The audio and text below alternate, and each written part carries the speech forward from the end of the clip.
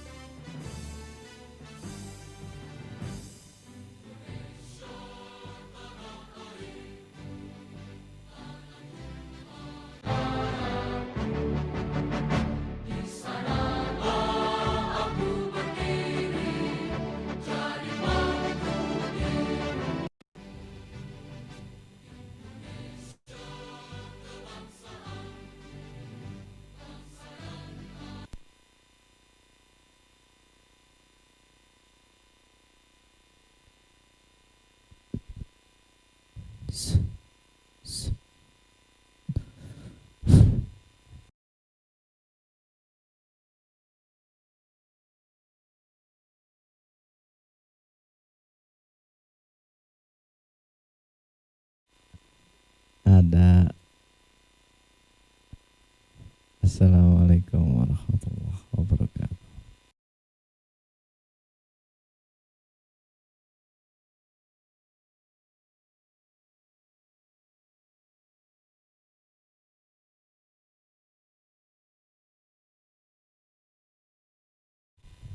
Satu dua tiga cek, 1 2 3 cek.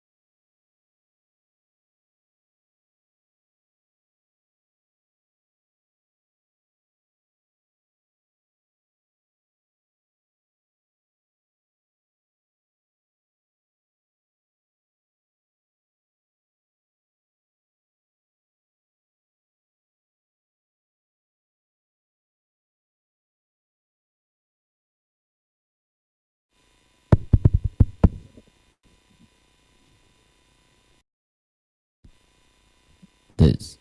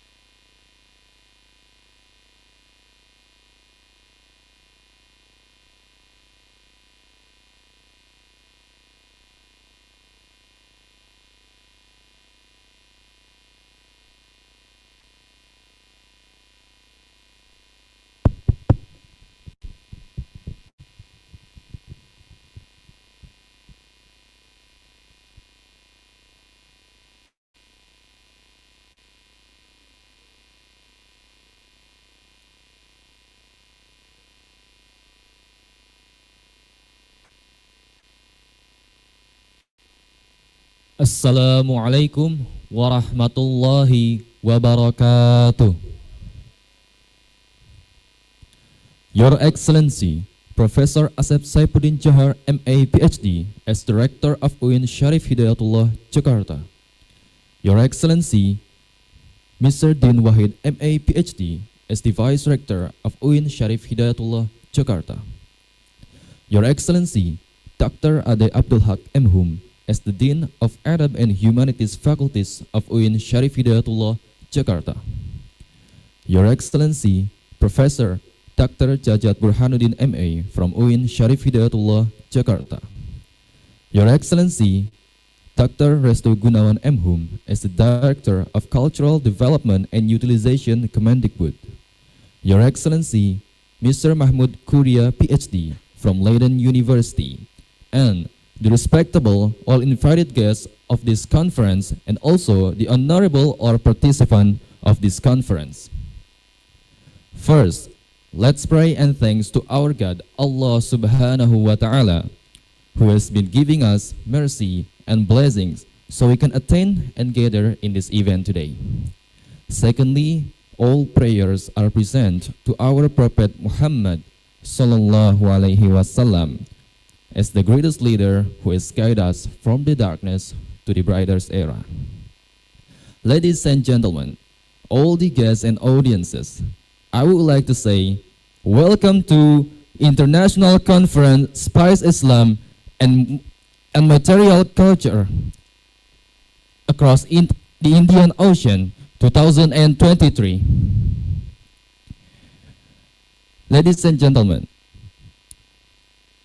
I am Rivaldi Aprian Lesmana as the Master of Ceremony of this event. On behalf of the organizing committee, we extend our appreciation for your presence today.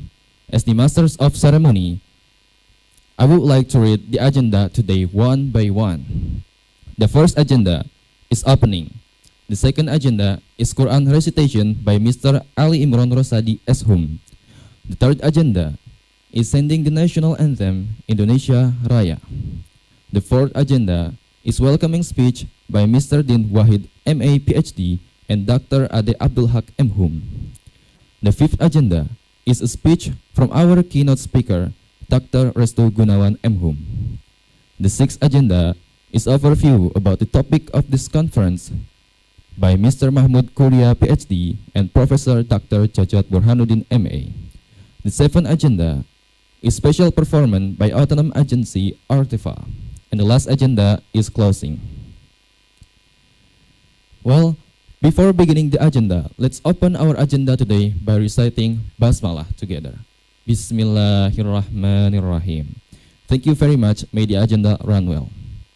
The second agenda is Quran recitation by Mr. Ali Imran Rosadi S.Hum. For Mr. Ali Imran Rosadi S.Hum, the time and stage are yours.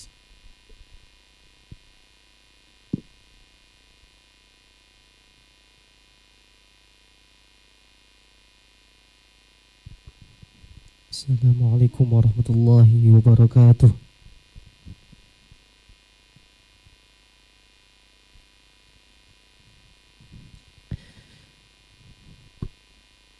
A'udzu billahi minasy syaithanir rajim.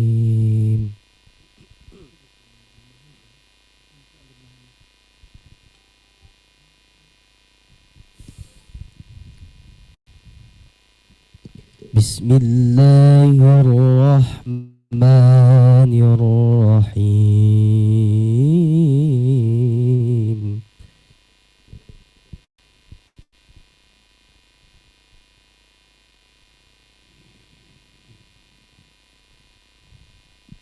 Inna nakhafu min rabbina yawman abusan qamtarira.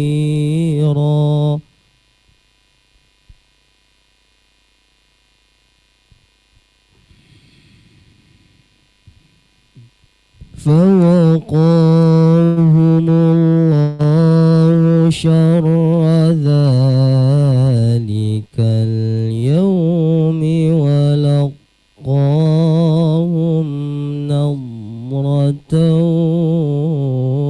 وسرورا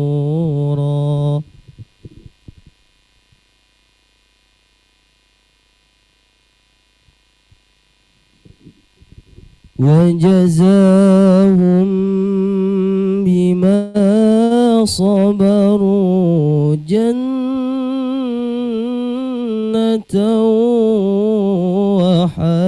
وحريرا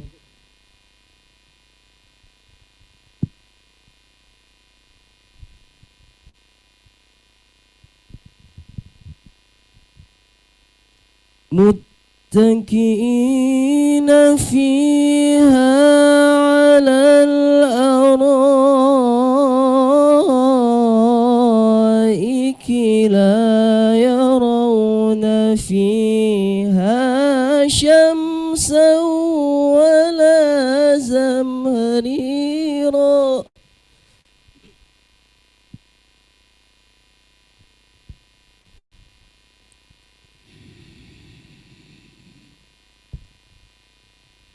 ودانية عليهم ظلالها وذللت قطوفها تذليلا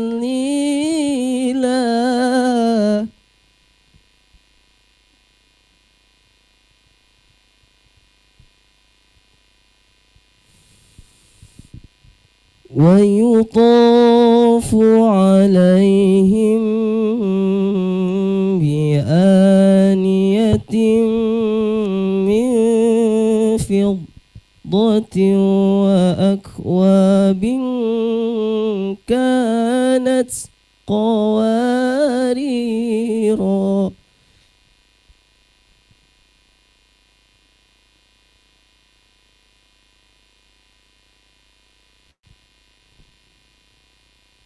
قوانير من فضة قدروها تقديرا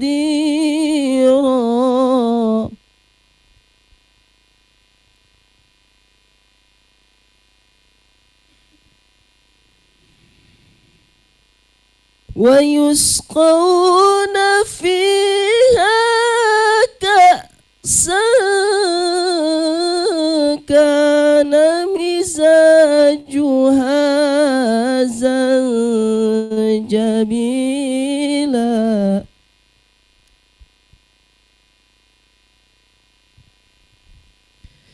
عينا فيها تسمى سلسبيلا صدق الله العظيم. Assalamualaikum warahmatullahi wabarakatuh.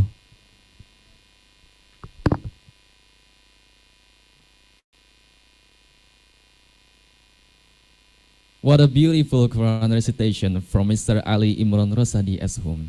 He recite a verse of Quran Surah Al-Insan that explain and inform us about the good news about something that will be get by a Muslim who always be patient and remains faithful to Allah. Allah will give you a heaven full of beautiful forms, a place that can comfort you and avoid you from feeling hot or cold, and a place that can give you enjoyment from one of the spices in this world. And the spice's name is ginger, which is used as a drink for the inhabitants of heaven. That's a little explanation from me. Now we are going to the next agenda, sending the national anthem Indonesia Raya. By the leader or the dirigent, the time and stage is yours. To all honorable audiences, may you stand up, please.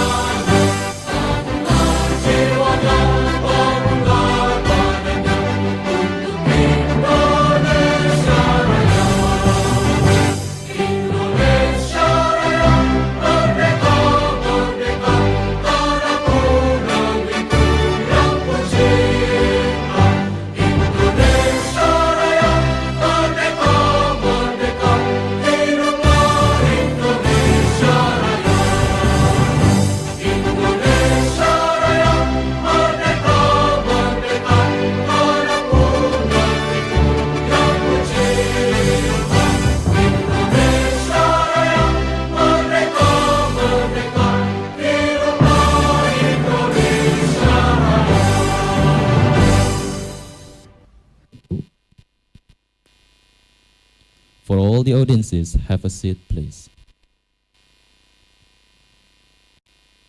Thank you very much.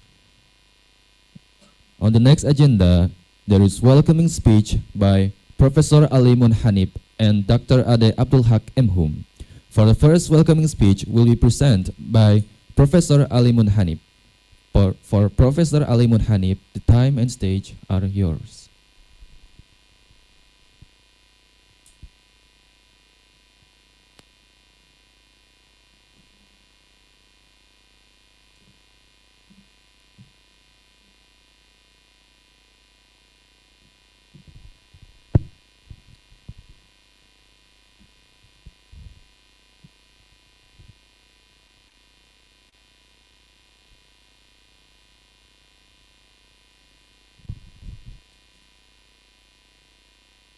My dear Dean of the Faculty of the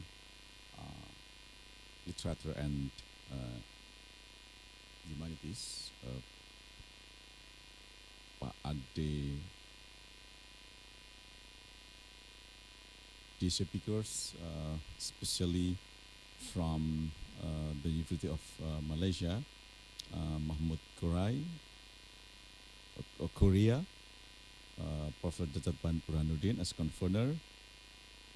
Ladies and gentlemen, speakers, Assalamualaikum warahmatullahi wabarakatuh.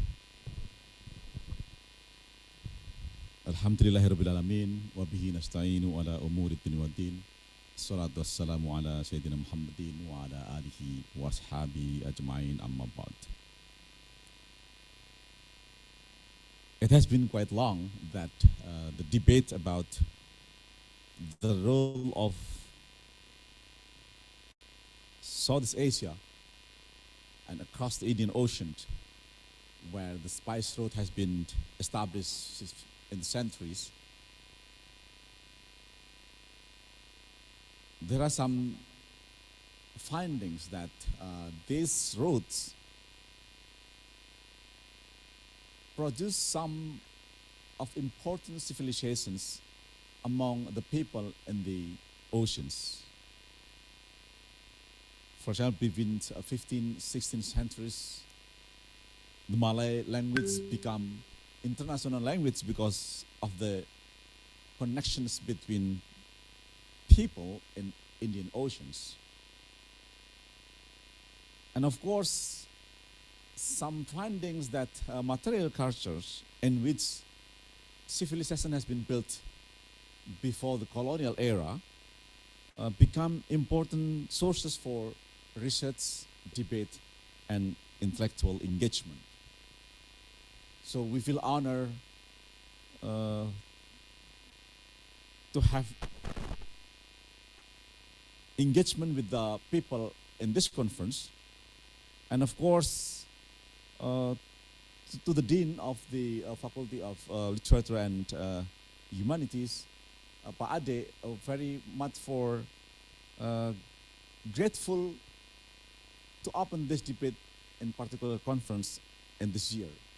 And I believe that there must be some important new findings and new research has been made by scholars in Southeast Asia, and it is the time for us to open up the debate. What is the role of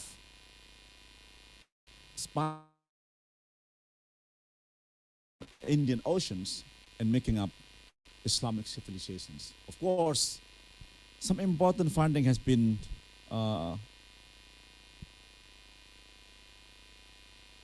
written by those scholars concerned with, for example, spice road as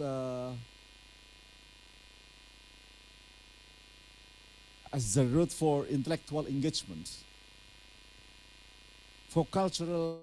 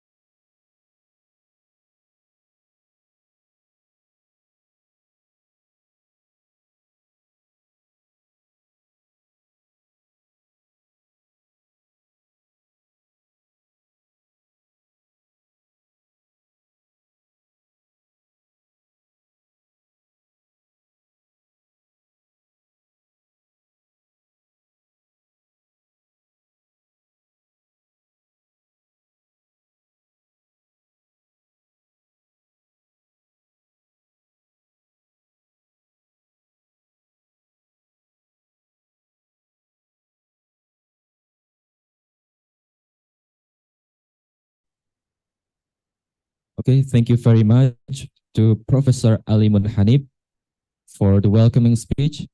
There is a little change. So for the welcoming speech is only bring by Professor Ali Munhanib. So now we are going to the next agenda. The next agenda is speech from our keynote speaker, Dr. Restu Gunawan M. Hum. For Dr. Restu Gunawan M. Hum, the time and stage are yours.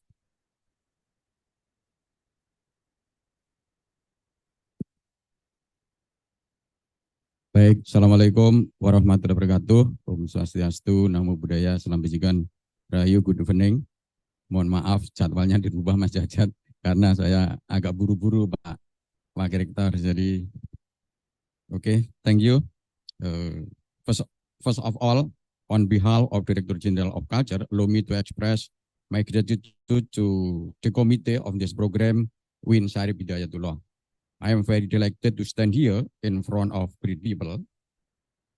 I would like to congratulate Win Syarif Hidayatullah for implementing today's seminar, inviting outstanding national and international speakers. I hope we can continuously conduct this kind of meaningful program in the future. In several views, even of the world of education, Indonesian people seem to be the only recipient of foreign culture, whether from India, China, the Middle East, or the West. The question is, do we have culture that influence other cultures? That is our duty to find out. Many recent studies show that people in the archipelago also influence what culture. However, this has only been used a little in school books. Most still use the old India and China influential theories which refer to Hude's theory published in the 1916, which is widely used in book. Indonesian people have strong cultural resilience, so they can adopt and adapt the culture that comes to Indonesia. This can be seen from belief and ritual practices that are experiencing domestication. In the end, it's produced a diverse culture. Evidence of explorer on Indonesian archipelago have been around for a long time. Some of the news writers actually visited the Indonesian archipelago. Some wrote based on notes they received from explorers. The news conference include Seeker of God from China. They sail across the Indonesian archipelago on their way to India to study Buddhism. There are also records of educated travelers whose goal was to spread religion and travel. Thirdly, there were spice hunters whose goal was to look for spices in the land of spices. Gangguan ya, Bang. In early 80s, several writers, including Prakrit, said that Java Dwipa name was Iabadi. The Greek geographer Ptolemy from Alexandria, 160 AD, was remembered as the first Western writer to write about the Indonesian archipelago. However, Ptolemy was not the only and not the first Roman or Greek writer to write about Southeast Asia. Pliny wrote the book Naturalis Historia and made notes about the Far East. The source show that in the 1st century AD, there were already trade relations between people in the Indonesian archipelago and other nations. Apart from that, the epic Ramayana also states that there were 7 kingdoms in Java Dwipa. There are indeed many records, but the problem is that we have not succeeded in finding source in the form of culture heritage that are strong enough. This requires research work to prove this claim. Chinese explorer.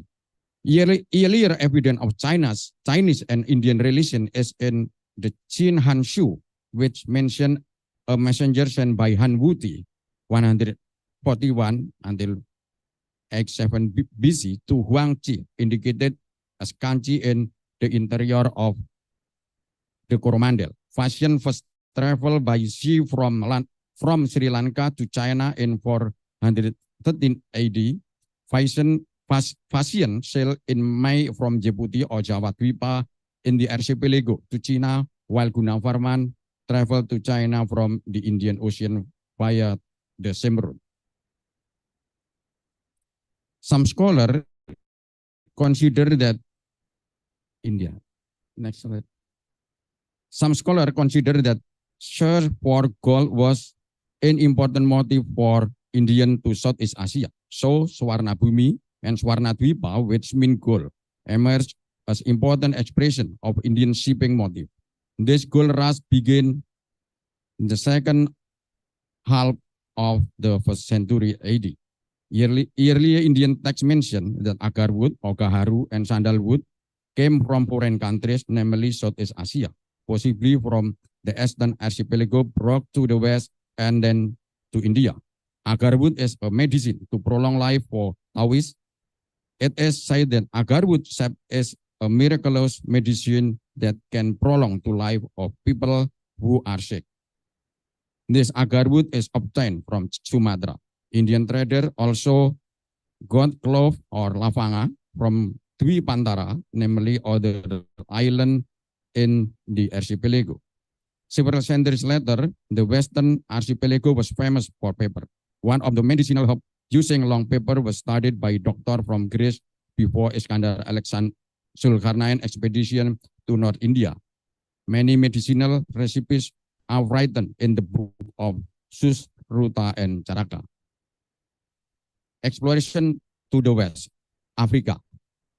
Relationship between Indonesia and Africa has become a interesting theme. There are limited research that discuss that relationship. 18th century Dutch map show that Bugis sailor had successfully reached the Maldives. They have even formed a colony in India. Alexander Adler's research study in the origin of the Madagascar language.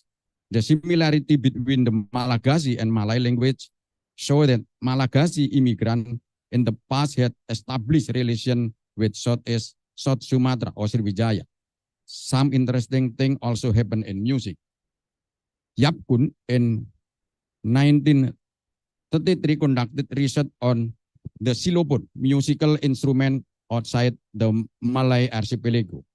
He concluded that musical instrument originate from Java and then enter the African continent. The xylophone or gambang, popular musical instrument in Indonesia, is often found along the sub-Saharan region from Gambia to Lake Victoria. Bamboo musical instrument found between the Limpopo and Zambezi River, as well as in Mozambique and Basutolan Mountains, came from Indonesia or West Java or Sulawesi, based on their pitch and sound. This musical instrument is also similar to those in Vanuatu and the Solomon Island. As you can see the picture, there are some similar music instrument. Congo have this music instrument, and then B, while Mozambique they call this makonde, this B, and then C, in Sulawesi it is called sitar, and D, the last one are Antoimoro and Sakalava from Madagascar. In the field of plantains, some said that Indonesian spice were spread throughout Africa. Josh Murdoch come to the conclusion that important food plant in Africa, such as sweet potatoes, yam, and plantain enter Africa from Southeast Asia. The plant was introduced to East Africa by Indonesians who traveled to Madagascar, and the same time was brought overland to West Africa via Somalia, South Ethiopia, and Sudan. Fansina also conducted food research. Regarding plantains and sweet potato, there is still debate about how they spread so far into the hinterland of Africa. Mediterranean Sea and the Eastern world. Based on documentation, pepper was not used as a cooking spice. Pepper was used to stuff the nostril of a corpse that was lying stiff. It was the body of King Ramses II, the greatest pharaoh of Egypt, who died in 1224 BC. The closure of Pharaoh's nostril marked the beginning of an important chapter in the history of spices. Long after Ramses reigned, the bodies of many famous figures were buried with spice. In 565 AD, the Byzantine poet Corippus recorded the covering of the body of the Emperor Justinian with balm, incense, honey, and hundreds of amazing spices and ointment to preserve the holy body forever. Therefore, spice at the beginning is related to social status and prosperity. Based on the table, Middle Age manuscript mentions spice commodities from the Indonesian archipelago, even in recipes related to health. This is a challenge for scientists to elaborate on food research. From this table, it can be seen shows spices are very dominant in the world of health, culinary, and perhaps other culture.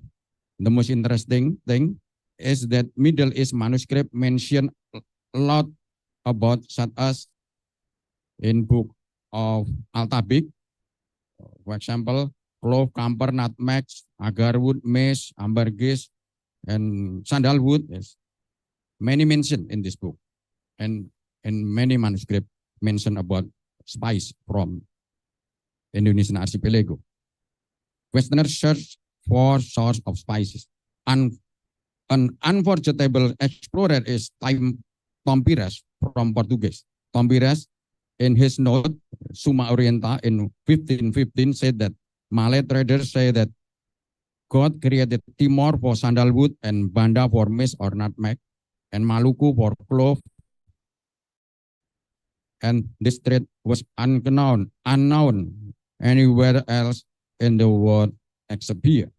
In this era, Indonesian spice become the goal of world explorers to discover them. After that, Indonesia became colonized by Western nations. As knowledge about agriculture, chemistry, and transportation advanced, spice began to be abundant. Next. Yeah. This discovery, next slide. This discovery of the ship in Punjul Harjo Rembang show that Indonesian sailor not only sail between islands but also sail between continents. The ship showed proficiency in mastering traditional technology and traditional knowledge. The ship is a typical ship from the Indonesian archipelago on Nusantara, which is thought to have been built in the 6th or 7th century AD. The short stories of the manuscript have been mentioned many times. To strengthen this, contemporary archaeological findings are needed so that the narrative we build about Indonesian culture becomes stronger. Based on the narration about the big question is, what do we need to do as a maritime country? Referring to Mid-Term Development Plan, RPJMN 2020-2024, priority activities in the field of culture in accordance with presidential decree, such as development and utilization of culture wealth to strengthen national character and people welfare, which includes the development of maritime culture and maritime literacy. Second, development of cultural diplomacy to strengthen Indonesia influence in the development of world civilization. I repeat, development of culture diplomacy to strengthen Indonesia influence in the development of world civilization. Several government initiatives was developing pride in the identity of the region in Indonesia and strengthening the network of cultural interaction. Second, increasing public awareness to preserve, develop, and utilize the cultural heritage of the Spice Road. And third, the Spice Road received UNESCO recognition as a World Heritage to strengthen Indonesian diplomacy. So we have many awareness program. The first is cultural caravan with Diwaruji. It is a part of the effort to revive the Spice Road with cooperation, synergy, and simultaneous movement in advancing culture. Demand public participation, support, and guidance from various stakeholders, and celebrating the cultural connectivity. Second, Spice Road Festival. This program encourages the involvement of all stakeholders to support and work together for the advancement of culture. For this reason, we organize festival in music, performance, dance, film, literary work, and food festival. Maritime journey, cultural caravan, and academic knowledge like these activities today. Academic seminar, exhibition, research, international collaboration, and cultural diplomacy, cooperation, and collaboration with other countries. The spirit of the glory of spices has returned to life as a value and lifestyle in society, starting from education, health, gastronomy, literature, art, and so on. Starting from empowering spice culture communities, developing spice roads, educational tourism, to art perform, gastronomy, traditional knowledge, and medicine, workshop, and others. All of this can only be done through collective effort with synergy across ministry or institution, gotong royong, and regional government as well as the wide possible involvement of communities, farmer, academic, researchers, entrepreneur, and so on. And for closing, it can be concluded that the fate of silk, China, and spice Indonesia is somewhat different. China silk throughout time has been controlled by the Chinese people themselves. Based on the narrative above and historical record, spice were initially fully controlled by traders in the archipelago. Only after the 15th century, when Western colonialists entered, spices were controlled by the colonialists. The glory of native sailors with spices as their commodity and the long journey of spices in human civilization on this earth. It is time for the maritime spice road to be used as an icon of culture diplomacy to disseminate the values of Indonesian civilization in the world. A strategy needs to be created to continue to disseminate it internationally and use it for the progress of the nation. Thank you. Terima kasih. Wassalamualaikum warahmatullahi wabarakatuh. Om Santi Santi Om.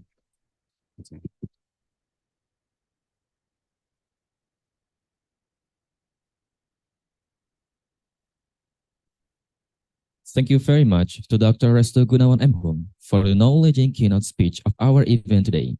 And now, there is handover of souvenirs from Adab and Humanities faculties that will be handover by Dr. Abdul Haq M. to Dr. Resto Gunawan M.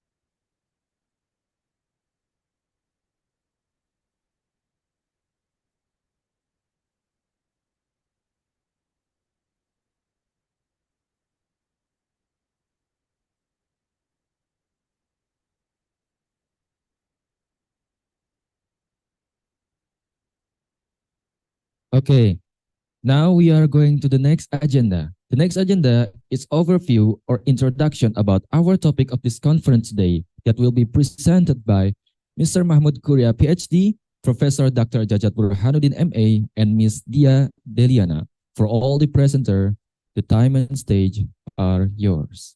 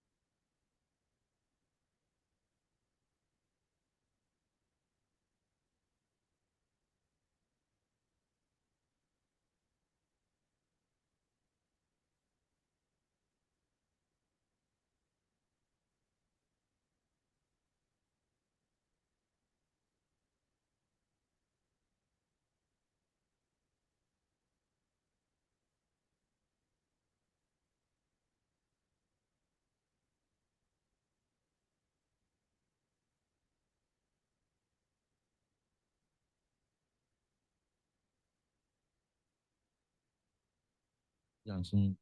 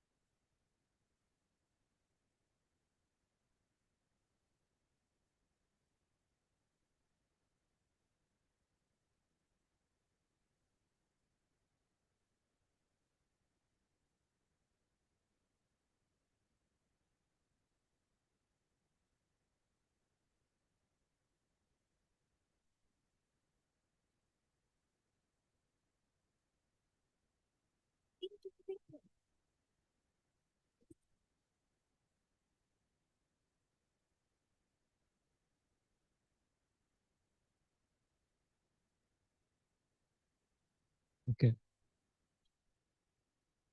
Assalamualaikum warahmatullahi wabarakatuh. Selamat pagi, good morning, sabah al khair, gunaidin. It's a great pleasure to be here. This is the organizing committee, Dr. Ginanjar, I myself, Dr. Mahmoud Kuriya, Pak Jajad, and Dr. Nia Deliana. So on behalf of the organizing committee, I would like to welcome again all of you to the session today. It's a great pleasure that we have a variety of speakers, such a diversity of speakers from all sort of different parts of the world. Many people are joining online, but also we would like to pay special thanks for those who have traveled all the way from India, from Malaysia, and from different parts of Indonesia, especially from Sultanate Institute. We have a variety, like a great group of scholars who specialize in archaeological excavations, and also Dr. Raja Muhammad. Okay. And from in online, we also have Dr. Raja Muhammad and also Alexander Wayne, Jessica Rahajo, and Terence Sevilla from Harvard University, and also Ping Alice Lin. But in person, we are extremely grateful that Dr. Mahmoud Ozai, as well as Ruby Maloney, Professor Ruby Maloney. She's not here yet, but hopefully will join very soon. And also Muhammad Afandi bin Muhammad Sabiri, and also from different parts of Indonesia, we have Jajang Nurjaman, not yet here, I think, but also Frial Ramadan, and many other people. So it's a welcome to all of you who have joined us for today. We'll have a great discussion on diverse themes of spiced Islam.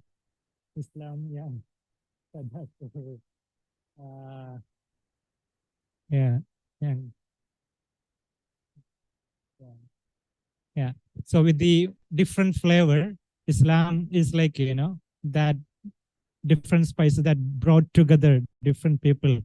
It's like, you cook a dish and then you bring together all sort of different cultures. So in this context, the Indian Ocean history, already Dr. Rastu Gunawan already mentioned the diversity in which different people came together from Indonesia to Africa to Middle East to Mediterranean world. So similarly, we will be exploring similar themes related to that today and tomorrow. And before I hand over the microphone to my colleagues, I would like to also thank many special thanks to the organizing committee here at the Faculty of Adab and Honoraria, especially Dr. Indi,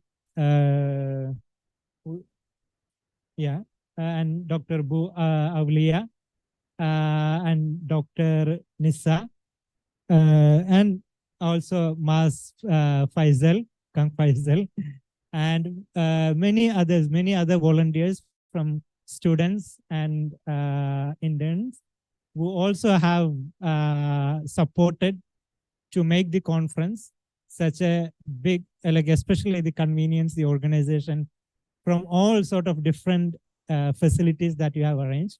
Many thanks. Matur nuwun, or terima kasih banyak, for all the help. Thank you very much. Okay, baik.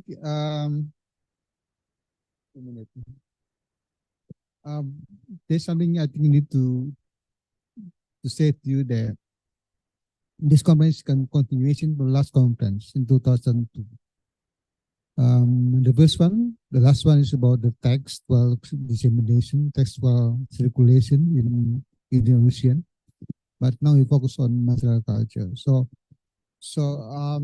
we hope that this conference and the conference last year will create a book about the Indian Ocean and how the archipelago Indonesia is part of the Indian Ocean dynamic in terms of culture, economy, and religion.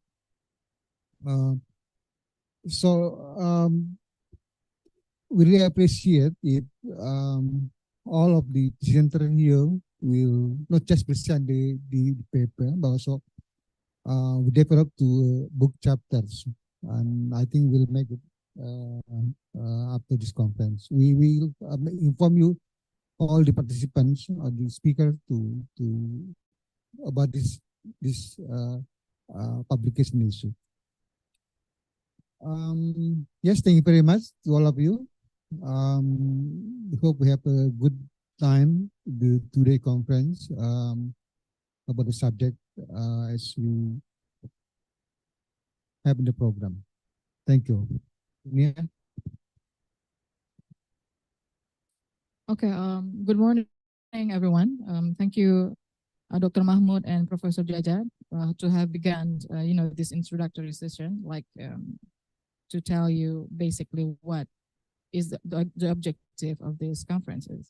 So maybe you have read the flyers, and I don't need to repeat, but the case is that maybe when we hear about Spice Islam throughout 3 conferences that we've held, I think there is still something inadequate, lacking, because when you talk about Spice Islam, it's not only about the connections between Muslims countries, but also with the non-Muslim that perhaps, still not being properly highlighted in this sense. Maybe you've heard, trade, commercialism, kind of universals. It sees no boundaries of religions, no boundaries of races, especially if we want to go back to, before the colonial period. So this is our kind of, one of the objectives that we want to highlight through many papers that we have gathered. Perhaps there is a kind of pattern, structure, connections that will talk more beyond, what have been mainstreamed among the Muslims, scholars, or countries. The discourse, I mean. So yeah, I hope you will have a good time exchanging ideas within 2 days of these conferences, and we hope that it's gonna incite or it's gonna trigger more researchers to to do more significant work in terms of translating the connections across the Indian Ocean that has been much overlooked. Okay, that's all from me, I think.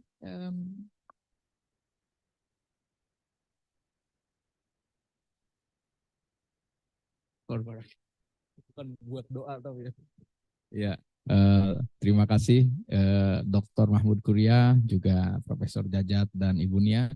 Saya minta izin untuk berbicara dalam bahasa Indonesia karena saya pikir Pak Dr. Mahmud juga mengerti bahasa Melayu Indonesia ya.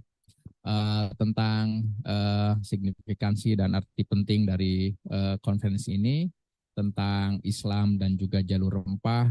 Sempat sebelumnya ini menjadi sebuah pertanyaan ketika 2 tahun lalu kampus kami juga mengadakan tentang jalur rempah dan hubungan spiritual dan intelektual di sepanjang jalur tersebut. Sempat ada yang melontarkan pertanyaan, apa hubungannya antara jalur rempah dengan jaringan spiritual dan juga jaringan intelektual. Tetapi pada akhirnya jawabannya adalah sederhana. Pada masa itu media transportasi yang mengangkut rempah dengan material pemikiran seperti manuskrip, orang-orang, para ulama, para darwis itu adalah kapal yang sama. Jadi kapal yang berlayar, berlabuh, melempar sauh di port di bandar-bandar laut yang ada di sepanjang jalur rempah yang membentang mulai dari Maluku, kemudian di Buton, kemudian di Bima, kemudian di pesisir utara Jawa, kemudian di Sulawesi, Kalimantan, di Sumatra, Selat Malaka, lalu lanjut ke India hingga sampai ke Timur Tengah. Selain kapal-kapal tersebut mengangkut pala, mengangkut cengkih, mengangkut kayu-kayu yang wangi yang tadi sudah disebutkan. Kapal-kapal tersebut juga adalah yang mengangkut beberapa manuskrip yang punya pengaruh terhadap tradisi pemikiran di area ini. Yang mengangkut teks seperti Tuhfah Mursalah ila Ruhin Nabi, meskipun teks tersebut ditulis oleh seorang sufi dari Burhanpur dari India, tetapi teks tersebut punya pengaruhnya di Nusantara. Itu yang nanti salah satu menjadi topik bahasan menarik di konferensi ini. Kita akan mendapatkan banyak hal, memperkaya wawasan, ide, gagasan, sekaligus strategi masa depan terkait Indonesia memiliki klaim yang absah. Jika Cina punya klaim tentang jalur sutra, maka Indonesia itu punya klaim yang sama tentang jalur niaga rempah maritim yang juga menjadi jalur internasional. Di konferensi ini kita akan mendapatkan banyak hal tentang hal ini. Terima kasih dan sukses untuk konferensi ini.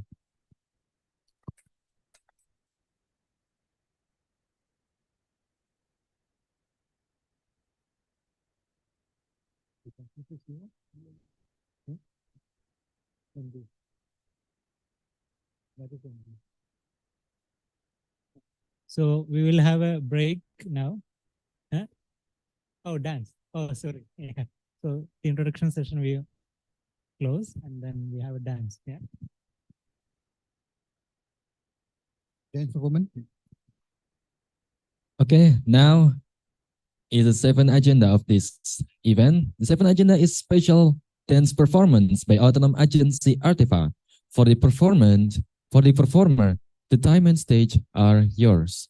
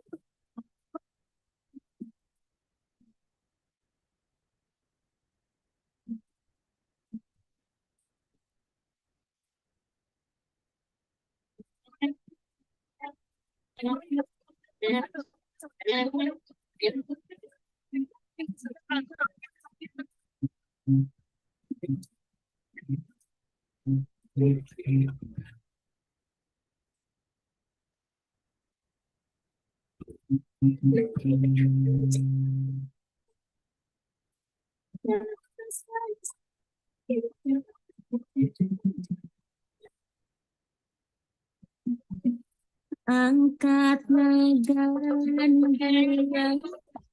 bangun tayang nganggo sinjang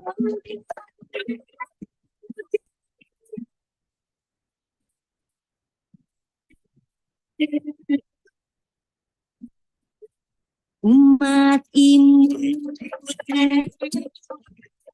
tak serina arakli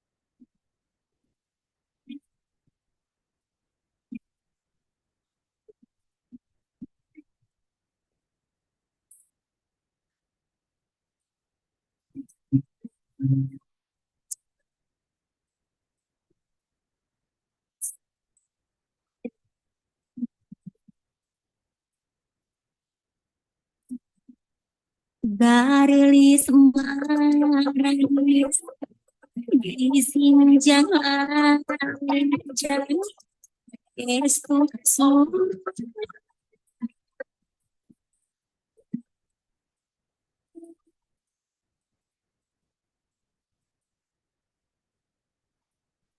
digigir harap masih itu kan.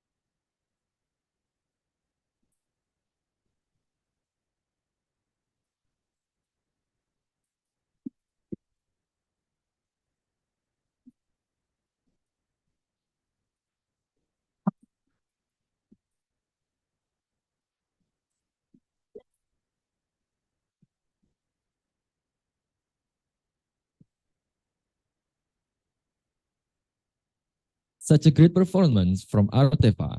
Thank you very much for the performer who bring it very well and amazing. Now, we are going to take a picture together between all speaker of this conference and Wakil and Vice Dean of 1 and 2. For all speaker of this conference and Vice 1 and 2, please come to the stage.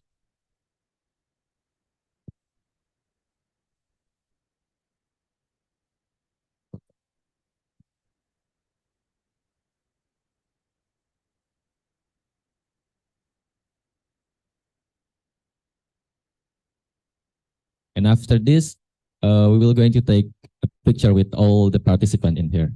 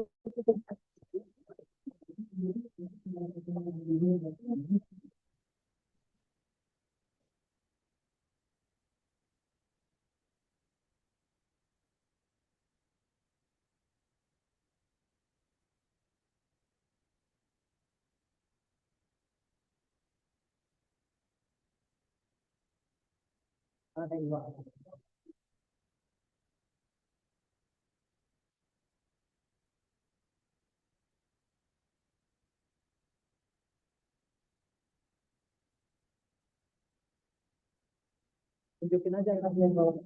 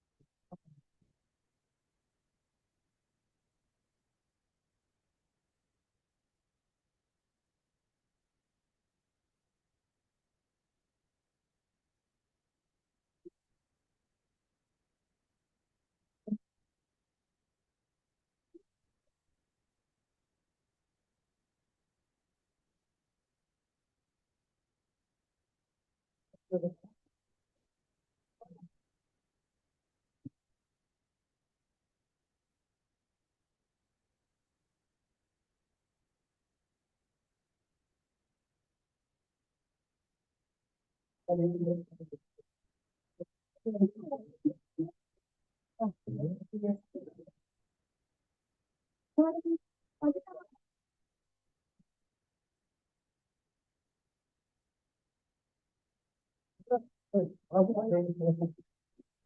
bawa tim, bawa kan. Dia kan mau masuk kamera ya? Iya.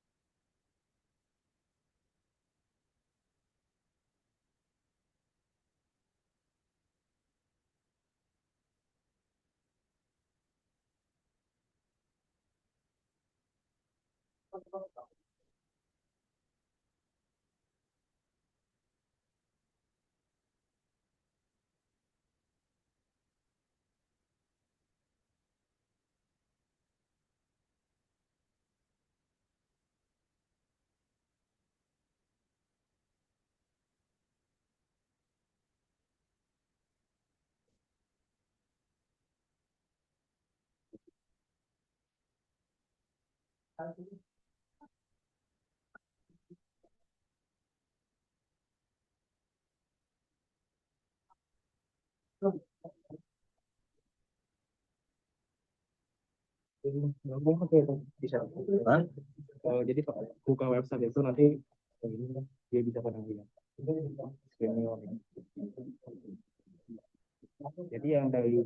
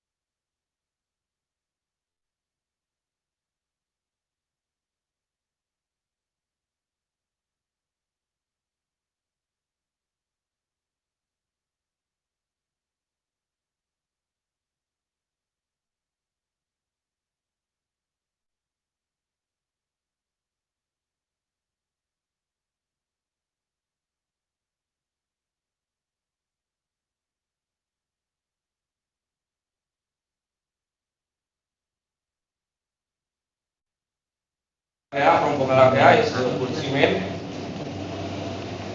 Next, we found the rudder and the planks of the wood. One of it have inscription from a Granta Palava inscription. The rudder size is about 5 meters long. Next.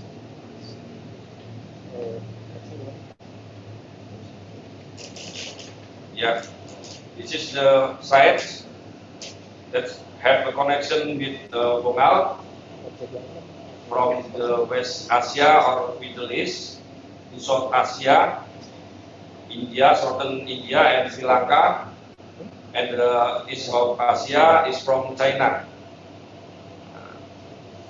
So we can see the traces of the link between West Asia and Nusantara or Indonesian archipelago about 7 to 10 centuries. Next. This is the remains of stilted houses. Next. This is what we found in our excavation pit.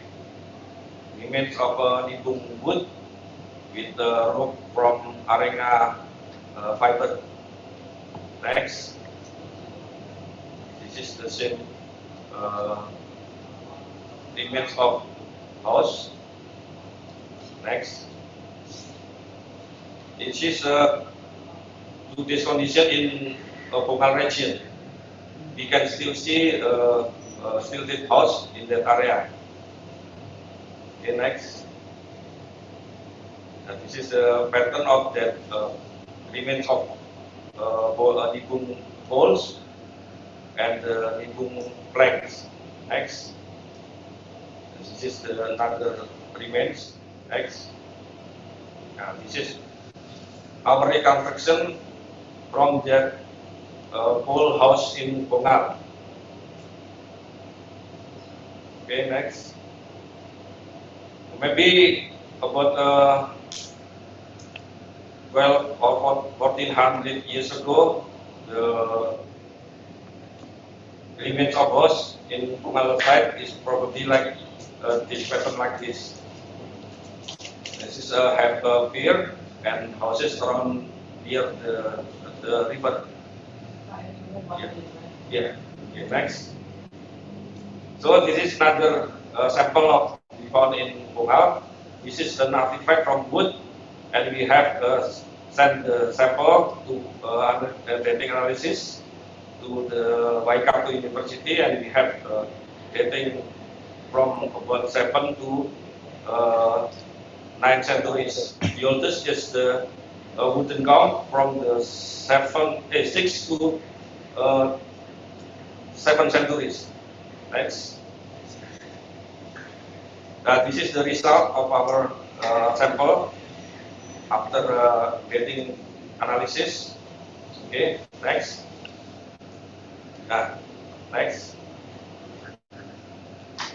So the conclusions are Bongal site geographically advantaged because it is located within a bay that allows it to grow as a natural labour.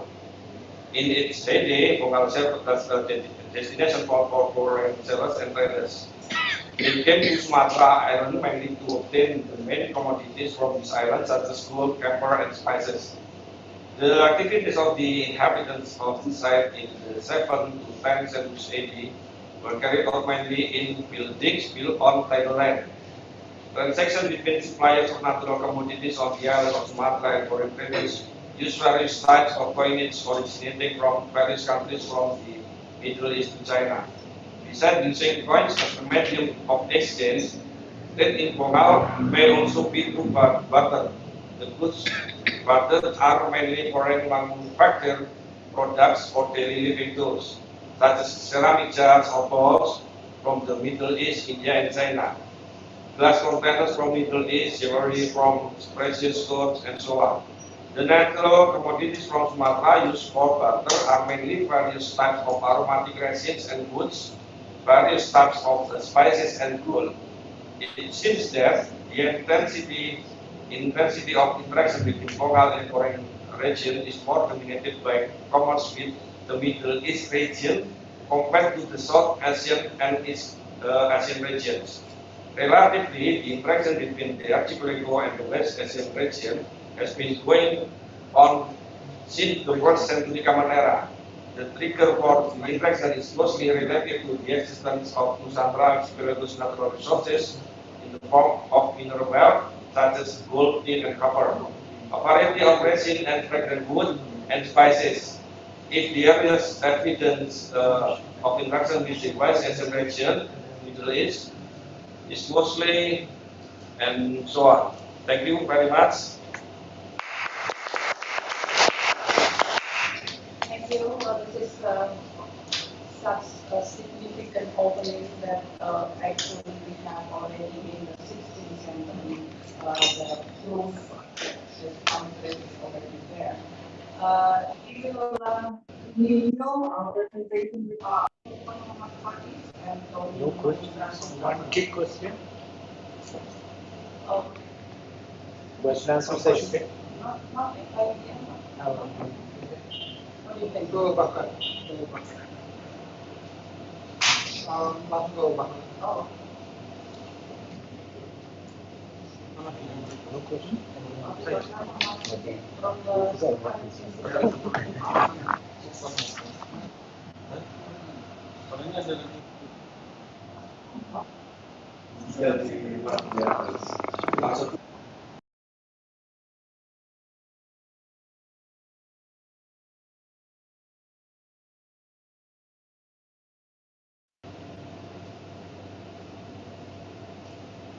With the final Bakar, Syarif is the student and graduate program in Furqan University in Sumatra, research in Islamic history, Indian Ocean and Muslim culture, Southeast Asia and Islamic history. There are so many groups in collaboration with the Sultanate Institute, ada Family Masterclass Indonesia dalam catatan dunia Islam masa Awalia Rahma, komunitas al-Hind asal Indonesia, lumayan Indonesia, tidak perdagangan maritim dunia Islam dipakai para Sumatra abad 7 sampai 10 dari pesisir Jazirah Arab menuju negeri emas Surakarta, pelayaran dunia Islam di Asia Tenggara abad 7 sampai 10. Actually, this is Awalia Rahma also. We present inputs and the Indonesian corporate rate for aggressive cost point will take to 10 cents maybe.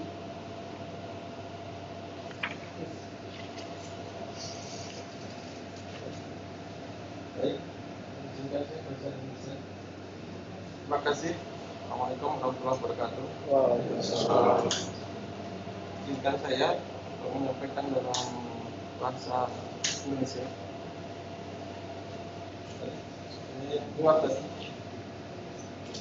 Koneksi bentar ya. Connection.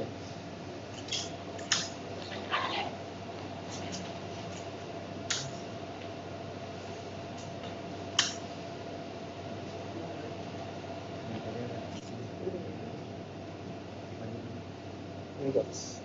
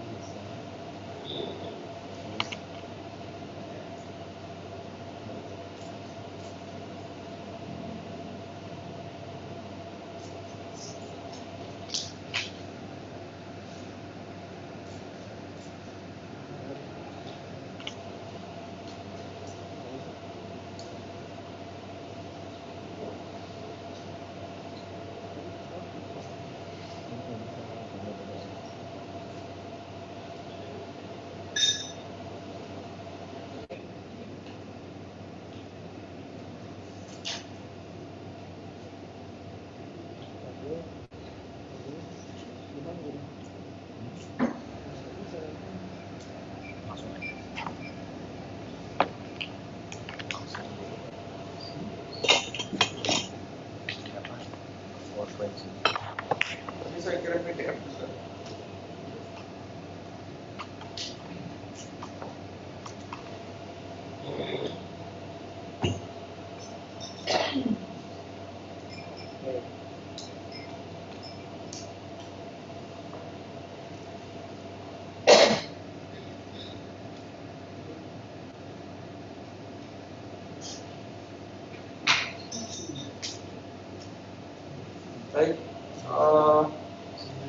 Di sini kami mengambil tema tentang temuan dari hasil penelitian arkeologi di situs Bongal berupa ingot, dan saya ambil sampel hanya beberapa aja untuk dikaji lebih lanjut, khususnya dari temuan ingot tembaga dan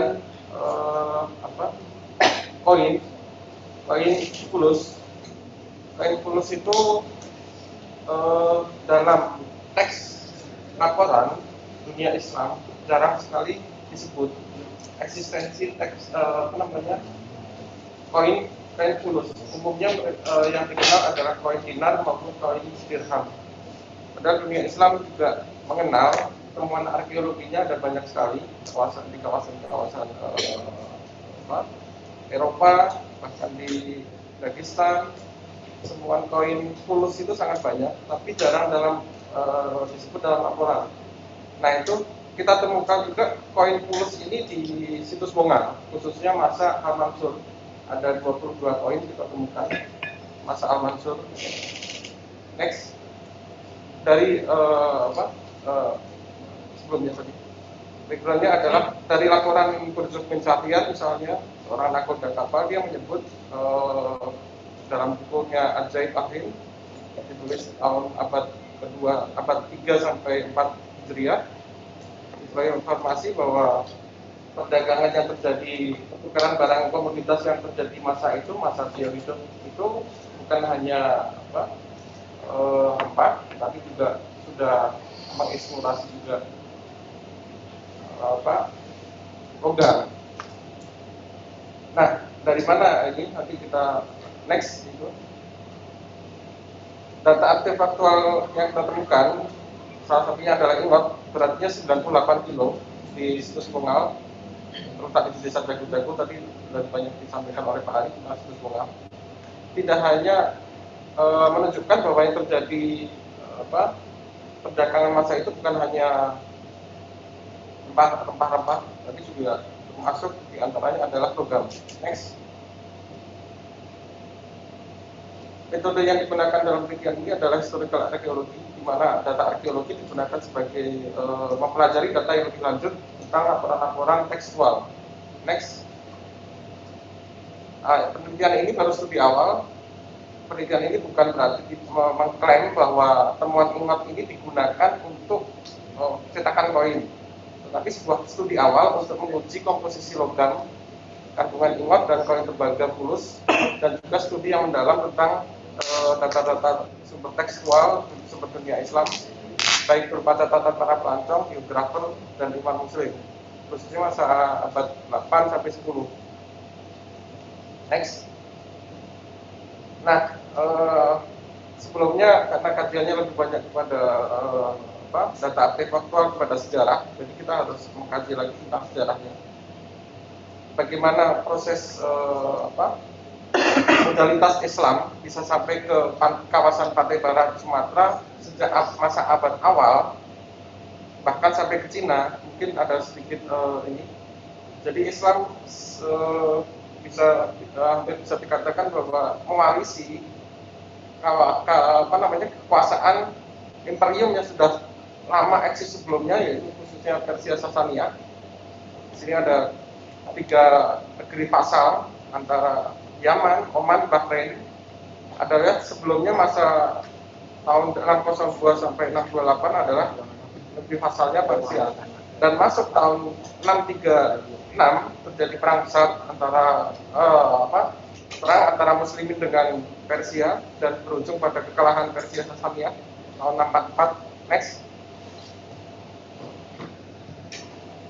Artinya runtuhnya Persia Sasania itu menandai berakhirnya dominasi Imperium Persia Sasania di kawasan Mesopotamia kuno. Diganti yang sebelumnya penguasanya di bawah Persia, sekarang diganti Muslimin.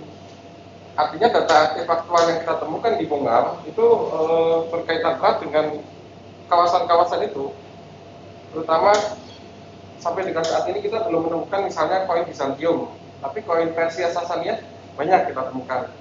Misalnya seperti itu. Next. Nah itu Basrah sendiri, Baghdad sendiri juga berada di di tepi sungai, ada sungai Tigris di sana. Dan Basrah itu dibangun masa Umar bin Khattab. Sebelumnya pelabuhan utamanya ketika masa Persia Sasania ada di Ubulah. Ubulah ada di ujung pas Persia itu. Masa Umar bin Khattab ketika sudah kalah perang di Persia, dibuatlah kota terawal dunia Islam pertama Basrah dan Kufah. Nah, Basrah berada di posisinya pas di itu dekat antara sungai Tigris dan sungai itu, sangat strategis. Nah, perdagangan selanjutnya berkembang dari Basrah itu. Next, ini kawasan dunia Islam. Bisa dibayangkan ketika mulai masuk masa Abbasiyah, pengaruhnya. Jadi Samudra Hindia, kalau saya sampaikan dalam ini, Samudra Hindia itu mendapat manfaat stimulus yang luar biasa dari perkembangan ekspansi dunia Islam yang luar biasa. Dia dari abad ke-7 sudah sampai ke Eropa. Kalau kita melihat dari sisi ekonomi, perkembangan pertumbuhan kota-kota Islam berpengaruh besar kepada kawasan Samudra Hindia. Next. Perubahan besar yang telah terjadi di abad ke-7, di mana dominasi Persia Sasania telah kembang dan digantikan oleh orang-orang Arab Islam. Dan di lain sisi, Cina juga dimulai periode masa dinasti Tang. Perubahan lalu lintas laut, pengembangan keterampilan dan kekuatan kapal memungkinkan pelayaran jarak jauh dan perkembangan navigasi mengakibatkan perubahan di pusat perdagangan. Ini saya mengutip tulisannya Kang Heiju. Next. Nah, mulai memasuki abad masuk awal Abbasiyah, setelah Abu Abbas As-Safad masuk Khalifah Al-Mansur, dia memindahkan ibu kota Islam dari Damaskus ke Basrah, ke Baghdad. Maaf. Nah, Baghdad sendiri juga posisi tadi di tepian sungai Tigris berpengaruh besar kepada Samudra Hindia. Next. Ini Baghdad posisinya kurang lebih. Terus dalam At-Tabari, kenapa beliau memilih ini adalah Tigris. Tidak ada halangan antara kami dengan Cina. Segala sesuatu yang datang dari laut, sesuatu yang di laut bisa datang kepada kita di atasnya. Abu Ja'far al-Mansur itu dalam At-Tabari. Next. Artinya kawasan yang strategis antara Teluk Persia dan Laut Merah ketika berada dalam satu kekuasaan, satu khalifah, dunia posisi strategis ini kan sangat berpengaruh besar sekali terhadap perkembangan Samudra Hindia, bahkan Mediterania juga. Next. Nah, ini bandar-bandar pelabuhan yang berkembang di masa abad 8, Sirah, Morab, di kawasan-kawasan itu, Ubulah, Sohar, Muscat, Kolhat. Kalau hari ini Oman di Sur itu misalnya. Next. Nah, ini Basrah mulai berkembang di masa selanjutnya. Next. Dari sumber-sumber tekstual memasuki abad 9 mulai banyak ditulis laporan-laporan tekstual. Ada kisah para pelaut, jurnal pengelana, pengetahuan maritim dan navigasi, ada juga buku sejarah. Next. Di antaranya adalah kisah-kisah tentang Sinbad sang pelaut, itu juga berbicara tentang Samudra Hindia. Next. Ada juga hidup rakyat Afrika. Di sini menunjukkan bahwa Samudra Hindia itu apa yang terjadi di Samudra Hindia di kawasan pesisir Afrika dengan kawasan pesisir Selat Malaka, pantai barat, hampir sama yang terjadi polanya. Terus next. Dan ditulis juga dalam silsilah Al-Tawari, tulisnya adalah Sulaiman Al-Tajir atau Abu Zaid al-Sirafi, ditulis kembali oleh Abu Zaid al-Sirafi. Next. Ada juga buku sejarah Al-Masmudi, tulisnya Padang Rumput Emas. Next. Nurul Darbi, juga menulis tentang al-Masalik al-Mamalik. Next. Nah, ada juga ajaib al-Hind yang sangat terkenal, Wujud bin Syahriar. Dia seorang nakoda, ditulis tahun 288 sampai 339H. Berisi kumpulan peristiwa dan informasi yang ditemui oleh nakoda yang dikemas dalam cerita, terkadang hanya beberapa baris. Buku ini mungkin satu-satunya buku kuno yang mengenai Samudra Hindia dan negeri-negerinya, yang membuat kita merasa seolah-olah hadir di kawasan tersebut. Next. Ada juga dari laporan Cina. Next. Nah, di antara laporan-laporan tersebut sudah kami bukukan dalam buku ini, Keajaiban Negeri Emas Jabat, berisi tentang laporan-laporan tersebut. Next. Ajaib al-Hind, dalam deskripsinya Burjuk menyelipkan informasi tentang nama-nama nakoda, rekan seprofesinya, serta memberi istilah. Ada istilah yang menarik dalam salah satunya adalah istilah nakoda kapal emas dan nakoda kapal Cina. Misalnya ketika dia menyebut nama nakoda Ismail Wai, dia menyebutnya sebagai, dia itu seorang nakoda kapal emas. Artinya itu tujuan, bukan berarti ada lagi dia menyebut misalnya si Akhbar, temannya namanya Akhbar, dia menyebutnya nakoda kapal Cina. Bukan berarti, bahkan dijelaskan lagi lebih lanjut sama beliau, bukan berarti dia itu menumpang kapal Cina, tapi kapal dari Arab yang tujuannya itu sampai ke Cina. Nah, berdasarkan laporan ini ada dua rute, berarti ada kapal emas dan kapal Cina. Next. Nah, ini saya ambilkan kutipannya Burjuk ketika dia mengomentari si rekannya yang kapal Cina bernama Kapten Akhbar. Dia bilang sebelumnya tidak ada yang berani berlayar ke Cina kecuali pelayar yang nekat saja, dan tidak ada yang pernah terdengar ada yang selamat sampai ke Cina lalu kembali. Selamat ketika berangkat saja sudah sesuatu keajaiban, apalagi ketika pulang. Aku belum pernah mendengar ada petualangan yang berlayar ke Cina selamat pulang pergi kecuali dirinya. Dari laporan ini bisa nampak bahwa tidak semua pelayar Arab itu sampai ke Cina. Dari laporan ini kan hanya orang yang nekat saja, pelayar nakoda yang nekat saja yang sampai sana. Mayoritas adalah tujuannya ke negeri emas. Negeri emas yang dimaksud adalah kawasan Asia Tenggara dan lebih spesifiknya adalah Nusantara inilah, di kawasan Indonesia. Itu mayoritasnya, atau disebutnya sebagai negeri emas. Artinya sangat berkaitan dengan tembaga juga, emas dimaksud. Terus next. Nah, ini peta rekonstruksi kami masa Abbasiyah. Jalur pelayarnya seperti ini. Next. Itu di kawasan Bongal, tapi sudah dijabarkan oleh Pak Eri. Next. Ini juga masih di Bongal. Next. Ini koin masa Persia Sasania. Next. Koin masa Abdul Malik bin Marwan. Next. Neckline fulus dicetak di Madinatul Asalam. Yang menarik adalah ada teks dalam koin tersebut dicetak di 5 itu dicetak di selain dicetak dan atas perintah. Biasanya ada istilah atas perintah siapa gitu kan. Nah, yang menarik adalah koin temuan di Bongal. Next, coba. Nah, koin itu juga ini next lagi. Koin tembaga seringkali menjadi prasasti sangat penting yang memuat sejumlah nama atau hierarki kepemimpinan. Jadi menariknya koin tembaga itu berbeda dengan koin dinar yang mau saya sampaikan. Kalau koin dinar itu biasanya dicetak langsung atas namanya sang khalifah. Tapi kalau koin semakin kecil, ada urutan hierarkinya dalam koin itu.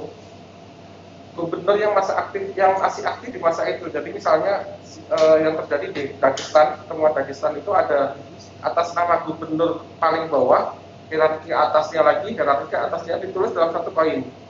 Dan itu mereka masih aktif semua. Bedanya kalau inskripsi dalam batu nisan mereka sudah meninggal, ditulislah itu kan nama-nama itu. Tapi kalau koin mereka masih aktif, ada 3 nama. Dan semakin kecil misalnya fulus, biasanya semakin lengkap datanya. Terus next. Nah ini koin tembaga masa Umayyah juga, temuan di kawasan Armenia. Terus next. Nah ini contohnya nama itu Mimma Amarobihi Al-Amir Yazid. Nah itu kan nama ininya. Yang memerintahkan beliau, ada lagi nanti sampai pada itunya tulisannya kecil-kecil memang. Itu atas nama si pemberi perintahnya. Next. Ini masih yang temuan-temuan di tempat lain. Next. Ini salah satu bukti ingatnya temuan dari situs Bongal. Ada tulisannya, cuman sampai dengan saat ini ada dua ingot, yang ini yang belum terbaca.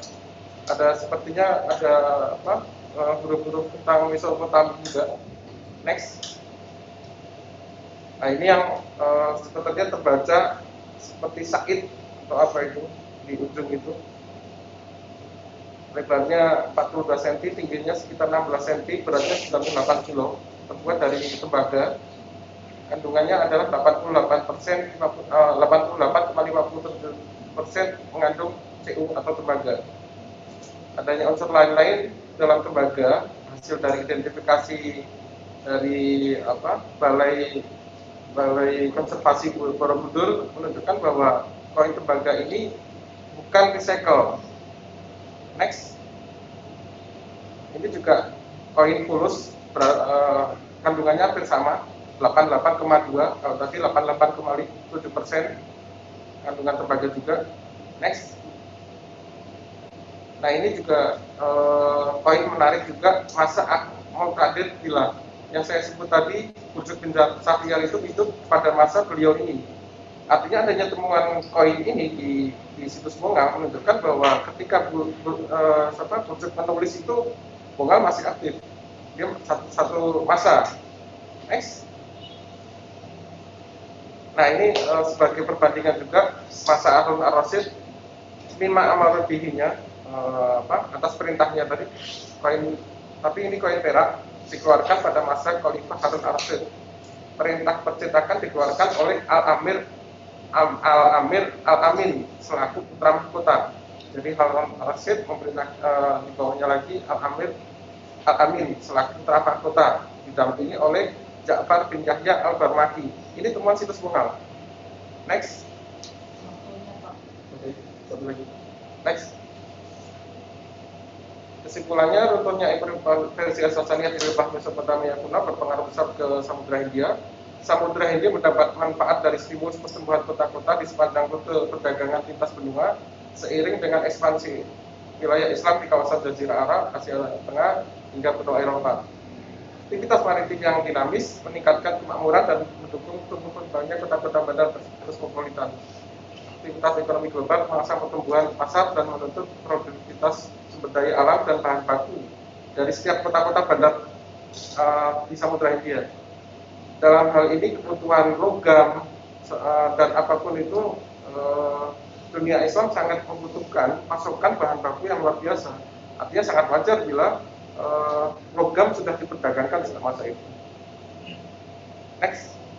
Kesimpulan yang terakhir, terdapat fakta menarik dari temuan koin tembaga di situs Bongal, khususnya cantuman nama-nama pejabat yang diminta selaku pemberi perintah atas cetakan koin-koin tembaga yang beredar di kawasan dunia timur. Berbeda dengan kawasan dunia barat.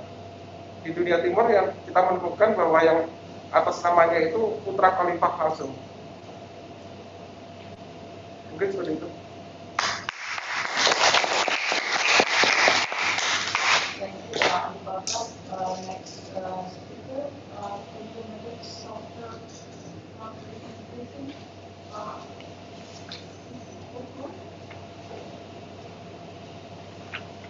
And Pak Tod.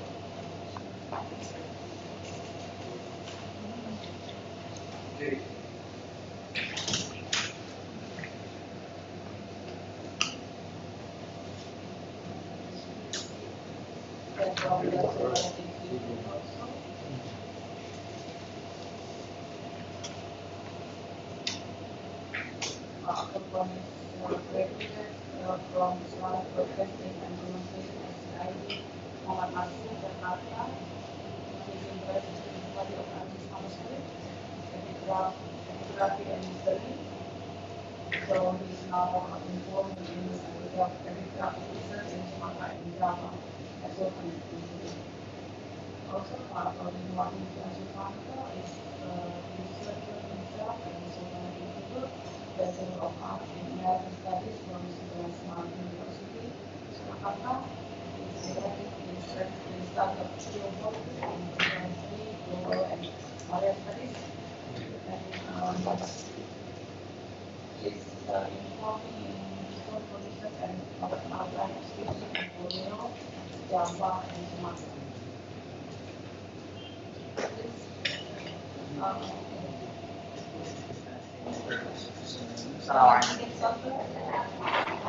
Assalamualaikum warahmatullahi wabarakatuh. Okay, my name is Muhammad Faiz from Sultanate Institute.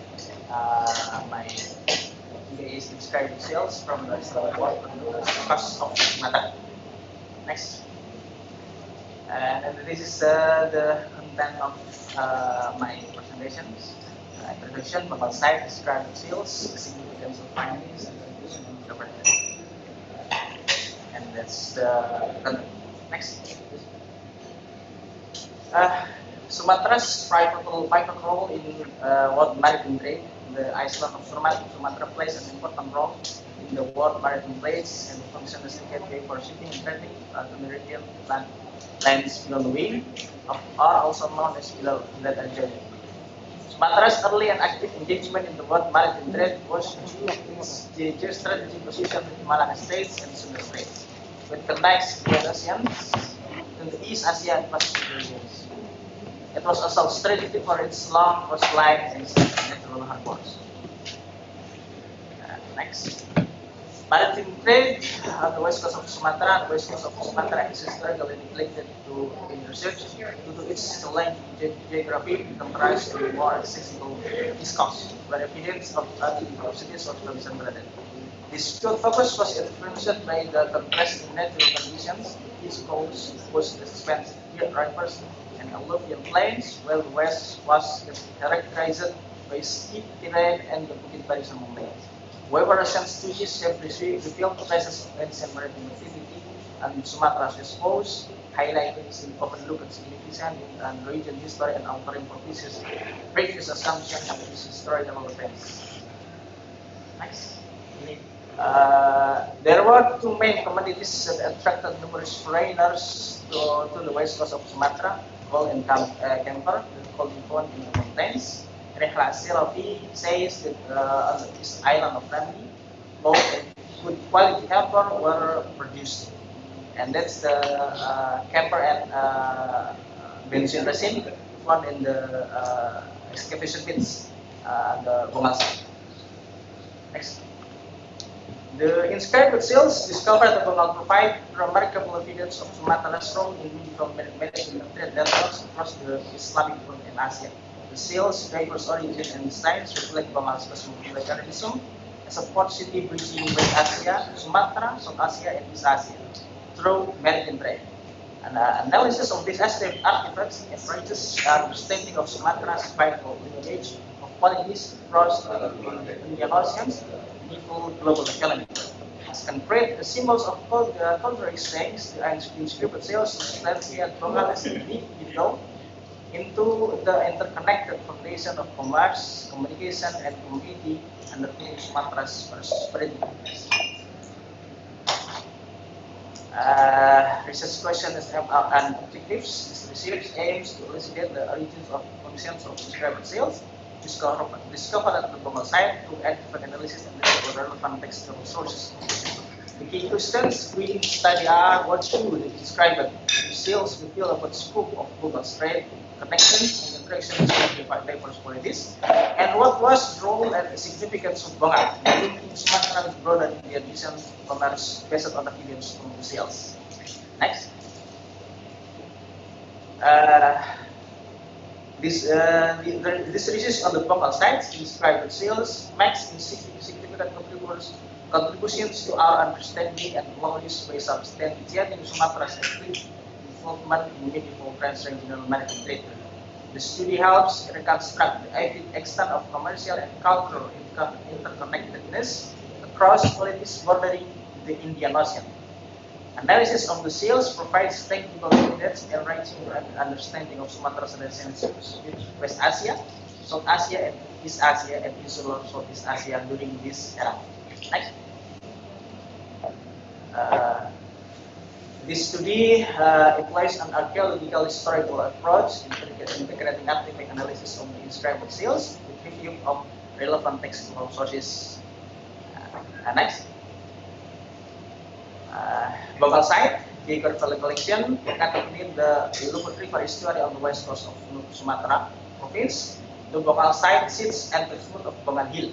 Sedimentary deposition by the river formed a tidal plain now dominated by Nita palms, where the Jaga-Jaga village community cultivates rubber trees. At just 8 meters above sea level, this medieval port city was ideally positioned to engage in maritime trade. Archaeological evidence shows Bangladesh a significant nexus between Sumatra and Islamic wars from the 7th to 10th centuries Common Era before fading from prominence. Next. And this is the location of Bongal sites. In river estuary. Next. This is the excavation of Bongal site, beginning from 2001, where there is a study and evidence of gold mining were found, more extensive survey in 2019 and 2020 by the Sultanate Institute of Sumatra Center, started the local gold mining under diverse artifacts, evidencing links between Sumatra, the Middle East, South Asia, and East Asia, from the 7th to 10th centuries Common Era. Materials found include pottery, ceramics, various metals, and possible structural remnants. Next. More artifacts uncovered by local mining gold in 2019 and 2020 demonstrate strong indication that Bongal was international port. This led to extensive excavation in 5 phases from 2021 and 2022. With archaeologists and Sultanate Institute team surveyed approximately 1,324 hectares into 85 points of area. 30 test pits uncovered diverse artifacts showing Bongal's strong maritime trade links between Sumatra, East Asia, South Asia, and the Middle East. Structural events shed light on its past inhabitants. Next. The excavation has uncovered artifacts dating back to the 6th century. Bongal was an active international port city, unlike then found elsewhere in Indonesia. And that's Sangsa ceramic bowls from Tang Dynasty uncovered in Bongal site. Next. And that's the remains of wooden structure Bongal site and Bongal site. Next. Next. And this is the inscribed seals that we found at the Bongal site. Next. There is 7 inscribed seals from found at the Bongal site. The first is oval shaped orange camellia with a flat surface and base and paper slice. The inscription consists of 2 lines of angular Kufic script, say Ibn Malik, Emerald Ibn Malik. Next. This is the second oval shaped black jasper with a flat surface and base and paper sides. The distribution consists of single lines of angular Kufic, angular script, crescent above and above the line and start below. 2 dots below ya. The distribution applied by the return of the letter ya. Description says Solid bin Abdullah. The description says Tawakkal to Allah. Consists of 2 line description of angular script. Decorated with colored lines on the border. Allah is written in lam alif mambunda instead of lam alif maksura. Next. A dark bright orange rectangular carnelian, flat surface and base. The corners are curved.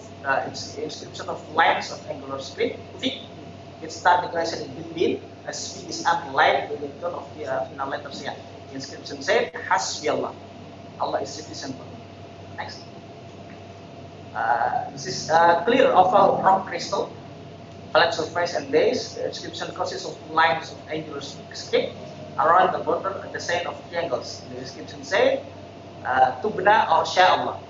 Allah's will, or we have protected all. Next.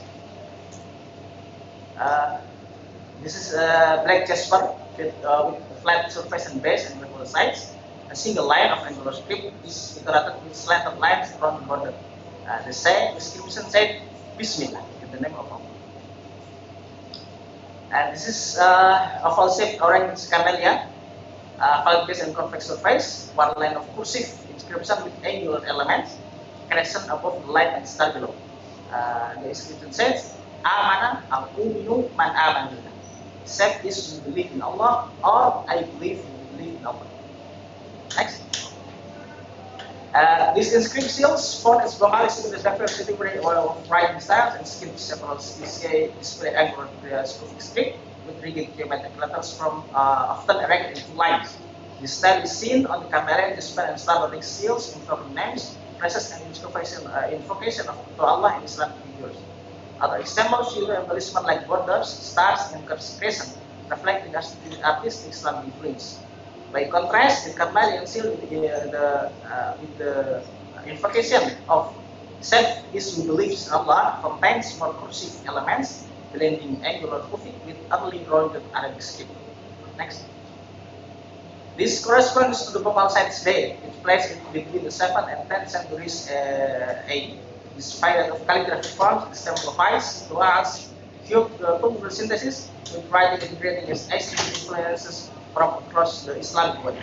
While the precise origin of the seals require additional investigation, the corpus certainly that demonstrates the merging of many aesthetic and literary tradition in this medieval American crossroads. Inscribed Islamic invocations, names, and blessings onto these portable objects demonstrates the importance of the writing word and calligraphic art within the cultural and commercial spheres that overlap at this cosmopolitan port city. Next. The collection of inscribed seals is kept at the vocal site sets important light on the diverse roles these portable artifacts played in the medieval Islamic world. Dated from the 7th to 10th centuries Common Era, the seal is exhibit the fusion of varied iconographics and epigraphics traditions that exemplified Balal's position as the maritime crossroads. The seal's Arabic calligraphy, invoking God and Islamic figures alongside names and titles, indicates their authority and protective capacities. The discovery illuminates how inscribed seals bound together the commercial and sacral at entrepots like Tongan. Next. Serving as markers of identity and blessing, the seals offer tangible evidence of the transmission of Islamic visual culture and religious practices to Sumatra's West Coast through networks. Their inscriptions encode centuries of cultural synthesis and mobility politics across trans-regional and continents. The vocal inscribed seals provide a portal into the central role of portable material culture infused with sacred meaning in mediating connectivity from the medieval Indian Ocean region. Next. The exceeding campus paintings, comparison with artifacts paintings and other archaeological sites in the region, seals with identical shapes, materials, designs, and invocations have been uncovered at sites including Barus, Isapur, and Zanzibar, or converting shared cultural space. Next. Evidence of interaction between Sumatra and the Islamic world, the invocation Bismillah links to formative Islamic sites in Arabia from the 7th century onwards. The cursive scripts reflects influence from medieval Persia and Arabia.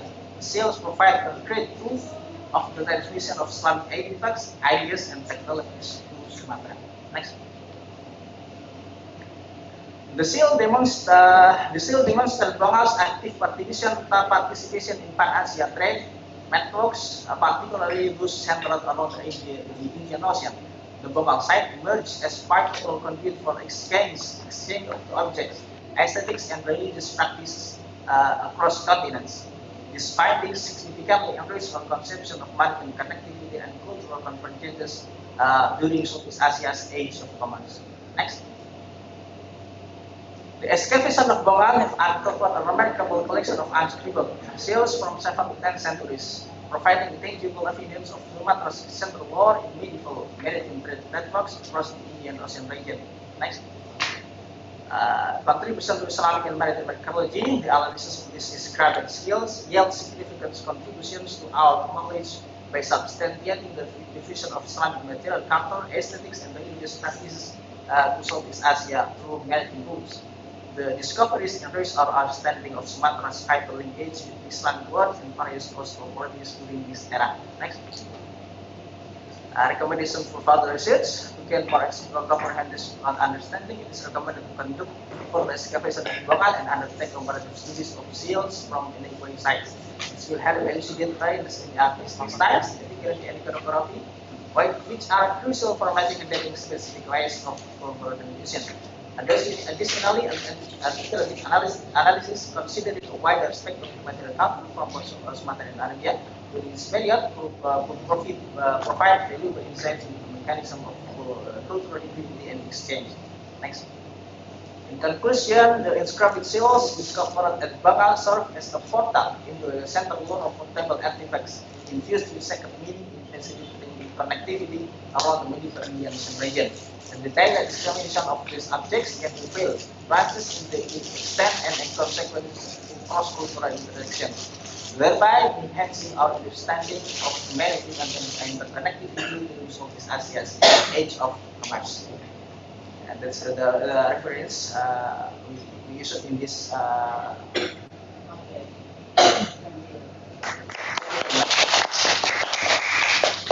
So it's 3 long presentations on the same area in Punggang. It was actually something that we from 6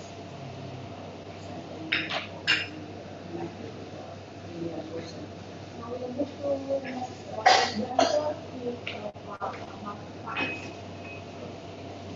Can you move some?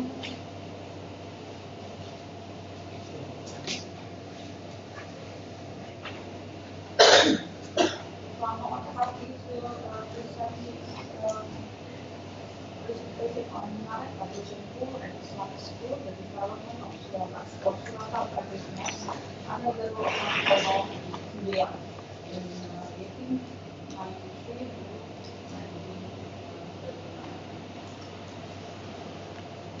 I think the slide, the presentation is not yet.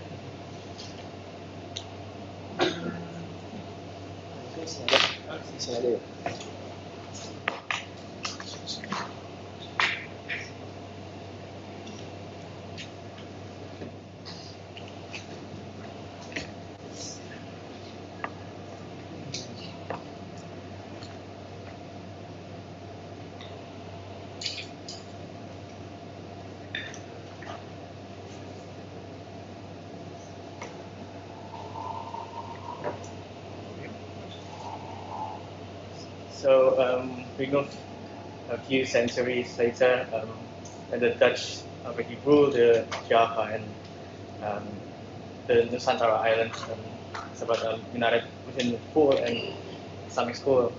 The development of Surakarta Great Mosque under the rule of Pakubuwana, the 10th, around 1893 to 1929. Okay, it's obvious that the construction of religious structures is not purely for religious purposes. Many of the constructions of religious buildings have certain motives, especially political ones, and it's already done before, even when the Islam didn't has the hegemony in the Java yet. There's many record testify some of the renovations and additional places of worship by the Javanese king, from the Hindu Buddhist king to the Islamic kings. Some of the example is the Sri Maharaja Balitung once saw that the royal temple, Candi Kedulan, is not in good condition. So he ordered his men to make a water irrigation systems. The agricultural rice field production around the temple is utilized to cover temples to upkeep the temple expenditures. And And other related examples is the Islamic king of Mataram, Sultan Agung, renovated the tomb of Sunan Kembayat and erected the tomb gateway in Bayas village in 1953 after his pilgrimage to the tomb. Before the renovations, the tomb of the tomb in 1930s, there was an uprising led by religious leaders from the same village. I think it's to pacify the tension at the time. So we move to the main topic. The Surakarta is a Sultanate, or it's a kingdom ruled by Susunan. It's a titles of kings in Java for Sultan and Master Sultan. Surakarta was established in 1745 after the Kartasura Palace was destroyed by Japanese and Chinese by Sunan Kuning, the grandson of Amangkurat III, the kings before the Surakarta. It was continuation of the Mataram Kingdom, which was established in the 15th century by Pandaman Senapati. The new port located in Desa Solo, it's around 10 kilos, 15 kilos from Kartasura. They are under the POC rule, and it's a bit long. I think if we discuss it too. Surakarta or Kasan Surakarta is obviously an Islamic kingdom ruled by king, the title of Susunan or Sunan. Susunan means the one who respected or worshipped. Surakarta's king bears religious title. Titles of Susunan or Sunan not only reflect his role as a secular leader of the kingdom, but also as God's representative in the world. Actually, they also bear the title Khalifatullah, or the Caliphat of Allah, or God's Caliph. It's also centered in Surakarta. So this article is aimed to examine the agenda behind the renovation of Surakarta Great Mosque by Sultan Pakubuwana X. This article also compares to the edition done by Pakubuwana X and his predecessor. So the Great Mosque of Surakarta is specifically main access of religious aspect and activity of the kingdom. So obviously it's one of the most important religious structure in the area of the kingdom. According to Layang Bawarna, it's a script made in sanctuary actually, but based on the oral tradition. The Great Mosque from Kartasura was then moved to the new capital in Solo in Surakarta in 1687 by Pakubuwana II. He's the first king of the Surakarta, and 2 years later it was succeeded by his son, the Pakubuwana III, and his the Great Mosque was then rebuilt again by the Pakubuwana III in 1690 Java year, or 1764 CE. Then it has a form of Japanese traditional form of mosque. We don't have domes traditionally. We don't minaret, but some of the domes and minaret was then added and later came. Okay, this is the plan of the Surakarta Great Mosque. You see there's the main prayer hall, and there's also the minbar and also the mihrab and also the place where the king prays, etc. But then they also added the veranda or serambi, also a place where the gongs or the gamelan played when the sekaten is held. So for few information, there's a renovation and addition prior to Pakubuwana VII. Since the palace was located from Surakarta, I think I already said it before, until the rule of Pakubuwana III, the Great Mosque in the Surakarta capital still uses the old four main posts from the old capital from Kartasura. The Great Mosque posts are still square in design, and the roof is made from shingles, it's from woods. During the time of Pakubuwana IV, the mosque was then enlarged on 11 Muharram, 1718 Java year, or 1791 Ottoman era. It is said that the architecture of the mosque follows the architecture of the Greek mosque of the Mosque, which has cylindrical wooden pillars. It's also noted that Pakubuwana IV is a religious leader. He is Faiz Sufi, and some of the Sufi sect are flourished in his era. So there's also an addition of at the time of Pakubuwana VII and VIII. One of them, it's one of the most influential renovation. They added the finial. It was made from gold. It was gilded. It has perimeter wall. He had also a perimeter wall too, and serambi and sundial separators and power strand or the female prayer hall. There used to be no prayer hall in the Great Mosque, but then he added at the time. At the same time of the Surakarta. In this era, European developers are getting more profound. One of the most obvious examples of the European influence is the development of neoclassical architecture.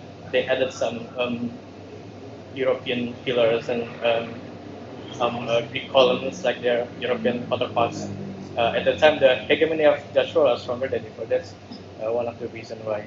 Since 1830s, the Dutch hegemony are getting stronger, and so the European influence are getting more profound in Java, especially in Surakarta. This is one of the examples. It's the separator. We can see there's a year. In Japanese. It might be not really really obvious if you see from here, but in the center of the separator we see there's a number here. It was built.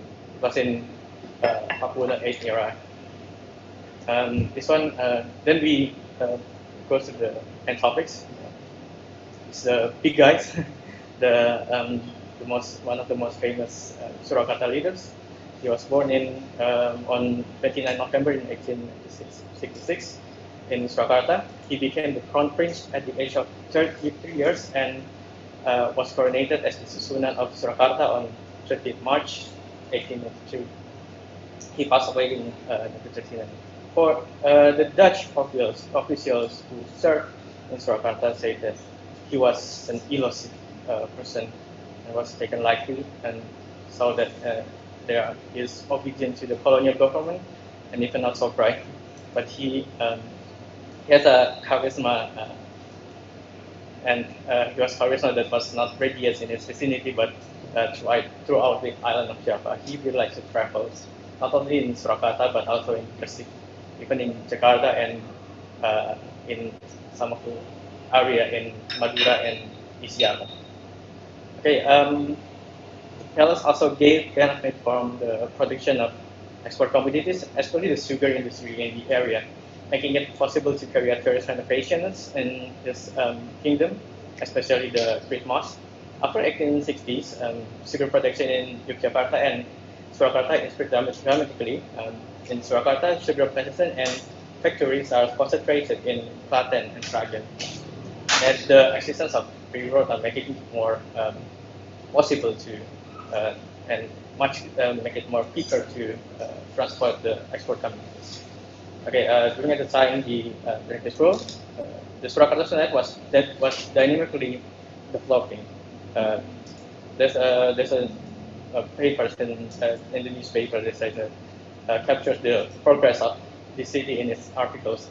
The articles mention how the city has become an apex city in last years, and the city also getting brighter and with various Mexican buildings that has just been built. And in the last few years, you see there's Tirtomoyo swimming pool, Solidari Parks, the MS building, schools, Pasar Gede Solo, and various landmark include the gates and the minarets of the Grand Mosque.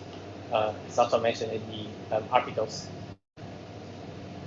So this is the first structures that he renovated in his rule. The first pictures is before the gates are renovated, and it's captured in around 1890s, I believe. It's before 1901, because the gate was renovated in 1901. It was officially not a Japanese style building, the second one, but the first one is the Japanese one. It was said that it has a style of Japanese roof. The main gate of the Great Mosque was replaced with a Mughal style gate. It was thought to have an Islamic style gate and was finished in 1831 or around 1901. And we have also the mihrab of the mosque.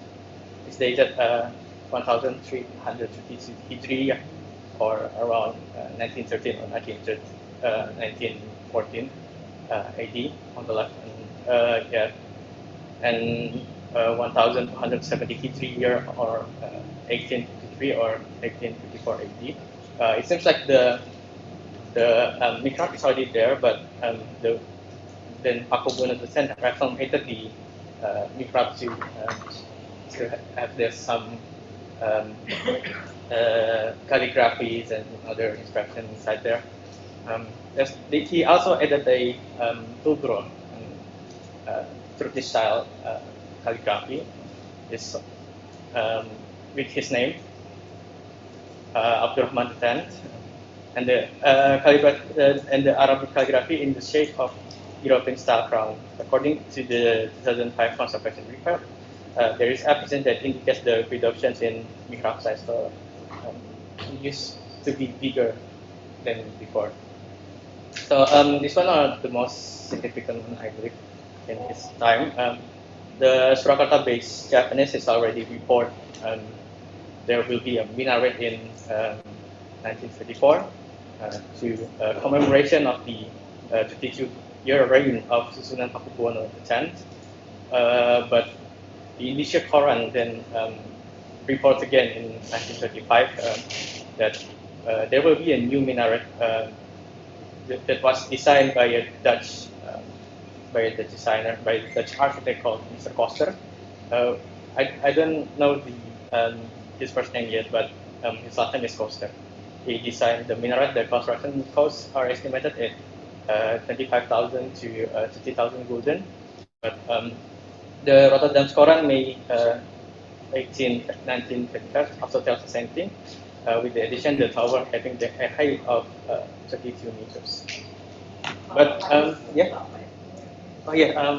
I think we'll skip some of the. But the minaret will already will finish in 1930s. This will be long, but finally the Sunan see the minaret erected. But there might be a chance that the minaret was inspired by a minaret in Arabic quarters in Solo. That since he is the king, he don't want any structures bigger than his structures. But they're just some of my interpretation, but who knows? He also added the Ablution pool and loudspeaker. It's the second one in Java because the first mosque that has loudspeakers in Java is in Surabaya. I believe it's in Masjid Kemayoran or it's in Masjid Akhbar. And there's also a pool for Ablution that was inaugurated on December 31st, 1928. The water from the pond is said to have come from the borehole that does not dry up even in the dry season or masa semua. It was a great deal in 20th century Java. He also added Islamic school called Mabul Wulum. But this is the plan which kings made the building. But you see that the Pakubuwana 7 and 8 are the most significant one, but the Pakubuwana 10 has the most stories, I believe. Yeah, there's a paradigm shift in the construction of mosque. If we see in Pakubuwana 7 and 8, he more inclined to use neoclassical elements, but in Pakubuwana 10, after various Islamic elements from the Middle East and South Asia, this Ottoman style minaret, or he used some Ottoman style calligraphy and Mughal style gates surrounding the Grand Mosque. In the archipelago, the domes and that are commonly found in architecture of Islamic mosques in the Middle East and Southeast are not originally found. Mosque in Southeast Asia mainly has a multi-level pyramidal roof and has no minarets. So Bersuma Wardani and Kurniawan argue that the existence of Middle East elements in mosque in the archipelago cannot be separated from the influence of Orientalism from the perspective of Orientalism, Islam is synonymous to Middle East. But I think during the time of Pakubuwana, the ideas of Islamic modernism were increasingly accepted. Islamic modernism in Java is rooted in development in the Middle East, so Middle Eastern elements were also influenced material culture related to Islam at the time. This then strengthened the Islamic image as envisioned by the Orientalists. In addition, the world is more globally connected, and the influence of Islamic modernism can influence the directions of the constructions of the grand building. Solo is also a literate and city at the time in Java. You can see what the city do. There are several newspapers published in this city, including those in Japanese, Chinese, and Dutch, or even Malays. In addition, this city has many publishers, museums, and libraries. At least middle and upper class citizens of Solo are not blind to the development in the world. So the existence of the constructions of modern structures in the city of Solo, including the Greek Mosque of Surakarta during the time of Pakubuwana, shows that he wanted to emphasize that Solo was not a backward city, also a advanced city like other modern cities in the world. Middle Eastern civilization could also mean that Pakubuwana stands by Solo not only as part of the Dutch colonial society, but rather part of the wider Muslim world. I think that's all I can say. Thank you for the attention.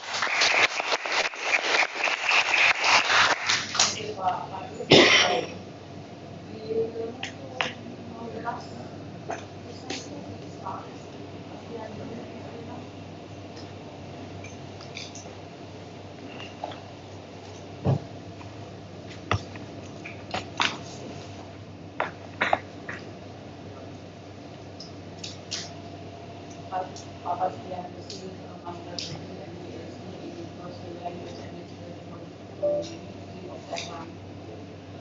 Research right now in the research program at the Study of Humanities University of Indonesia. Thank you. Assalamualaikum warahmatullahi wabarakatuh. Good morning. Good morning, ladies and gentlemen. Morning, or evening. Siang. Already siang. Okay, ladies and gentlemen, I will deliver my presentation. I hope I can deliver it briefly because we only have 50 minutes, I think. So my research is started from when I researched about the old gravestone, Islamic gravestone in Indonesia, and I continue the research to the manuscript. So I can find many manuscripts. It's talk about the connecting Persian and archipelago. There is one works from the al-Sirafi. The name is Akhbar alHind. Akhbar alHind is, if we translate in English, the reports from the China and the Indian Ocean or islands Indian islands. So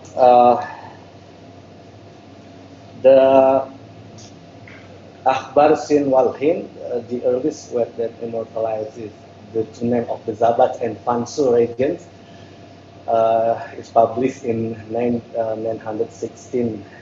A book containing the story of the journey of Sulaiman Tajir, a Persian merchant and sailor to China and India, written by historian and geographer Abu Zaid al-Hasan bin Yazid al-Sirafi. That's why his name is al-Sirafi, because he was born in Syarif. Syarif is right now in Iran.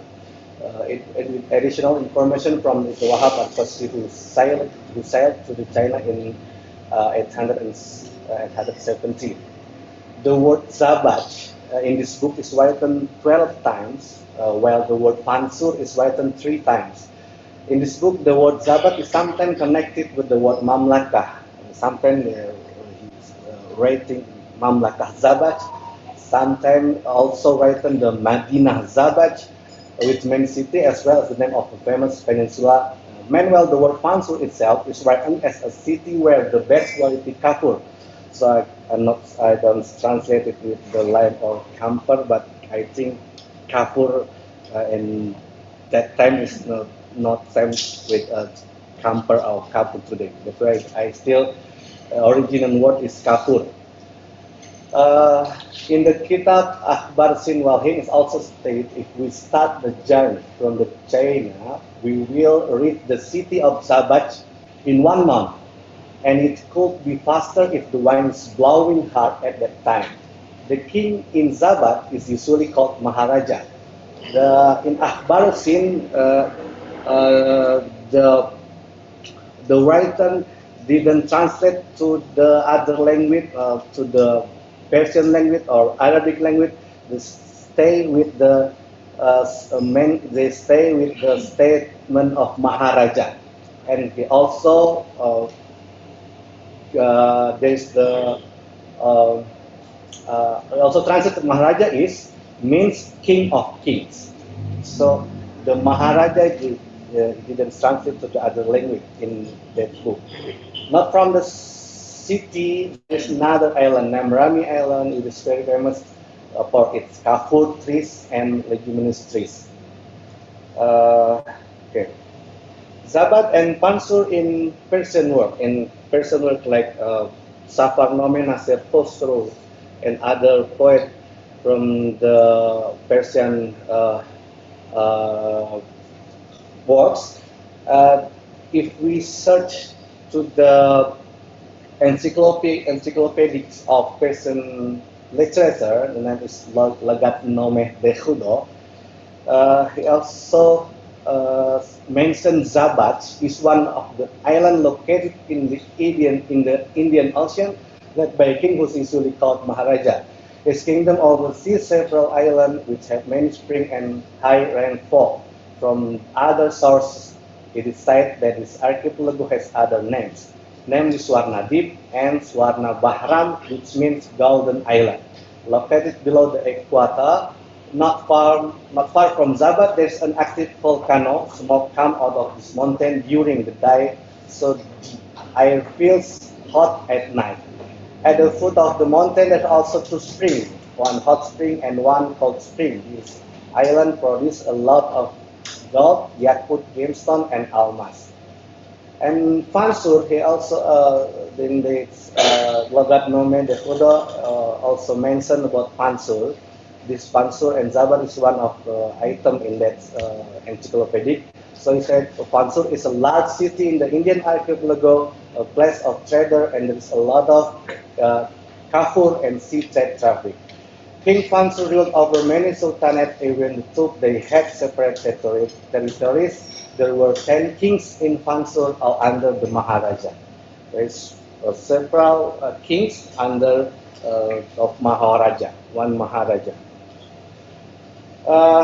If we see Zabaj, a word of Zabaj and Fansur in Persian literature, Nasir Khosrow in his work is Safarnome.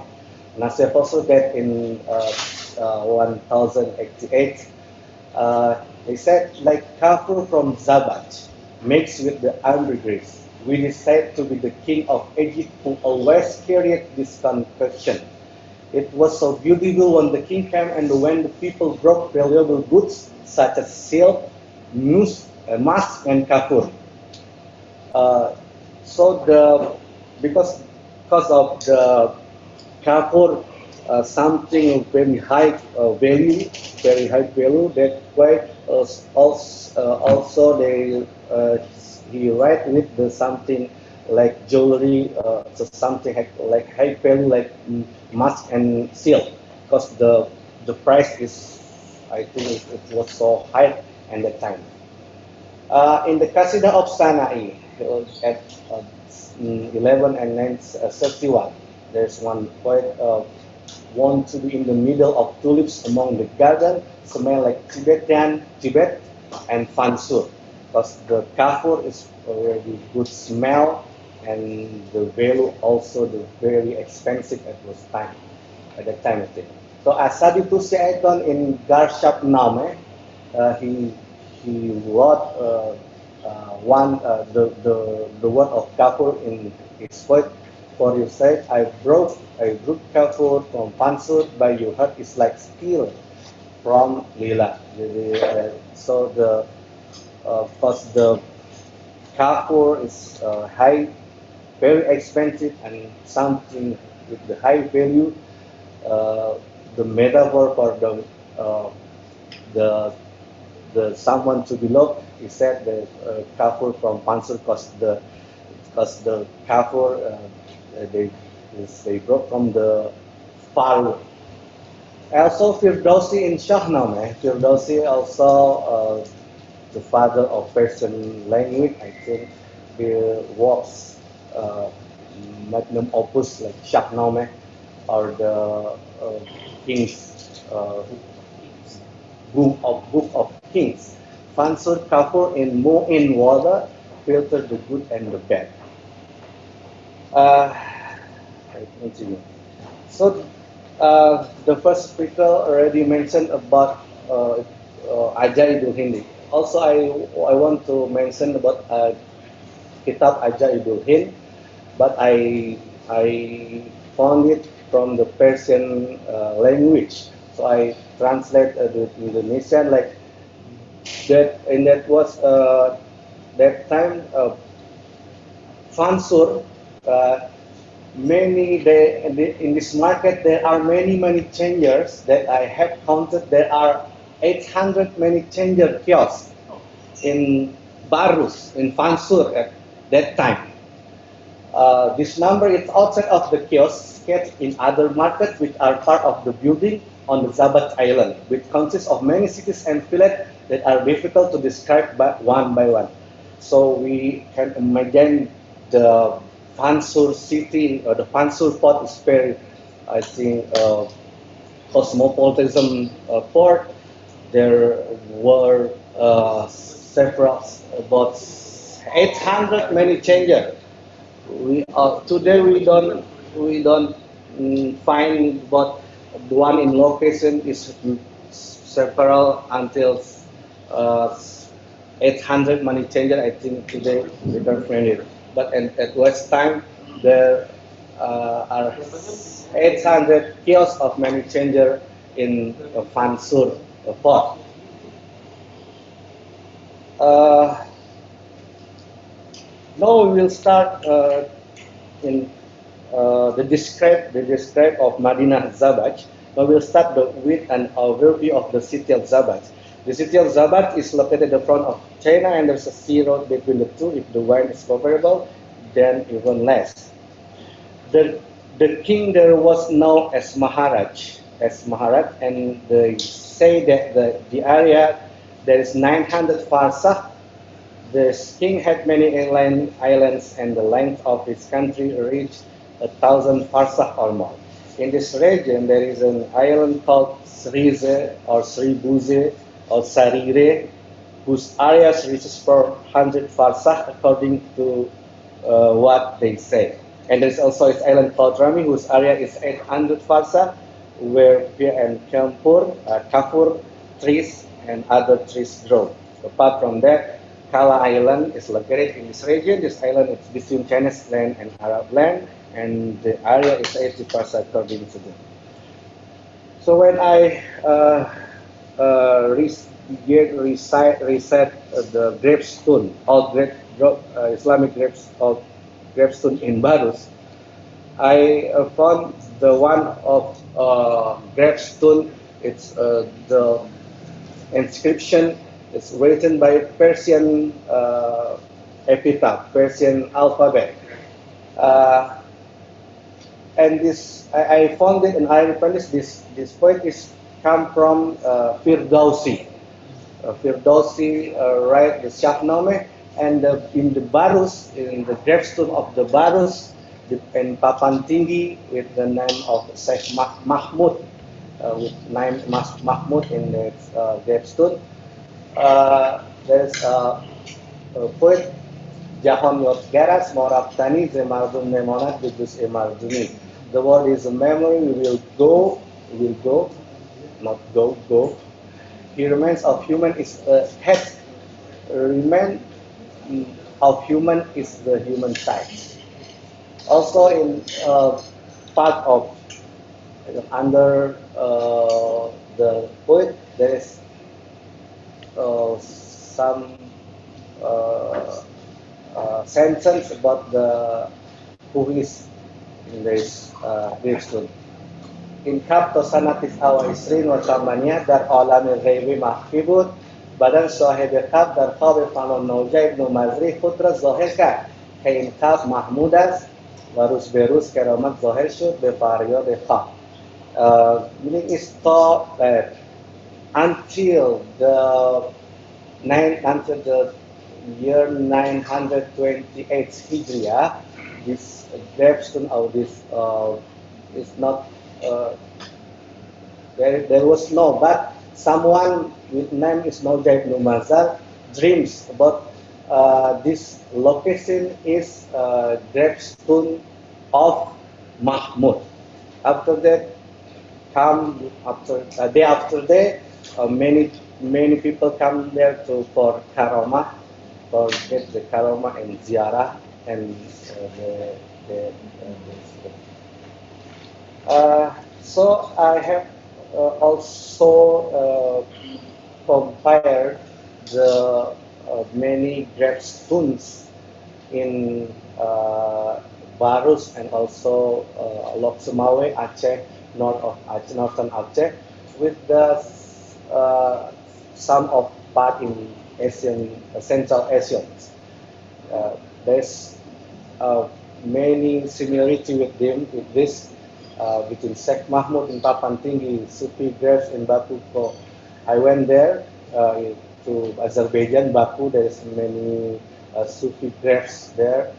Also Bahauddin Shah Naqshband in Uzbekistan, Faridin Akhtar in Neshabur, Iran, Abu Said Abu Khair in Qalandar, Khorasan, Iran. This is the one typology of the gravestone, Sufi gravestone that give influence to the archipelago. That's in characteristic or typology of gravestone, Islamic of gravestone in Indonesia, especially. I think I have finished this presentation. Thank you.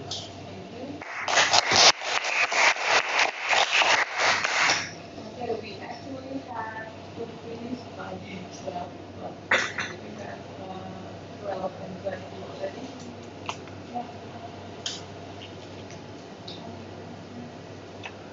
How many?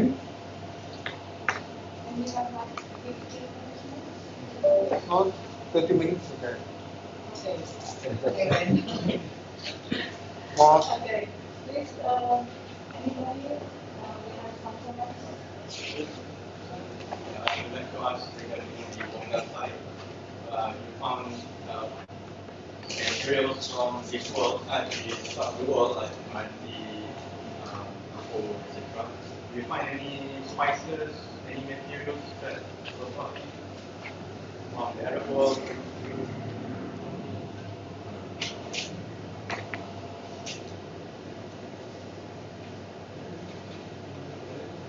Yeah. So materials from I think yes, I'm more interested in the spices that was just found spices is just from Sumatra and aromatic resids, but spices or another aromatic resid you can found still found yet from Arab or another place. Maybe next time we will come. Question on the dating. So one you did the carbon dating, carbon 14 dating for the carbon dating. But for the ceramic objects, like the pottery and the Chinaware, what sort of dating did you use? What method you use? Oh, for the organic remains, we send samples to Jakarta University and Beta Analytic in USA. But for ceramics, we just analyze by morphology, not using carbon dating or any kind of analysis with dating. Just morphology, so relative dating use for ceramics. Compare it with similar. Yeah, in context with those ecofax gone. So I think this is the same era with the ceramics and another artifacts such as earthenware from Middle East. This came from about 7 to the 10 common era too, and this is the similar era with the organic remains such as resins.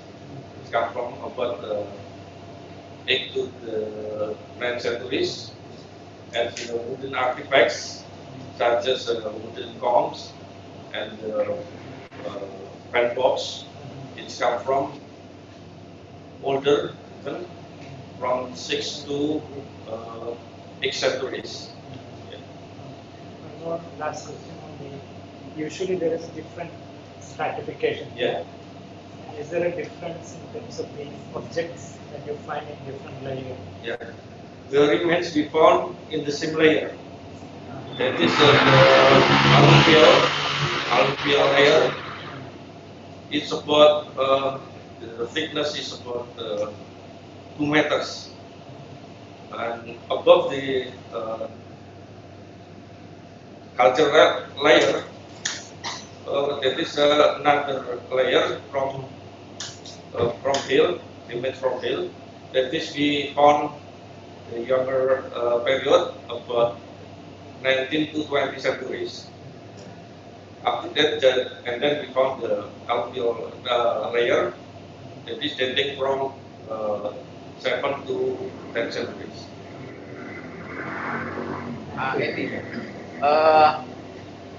I think in the same time there is also the important archaeological site found in Cirebon. Yeah. Cirebon. Yeah. So did you compare between the artifact in the Bongal site with the artifact from the Cirebon? Yeah, yeah. So is there many relation or something like that? Yeah. Some of artifacts we compare between Bongal and Cirebon wreck. There are some similarities, especially with the ceramics and glassware, such as bottles and bowls. That is similar with the Bongal set with the and the Cirebon wreck. That is come from about 9 to 10 centuries era. Because many parts of this artifact from the Cirebon shipwrecks now is being collection in the Qatar National Museum. Yeah. And last week, Mr. Idris went to Qatar and did research about Cirebon shipwreck and the relation between with Bongal site. Yeah. Pak Idris harus dulu kan cuma sempat teleponan sama Pak Idris ini ya, sama Pak Idris di Sumatra.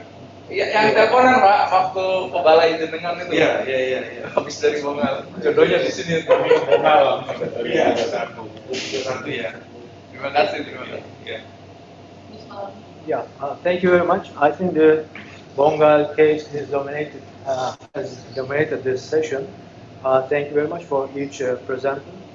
I have a few questions regarding to these findings and the other presenters as well.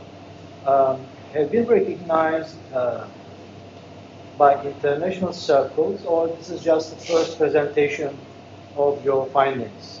Second question, your data shows that very early era, you mentioned that 7th century, 8th century, or Hijri 1st, 2nd, 3rd, and going on. So it shows that very unique, as far as in my knowledge, this archaeological works in Nusantara. If there are these coins, means that at that time there was money economy over here, quite early.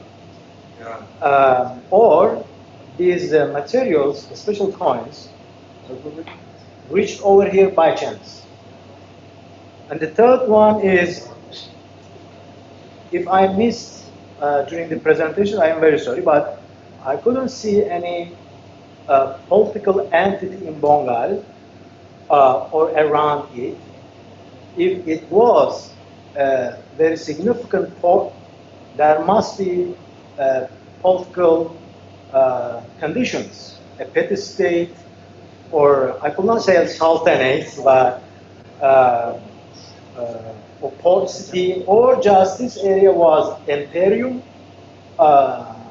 More nationalities came and exchanged their products, commodities, and left. The last point is that if this data is true, it must be some reflections to the history of Umayyad and Abbas. Are there any comparisons of the history books of Abbasi, their communications or trade affairs with other parts of the Indian Ocean states? Thank you very much.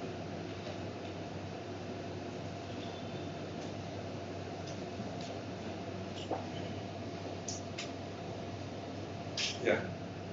This is Bunga research is my first presentation in forum like this. This is my first presentation in international forum. But in national forum, we have sometimes presented in symposium or seminar like this. And about the coins, this is we don't have. Actually, this artifact found in by chance. Found by chance by the miners in their gold mining location. So during our excavation, we still not find this kind of artifacts yet. So this is actually, we don't know the layer context. So we don't exactly where it come from, the same layer with the other artifacts. So this is just by chance, one just by chance. And about the political entity, or is it kind of aquarium?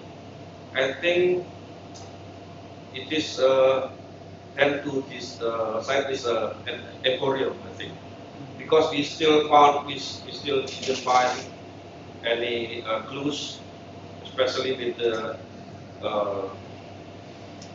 inscription or something like that can relate to one of kingdom or empire around that around this site, I think.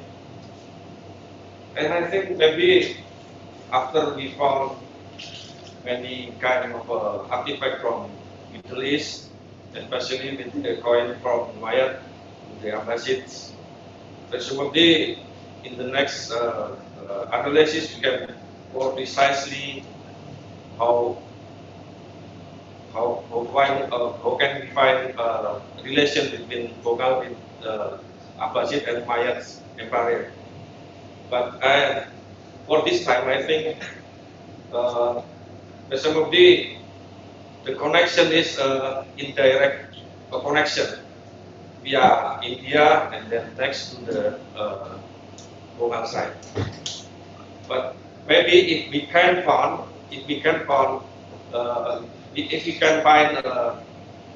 maybe a wreck site like in Cirebon, so we can find geoplank foods, we can recognize that maybe come from Arab area. But still, until now, we decide that in Bongal, that is dominated by Southeast Asian goods, because the technology is different from the Arab goods. If the Arab good is shown plank, Southeast Asian is last legs technology. So I think for Bongal case, maybe the traders from Southeast Asia brought their commodities and bring back the manufactured products to Bongal side via India maybe or something somewhere in Sri Lanka, I think. Thank you. Yeah, thank you. I'm sorry I'm a little late at this meeting because my flight came in late. I have just a small comment on your discussion, and then I'll go on to my two queries.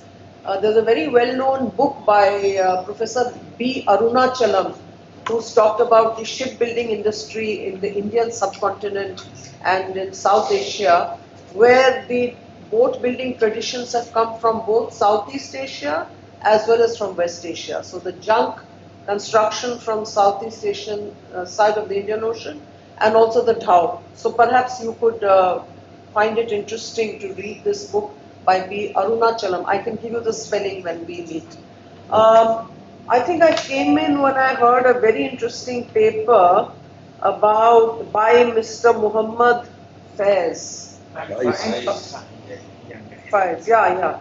So you talked about the minarets and the mosques and so on, right? Is that the paper? Or was it somebody else? It's about the meditation. Yes. Yeah. So you are the scholar, and very interesting paper. When you talk about the amalgamation of different styles, the Islamic arch and the indigenous styles, you use the word the Mughal style.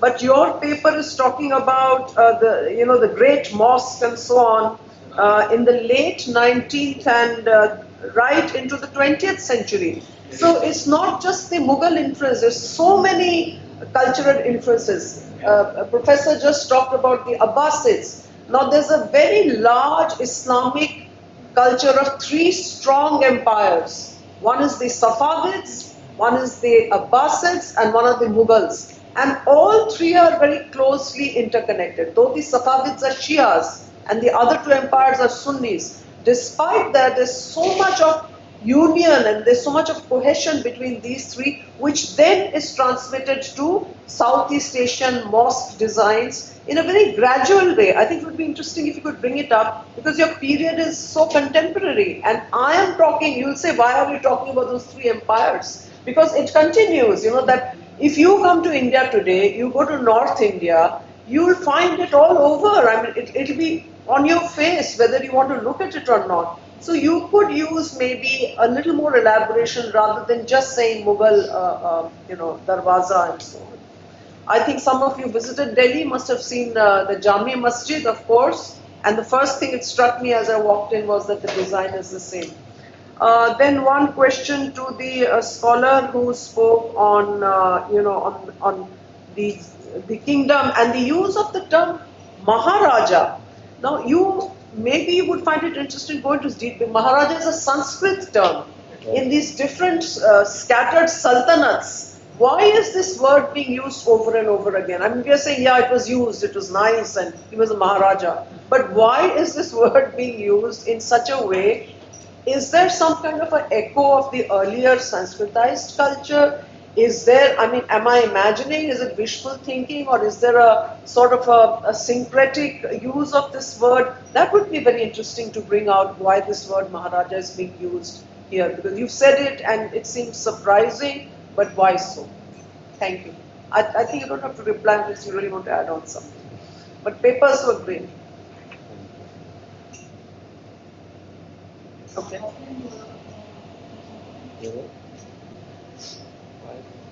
I don't try anything since I didn't compare so much about the architecture in India, in the eye of correct as action set of similar and they also play not only in Java but also in also in Asia. But to me, what I see is more similar to the one in local Java. I'll correct exact comments. The words of Maharaja, I also think is very interesting when I read the books. Not only Maharaja, the words not Arabic or Persian that's written in that book, also bersila. Bersila, it's in Malay language, like sitting on the four side.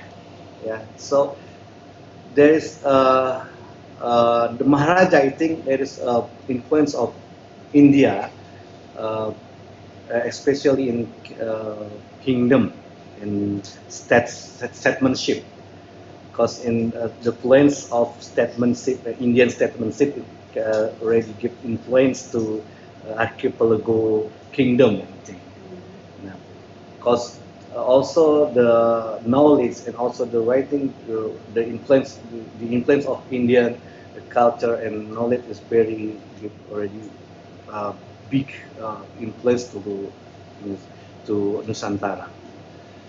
That's why they didn't translate it yet to the Arabic or Persian language, because no we call it, no same thing with the Maharaja with the other places in this world. Only Maharaja is only the system and statesmanship or kingdomship only in India, I think.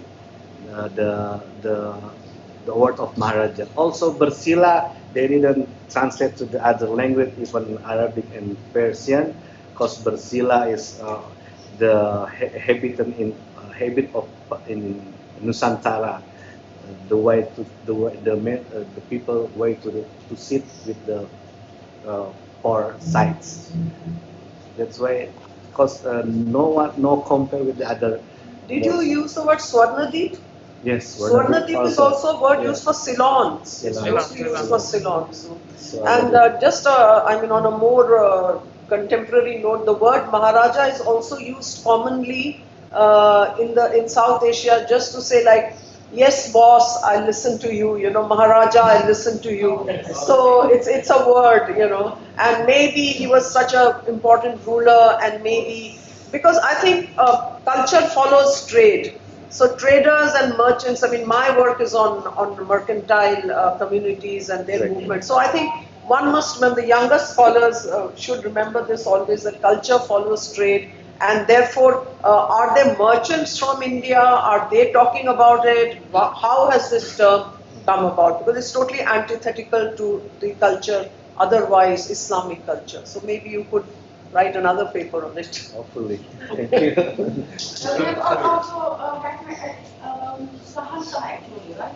Shahid Yeah, it's comparable to the Maharaja. Malikul Muluk. And I think because the king, the ruler in the Sriwijaya Empire at that time, gelarnya Maharaja ya, Sri Maharaja. Well, in Aceh, Darussalam, Maharaja used till the late in Islamic period. Maharaja Lela is a military position in some districts, especially in the Pusat, in the center. We still use Maharaja in our system. Yeah. Many of the Pusat, they have the term like Maharaja Lela Yes. in Perak. Maharaja. So probably from Aceh to over that. It's already expanded. Yes. Yeah. So it's really a kind of a osmosis of cultures and nomenclatures and irrespective of the religion or religion. Which is important. And also in many text edition in Arabic, Ajaibul Hind, I think many editors they made sentence Sriwijaya Sarbaza, they write Sariro. I think it's little fault because in the original text, in the manuscript, it's Sin, Ra, Ba, Za, and Ta marbuta. But in the text edition, they write Sarira. Because Sarbaza it's Sriwijaya. Sribuza or Sriwijaya. In Persian also the word Sarbuza. Sarbuza, right? Yeah.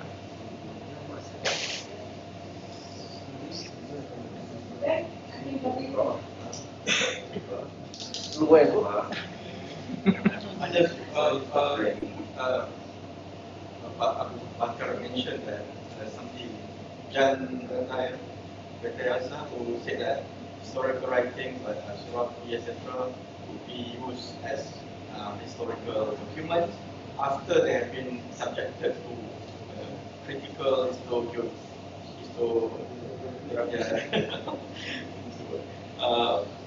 analysis. Yeah. So my question is, has there been any such critical analysis in that? Macam itu apa karya-karya sejarah itu Bapak menyatakan bahawa boleh diterima menjadi dokumen sejarah sekiranya sudah dibuat dianalisa secara kritis. Jadi soalannya, adakah sudah pernah dibuat analisa kritikal seperti itu, terutamanya berkaitan dengan bahan-bahan ataupun maklumat di kawasan Asia Tenggara? Sudah pernah dibuat? Kami menyusunnya menjadi buku yang tadi saya share itu, buku Zabaj itu. Ya, itu kita kumpulkan dari beberapa literatur yang ada, kita kumpulkan. Ya, kita saling berusaha menseleksinya dari beberapa data laporan yang ada di situ. Kita bandingkan misalnya tadi yang disebut Mas Budi, dia cerita tentang kawasan sama Sribuza. Yang sini al-Sirafi juga kita Sribuza. Itu coba kita rangkum semuanya jadi satu. Contoh yang keempat, kalau dalam al-Sirafi ataupun dalam Hidayatullah ini, apabila menceritakan tentang kayu gaharu, diceritakan bahawa kayu gaharu itu di atas gunung, baru besar, irigasi, kawah irigasi, kemudian pada semua dia akan jatuh dengan sendirinya, bergolek, bisa masuk ke dalam sungai. Dan itu kita tahu itu enggak benar, ya. Mungkin hanya didongengkan supaya mereka ada. Jadi, apakah sudah dibuat analisa kritis begitu? Tentang kapur yang kami buat. Kapur. Kapur itu karena komunitas lokal yang banyak kita temukan di pantai barat Sumatra. Kita sampai bekerjasama juga dengan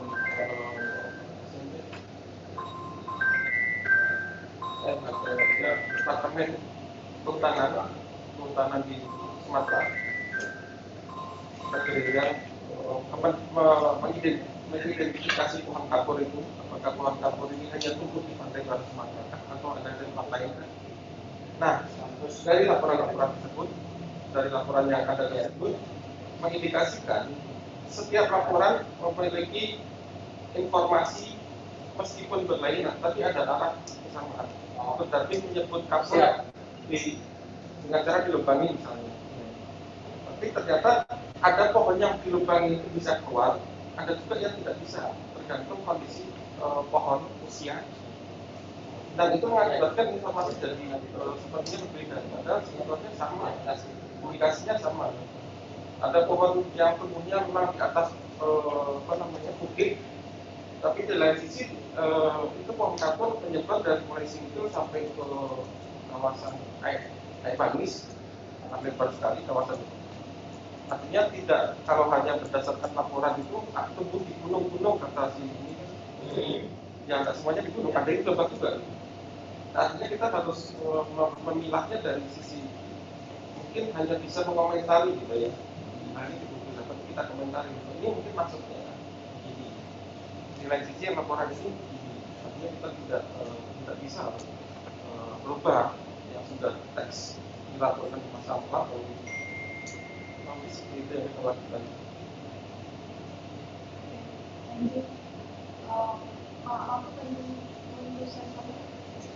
I had a question related to Bastian. Do we have time? No, actually. Then we can finish it. Yes. Because we're already very late, right? Yes. Okay, it's about 10 to 1 actually. Can we make one more Okay. At one, or by 1:30? 1:30? Yes, for lunch and for break. Bapak-bapak, you can pray in Lantai 3 ya? lantai 2. The lunch is just down the. We have Bule and Bakar. Please enjoy. Thank you everybody.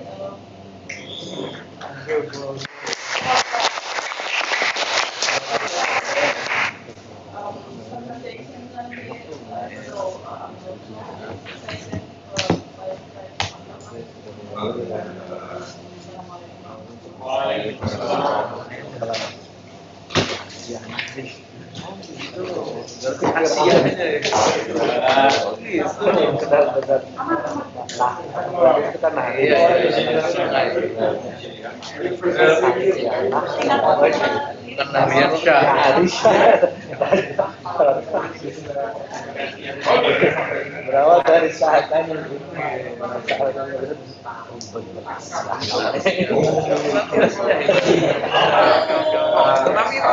baca versinya ini Pak.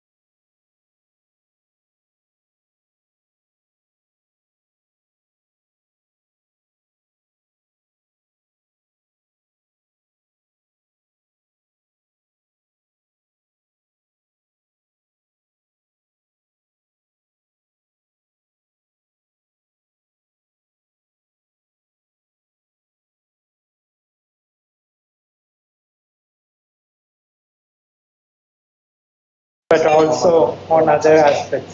He's an associate professor at IIUM, and he has been teaching there after his PhD in 2013. Okay, so over to you. Not yet ready. You're not yet ready. Okay. Apparently, I need to connect to Zoom. Okay. Otherwise, I could have presented, but okay. Your presentation, did you connect? Is it already there? Not yet. Okay. Because I asked just now whether I could use my old laptop, and okay, you can do that now. yeah, just a few minutes. Sorry about that. Yeah, no problem. Take your time.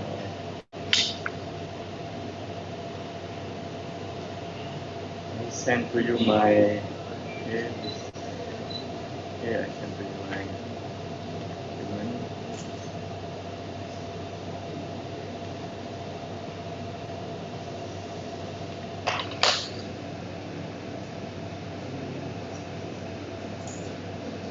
I need to use a laptop.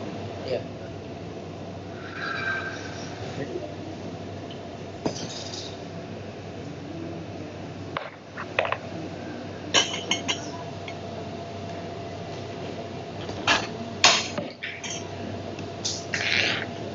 Both these people are not here. How many speakers are not here for this session? Awalia Rahma. No, she's here. Yeah, everyone else is Sorry, here. ma'am. Or maybe you want to present first? Yeah, but Because I'm still sending my file. No, why can't you connect it directly? Yes. Yeah, give it to him, and then that's solved. No? Yeah. Connect it to your Connect laptop. to your laptop. Yeah. And I use Zoom for Zoom meeting for the audience online. Yeah, why not? You see, you know, maybe there. Nurul Azizah.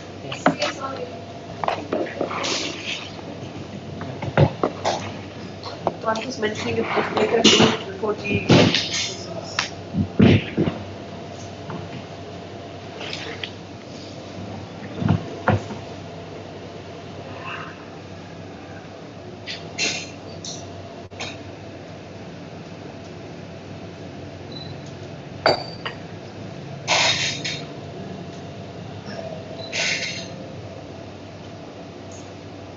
Okay. Assalamualaikum warahmatullahi, and very good afternoon. Hamdan wa syukran lillah, salatan wa salaman ala rasulillah, amma ba'd. Thank you for inviting me to speak on medicinal spices in lay medical manuscripts. Initially, in the beginning of the conference, they recited this verse from Surah Al-Insan. Actually, we have to read the verse number 17 together with verse number 5. Because verse number 5 says that those who do good deeds, they will drink from glasses containing beverage made of camphor, from kafur. Yeah? And this immediately connects this part of the world with Quran. Epistemologically, Quran mentioned this, connecting us. And Quran says afterwards in verse 17 that those who do good deeds in heaven, they will drink from glasses containing beverages made of ginger, which is one of the spices that is the focus of our conference. As we all know, spices is one of the major ingredients in South Asian foods, medicines, and also for other purposes, like in perfumeries, cosmetics. We also use it for preservative and also for coloring. I think we share with India and China also for these purposes of spices. So it has been one of the great resources that Allah bestowed to us, and the Malay use spices very much in all these purposes, in all these use. And the first mention of spices that the Malay use, the first mention in European sources.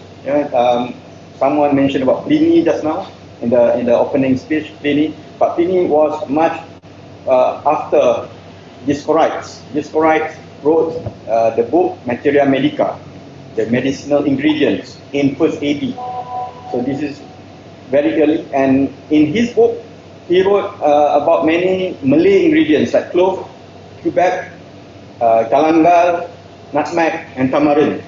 There are about 17 of these spices being mentioned in these Quraids.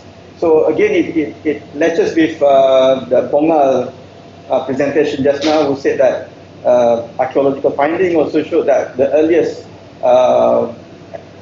finding is from the 1st century. Yeah, and these spices might have been known to the Greek maybe 1 or 2 centuries earlier than that. Okay, now these are the local spices. Yeah, that, there are more than what I have put on the slides.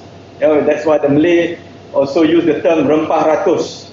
Yeah, meaning that there's so many of it. Yeah, haven't put the first group is like the rhizomal, the rhizome types. Yeah, we have lengkuas, tekor, halia, and kunyit. Yeah, we have many more. That the temu kunci, temu giring, temu mangga, etc. Yeah. And then we have those pepper berries one, yeah, the pepper type like lada hitam, the black pepper, the kemukus, kupep. I'm not sure whether they have it in India. It's a type of pepper berry that has tails. Oh. Yeah, tails. We have it. We have so lada echo, and then we have cabai Jawa, which is very much used, and then cabai putar, or the one that is, how to describe this in English. And then we have the type that is spices made from the fruits, yeah, like the tamarind, the asam glugu. There's no synonym in English. And then bunga lawang, not bunga lawing, the star anise, and then the candle nut, buah keras, cardamom, lager, nutmeg. Yeah, these are all from the fruits. And then we have those that is from the bark, like the kayu manis, the cinnamon, and then from the flower, like the cengkeh. Yeah, and then also those that are from the leaves, like the daun kari, the kari leaves. Yeah, so these are all considered local spices. They grow natively from India down to the Southeast Asia islands. And there are actually, people normally relate spices to our part of the world, but there are actually other spices that come from outside the Malay world, like halva. These are all also called by the Malays as spices, as rempah. Yeah, but they come from abroad. They could not be planted in our country. Jintan putih, jintan manis, jemuju, jintan hitam, the nigella sativa, the black seed, and then the ketumbar. These are all imported spices. This is one of the earliest excavation I mentioned just now, the excavation done near Quanzhou from the Song dynasty. This archaeological finding is very important because it's the only shipwreck with the ship going from Southeast Asia towards China. Other shipwrecks, the Chinese shipwrecks, they are from China towards our country. So they always contain porcelain, etc. Whereas this particular ship, it has jars containing medicinal ingredients from the Malay world, like agar wood, etc. And that's why I asked whether the ship that is found in Bongal, whether they also contain anything from the Middle East or India. We haven't found any shipwreck like that. That have perhaps any of these halva, jemuju, jintan hitam from the Middle East, from the West towards our country. Yeah, we haven't found. I've been going to a few places around the world. For example, in Iran, yeah, I visited the medical museum there, and they showcase medicinal ingredients that are commonly used in Persian medicine, and among them we can find the local suspect, the usual suspects, yeah, like the camphor, and then also cloves. Okay, so these are all from our country, but they already accept it as part of Persian medicine. Further, in Europe, yeah, this is Sopron Pharmacy Museum in Hungary. Yeah, they also have on the shelves like cinnamon, tamarind. I don't have the picture with tamarind, but the usual suspect as well: camphor, tamarind, all the spices from our world.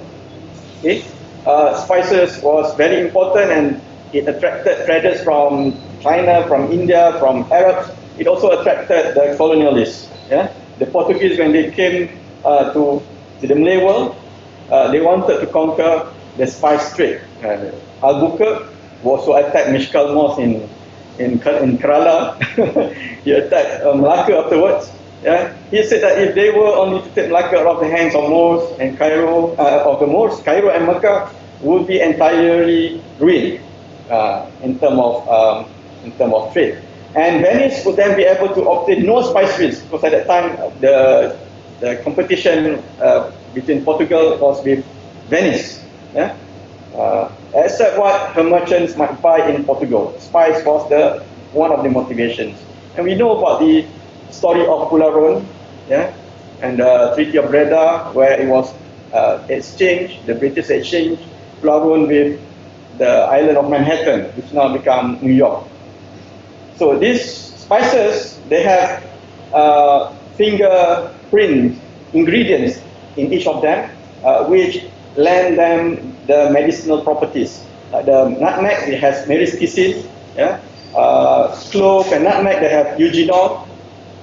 Cinnamon, they have cinnamaldehyde and coumarin.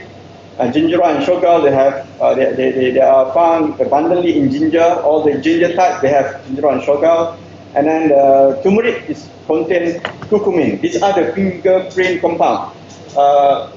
They have actually more. Yeah, some of them have got hundreds of compounds, but these are the main ones. And because of these compounds, the spices, they are aromatics, but in terms of medicine, they are caminative, meaning that they are very good in expelling gas. If you have any problem with gas, you feel bloatedness, etc., you use spices. Yeah? Anything that causes a problem with the respiratory system, breathing problem, we use spices. Expectorant, yeah, because they are able to help to clear mucus. Spices also good as anti-pain. Until now, we use it to treat toothache, antispasmodic, astringent, and of course antibiotics. Okay, and people have been talking about how spices is in Arab sources, European sources, but very rarely we ask ourselves, what does the Malay actually speak about the use of these spices? And my research, I have been focusing on Malay medical manuscripts. A lot of people are not even aware that there are Malay medical manuscripts. There are manuscripts written by the Malays for their medicine. Yeah? For some people, they can't even fathom, or they can't even imagine that the Malays actually has a written tradition. But here we are, we have so far more than 400 manuscripts all over the world containing Malay medicine. Yeah? Sorry, I should say 3/4 is in Malaysia, not one quarter. 3/4 is in Malaysia. You can find more than 100 of the manuscripts in Malaysia. Yeah, I've been to Papusnas, I've been to Aceh. The largest concentration is in Malaysia. Unlike other type of Malay manuscript genre, European don't have that many manuscripts. Leiden, they have a few, very good one, 500, 400 pages. But the largest collection is still in Malaysia. And in this manuscript, there are discussion on the concept of health and diseases, and also management, lifestyle management, etc. And very rich sources on materials, immunologies, and history of medicine. All parts of the Malay world, they produce manuscripts. You have the one 3789 from Pontianak, it's palm size, it's 300, 400 pages. The person who wrote it was a trader, and he traveled around. I think that's why he has a palm size one. It's like a notebook, rather. We have this one called OR1714 in Leiden, very thick. It was a compilation of works from Riyadh. We have this Ar-Rahmah Fitik wal Hikmah from Aceh. This is Kitab Tik Pahang, very, very interesting. This is one of the latest findings, and I still haven't finished doing research on it, because here you have English medicine also being mentioned in this manuscript, Arab medicine, of course, And then here you find a mention about Chinese medicine, which the author said the name is Hong Tan. I haven't cross-referenced with the Chinese sources. I do not know what Hong Tan is, but there you are. And then also here it mentioned about a particular leaf called daun kupumani. This I believe is Tamil, because I checked, it's similar to what the Malays call kucing galak. Kucing galak. The plant is called kucing galak. Apparently, if the cat they go near to the plant, they get stimulated, they get happy and stuff. So it kucing galak. And this here, the manuscript mentioned or used the Indian name Kupumani. Yeah. So here we see a cross culture process taking place in this manuscript. Okay. In the manuscript, there is discussion about the Malay food medicine interface, where at time of health, food as culinary meal is used to help in maintaining health and strengthening bodily system. But at time of sickness, these food materials, they are to be formulated as medicine. Yeah? This is quite contrary to what we see today, where people ask us to eat certain things so that you are cured from something, without doing all this formulating process. We don't see this in the manuscript. When you want to use the food material as medicine, it is always to be formulated, mixed and processed in a certain way. And especially with spices, we have to be very careful, because spices, although it is very potent, it is also quite damaging if you use in high dose. So you need to mix it with some other materials so that we get the best effect out of it, but prevented from or protected from its toxic effect. So it is best then to study materia medica and manuscript, not individually, but as a whole formulation. And there are also mentioned in the manuscript about food that has to be avoided during sickness. Yeah? Okay, let's go through some of these manuscripts that use spices in their treatment. We have one here, MSSB 15. This manuscript is now in the British Library. It used to belong to the royal doctor of the Sultanate of Pontianak in Borneo. It's one of the rare medical manuscripts from Pontianak. It was copied in 1813, so the doctor must have had it maybe 10, 20 or maybe 50 years even from before that. Here I use the example of treatment of puru, yos, which is a very nasty skin condition. And the manuscript used jintan putih, the white, what's jintan putih? I forgot. Sorry, and then the caraway mixed with goldwood, majakani, which is imported, not local. And then we have cengkeh, local, kayu manis, the cinnamon is local. Gandarusa is a plant, we use the leaf, and then nutmeg. Okay, so we see here, there are spices, local spices, there are also imported spices being used, yeah, together. And they also mix the spices together with the gandarusa, for example, a kind of leaf for the treatment of puru.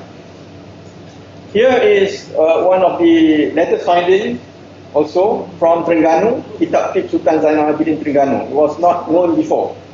We just found this text this year. And here, there are many treatments. One of it is for the treatment of gout, which is a joint problem. And they have like 20 plus formulation for gout, and almost in all formulation they will use peppercorns, like lada hitam, lada putih, and lada sulah. And they also use other spices like kemiri and cengkeh, and again mixed with other ingredients. Again, we see local and imported spices mixed together, and also mixed with non-spices as well to form the formulations. 2219, MSS 2219 is probably from southern Thailand. It use mustard seed. Again, mustard seed is not local plant, it's from abroad. Mixed with turmeric, ginger, caraway, again imported spice, and then white pepper. This one is to be used as treatment of stomach ache. We have like 50 plus for stomach ache only. Kitab tip MSS 2999. Okay, how many minutes do I have? 6 minutes. I still have a lot. Okay, so maybe we can try to read. Can we try to read? Anyone want to try?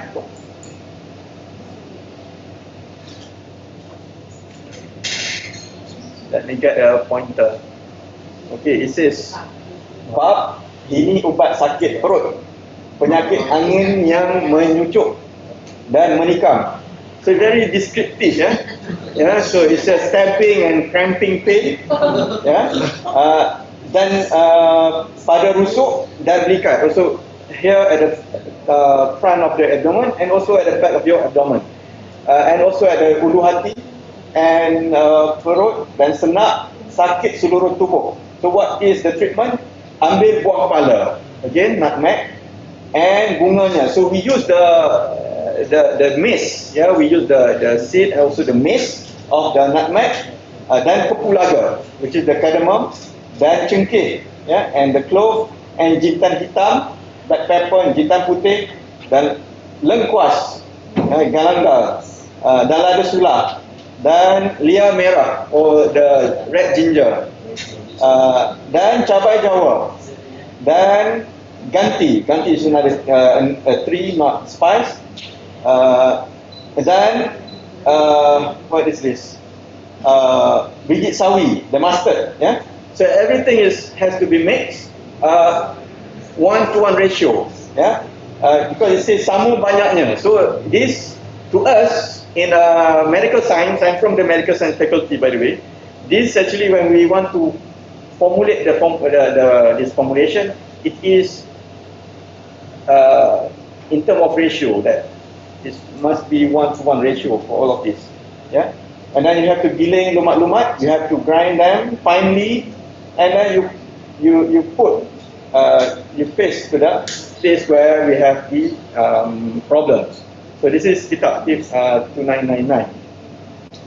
Okay, again we see many spices being used, local and as well as the imported one, yeah, and also with other plants.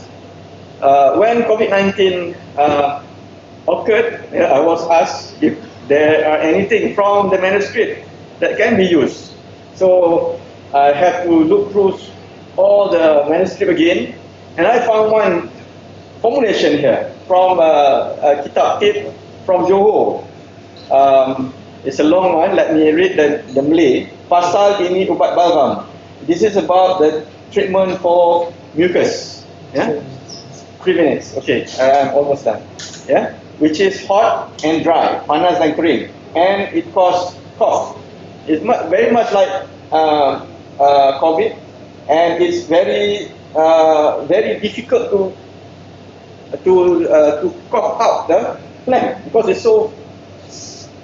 so the mucus is so much. It's the same like the COVID-19. When they get to the level 4, level 5, they could not expel out the cough, the mucus. It's so much in their lungs. And when this person has very short breath, that's so breathless, could not sleep, and you have to put their head on the pillow in this position.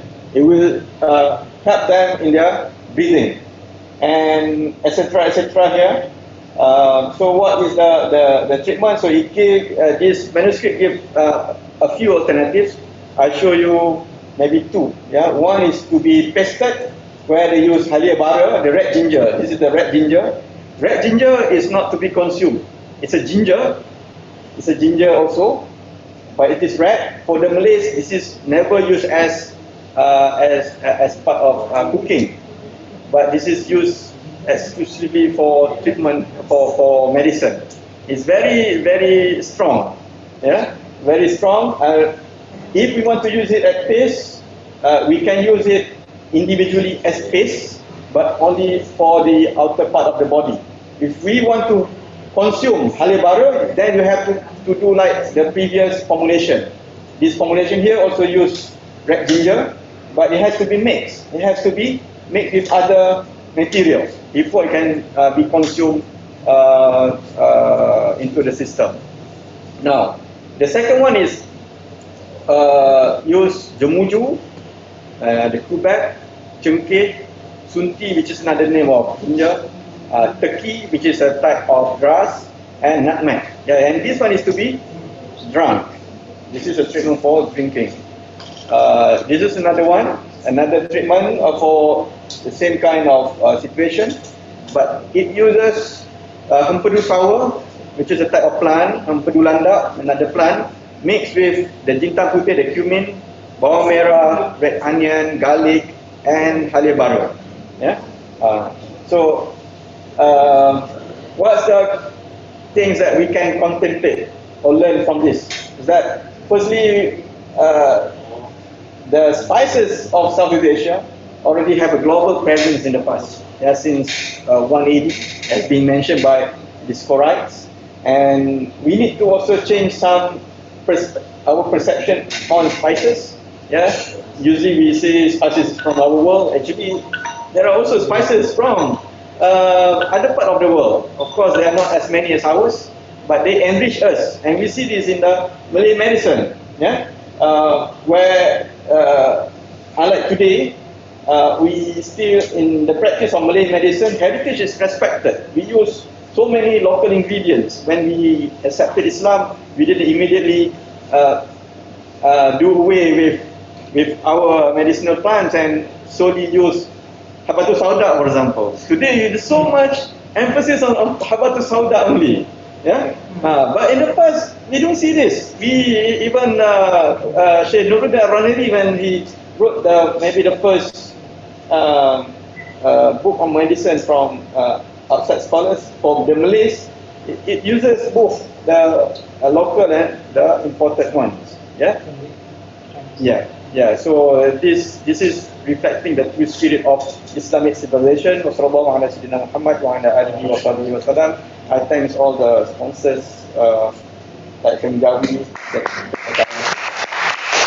Thank you very much, Dr. Assembly, for such an interesting presentation. We'll move on to the next presentation by Dr. Awalia Rahma from Syarif Hidayatullah Islamic University, basically from the same faculty. And she was the head of the department until early this year. But now she has been an associate professor at the Department of History and Islamic Civilization. She completed her master's at the Ian Sunan Kalijaga, Georgia, and master's from McGill University in Montreal, and then PhD from UNI, Indonesia. Okay, yeah, over to you. And she is also presenting today related to somewhat the spices, so on, but specifically looking at the coffee. Yeah, over to you. Coffee and rice.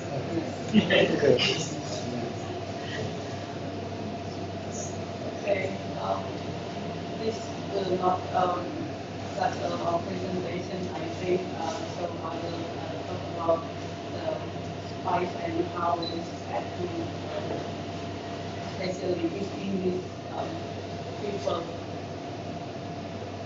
some use the spice and in coffee for medical reason also. So while some also use it for religious occasion, you can hear if you hear families in Indonesian, in Japanese, especially, so there is kopi tahlil. Kopi is usually spared during the tahlil occasion. This is actually coffee with ginger and some spices inside. I was going to move to the next one.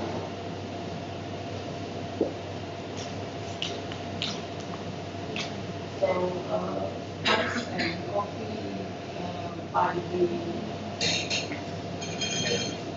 18th or maybe 16th century has already been icons of worship in our world with understanding without power and without only those who can afford spice and coffee that can enjoy them. Following the colonization and spice of the 18th century, coffee has already become the world beverage. And that way includes Arabs and Indians who commonly use cinnamon, cardamoms, cloves, ginger, or nutmeg within their coffee preparation by the 16th century. While Western people added sugar later in the 19th century. So the dissemination of spice coffee globally through trade, urbanization, and cultural exchange. So so culture follows trade, and this is also actually the same. Okay. The class segregation in the colonial history, which we already know, we have been divided into three classes. The first class citizen contains Dutch and other European citizens. The second class are Chinese, Arabs, Indians, and some Africans. And the third one are world locals. In terms of coffee preference, actually the second class actually did show their preferences to add some spice in their coffee, while the first class they use spices only to show to their friends that they had a big collection of the spices.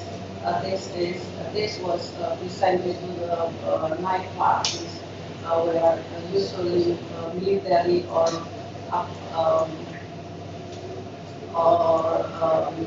people with some jabatan there in the party or government occasion.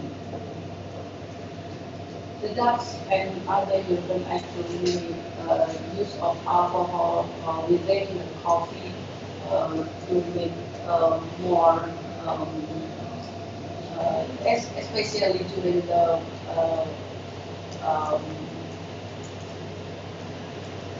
night, and sometimes when it gets rain. But they also made use of sugar white, because the 19th century we witnessed like many sugar factories developed in the Dutch throughout Java. The second class, which is called second class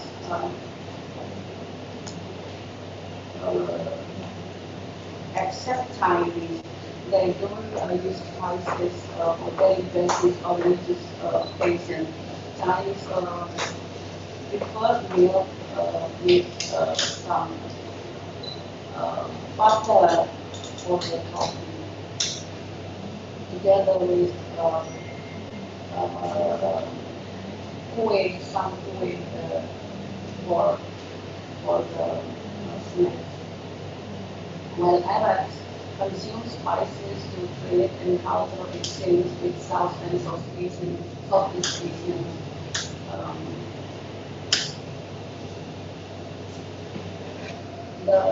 So we move to the third class, the locals Japanese here. Japanese is recently mentioned the coffee was kahwa. So I don't know whether the kahwa was actually used in daily 19th century because the manuscript found in the Kutai Kartanegara during the 15th century also mentioned this kahwa. So this long time mentioned maybe was it is not used in the late 19th century.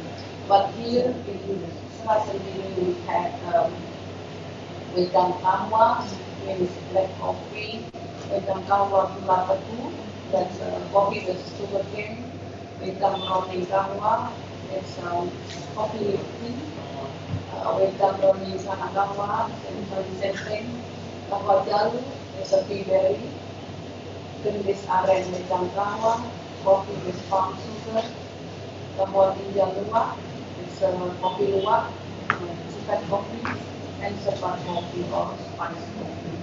So this the cepat coffee is mainly from ginger and coffee.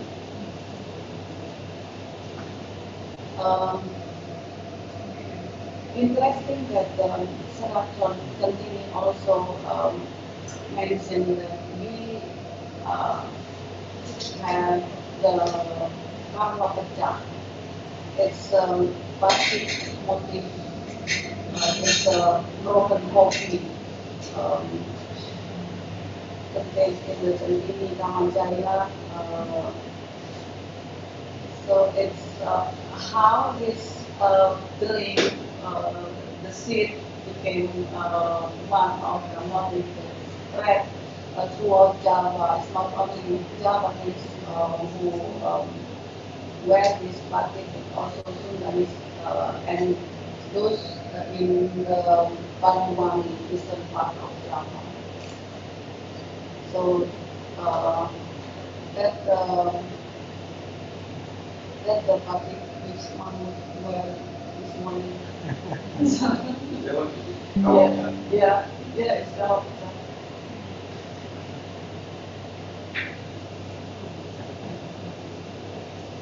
So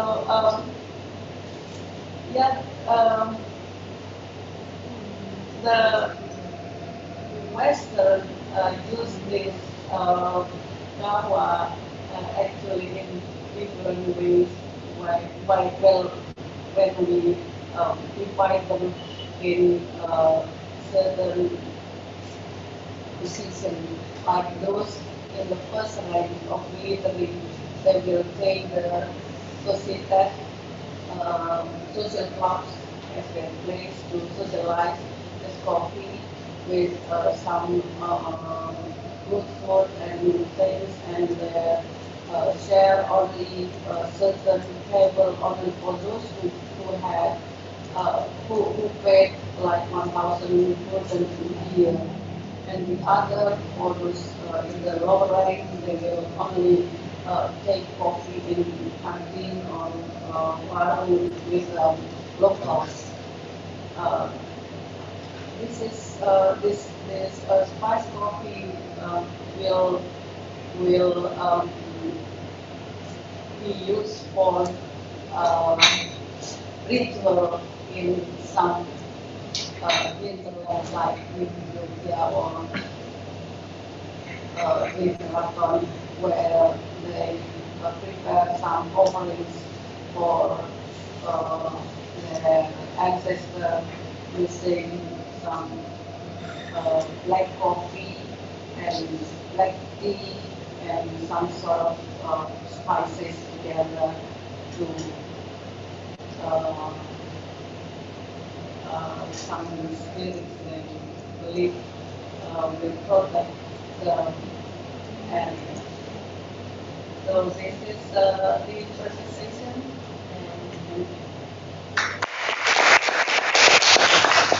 Thank you very much, Awalia.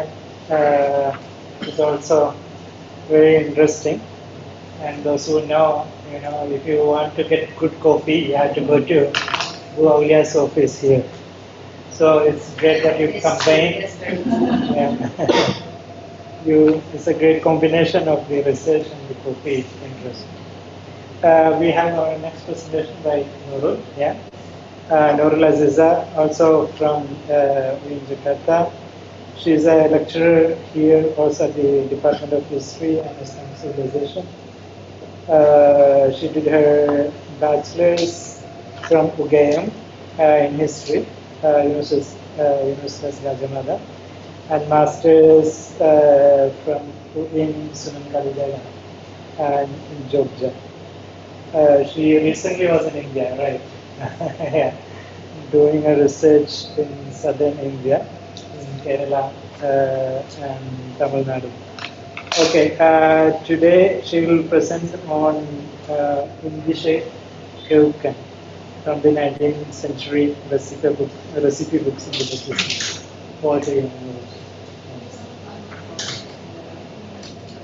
So I'm actually will talk about the Indische Keuken. I will look at what is the meaning of the Indische Keuken from the recipe books in the 19th century in the Netherlands cities. So why the reason to do this research actually because like in the middle of the 19th century. So actually in Netherlands cities we have like what we call what we site alliance like certain thing and there's kind of like manuscript talk about the cuisine, but the how to make it is not really mentioned like in the text like in City. The way people talk about how to make cuisine started in the middle of the 19th century. There is like some people who have like Ratu, Dapu, who try to like to collect the recipe from the people in the Netherlands Indies and who publish the book to make this kind of to make the people, especially the women in the Netherlands Indies now how to cook all these kind of food. So that's why in the kind of the middle of the 19th centuries, they put some kind of like the concept of regional cuisine. The first time the cuisine is to English. Okay.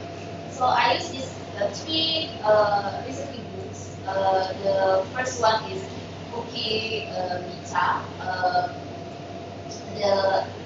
It's published in the first time in the 1857 in Malay language, published in Batavia. In the middle, it was in this book. It's published in the 1870s and also translated as Buku Masakan from Rupa-Rupa in the 1879. It's published in Surabaya in the Netherlands version, but in the translation version, it's published in Sumatra. And the last one is English cookbook. This one is English cookbook. The author is Nanggala Bastian Zulyeno, and this book actually published in Netherlands in the 1872. Next. So this is the first book. This is the book written by Mrs. Cornelia. She lived in Batavia, but we don't really know much about her. This book actually first published in Batavia in 1875 and also published. So you can have until like 1864 the version of this book. And the writer and the Miss Cornelia write this book in Malay, except for the introduction. For the introduction, she used Dutch for the language. for the compilation of the receipt, she get help with the people in her surrounding, and how she not can mention the name, but she disguise the name under the two names. And then the arrangement of the dish, they're not gonna, they just put it in the right kind of dishes, India dishes, cake, pickles, sweet, and ice. And the name of the dish in this book is organized based on ingredients.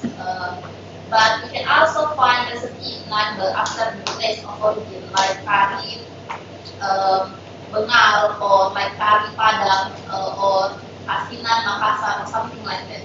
But mostly you can just make it, they just mention it like soto daging, soto babi, and something like that.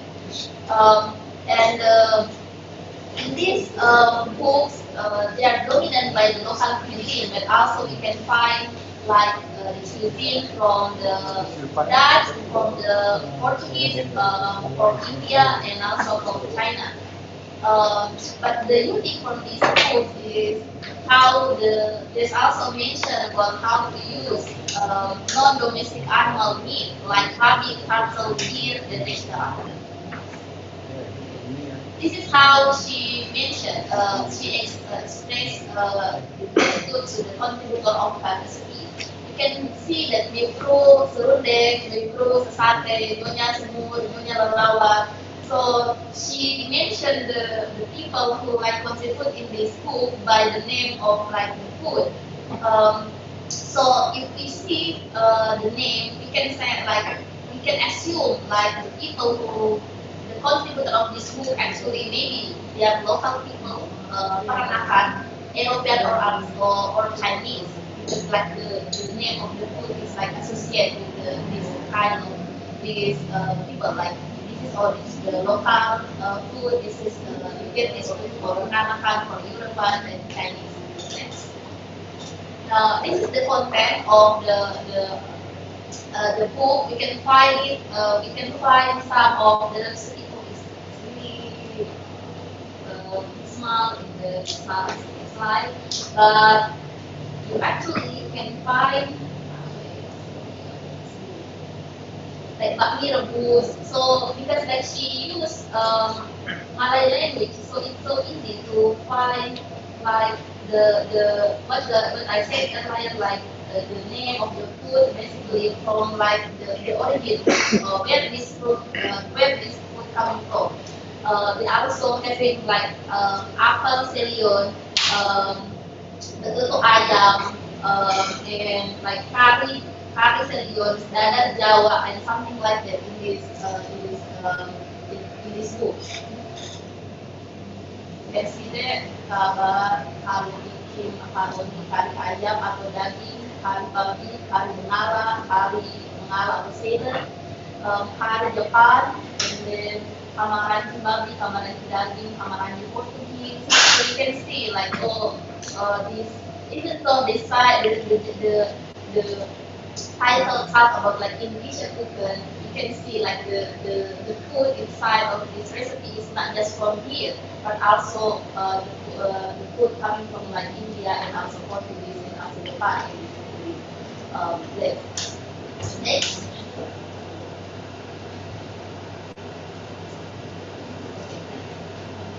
So this is the second book.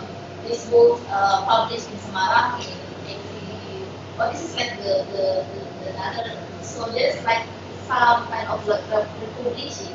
So this is like the version of the 1886 written in Dutch. So we don't know who write this book, but the publisher said that this book is more better than the Turkey pizza book, because the first there is like in this book there is like 1,650 recipe, but in the first volume, in the first edition, there's like 1,500 recipe. They collected and make this book, and then this book written in Dutch, so that's why the publisher said like this book is better than Turkey pizza, that the mentioned earlier. And this book also try to make like for the previous book, they don't really talk about like what is the India. They don't want to separate what is like Netherlands foods, Netherlands dishes, or like is this like peranakan or is this Chinese food or something. They just put it on that in this book and call it like this is Indonesia food. That's all. On this book, they try to make separate what is like to be called Dutch food and also what is called like indigenous food.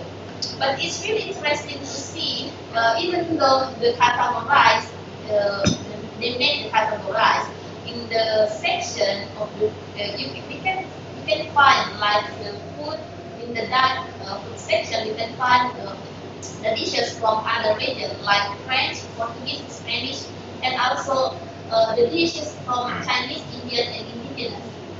So the categorized is not really like from what is the food, what is the Dutch food is, but what is the people Netherlands really eat in the time. So even like the food is from India, from Java or from Portuguese, but the people like it, so they just put it on them. So we can also find some recipe both in Dutch and indigenous food category.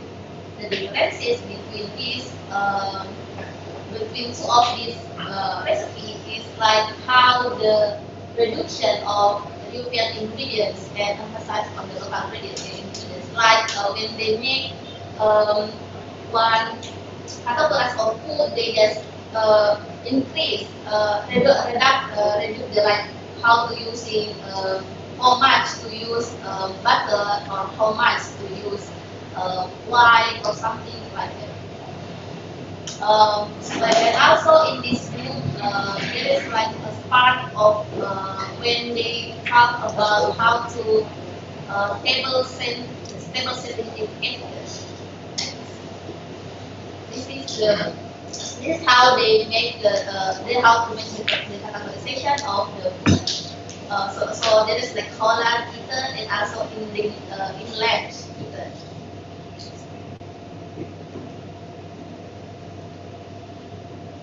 But it's really interesting because like if you see there is like Portuguese curry in lunch eaten. So it's really interesting to see that okay in lunch in eaten they also have Portuguese curry and also they also have curry bemalan. And also there is some food mentioned about another region, but they put it in the inland Italy. Next.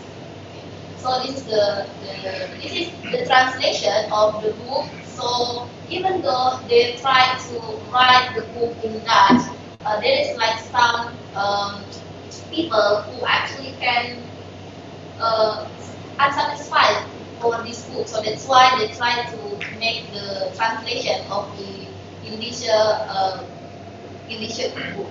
So they call it Buku Manas Masakan Jepang. And this book is published in Sumatra in 1931. So that the thing is really interesting this because like how they translate the Indonesia cooking to masakan cara Jawa. So even though the food is not from Java, they just put it in the category of masakan cara Jawa or how the Javanese people make food. So it's interesting to see how the translation works. Why they just translated Indonesia to Java? Because like even though the food is not from Java, how they make it is like how the Japanese make it. So that's why this becomes like Japanese way to make food. It's not Japanese food. It's about Japanese way to make food. Next one. So this is the last book. The name of the book is English book written by Akhbar. the answer in next month. So this book is published in not in the Netherlands, but in Netherlands in 1872. So this is the first book on English cuisine published in Netherlands. So it's also different from the another book because like this the food, how the author categorizes the food is organized alphabetically. So the writer is not trying to categorize the food based on Dutch or indigenous food. There is 233 recipes, including recipe for dishes, cake, pickles, ice, jams, and sweet, as well as this kind of special dishes. Another thing, the unique thing from this book is also because this book also mentioned how to store the spices. So the author says about why she tries to write this book. She said she writes this book as a response to repeat requests from several East Indian ladies. So there's some ladies come to her to say please you have to write this recipe. So that's why she tried to write this book. And also she said that she assured that our recipe in this book has been tested. So the quality of the recipe in this book, she guarantees that it's going to be good. And then this book suitable for Metro and the Netherlands who just moved. So it's from the people from the Netherlands who just moved to Batavia or Netherlands, or for the people who are already in Netherlands, because they can learn how to make cuisine by using this book. Next. So this is what I explained in my she says about why she made this book, about why she made and for who she wants this book to use. Next one. Next one.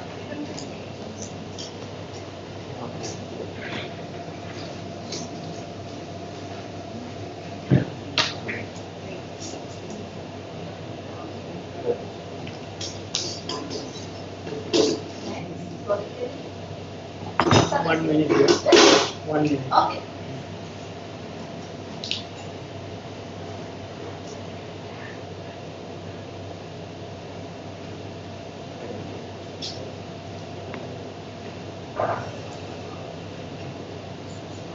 Okay. Next. Absolutely. Okay. Next.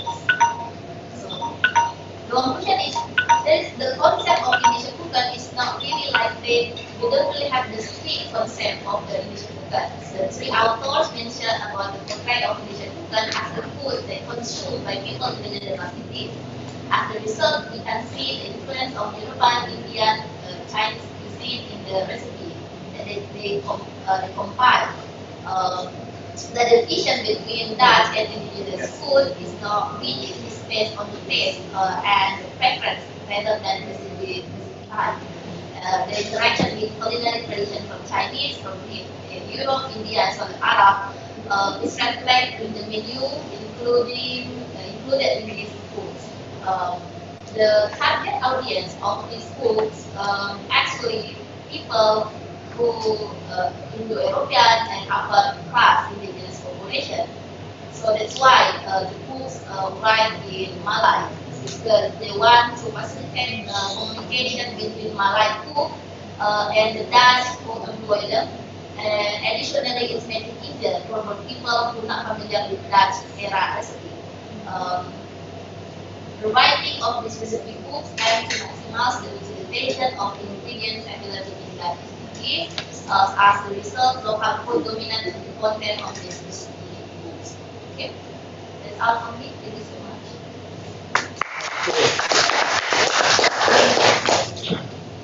Thank you very much, Nurul, for the presentation. We have about 20 minutes, yeah, maximum 30 minutes. We can take you for the Q&A. Yeah, so we'd like to start. Let me see how many people. Okay, 1, 2, 3, 4. Yeah, so we'll have a first one round of questions. We'll collect the questions and then we'll have one more. Yeah. Okay. So students first. Yeah. Okay. Assalamualaikum warahmatullahi wabarakatuh.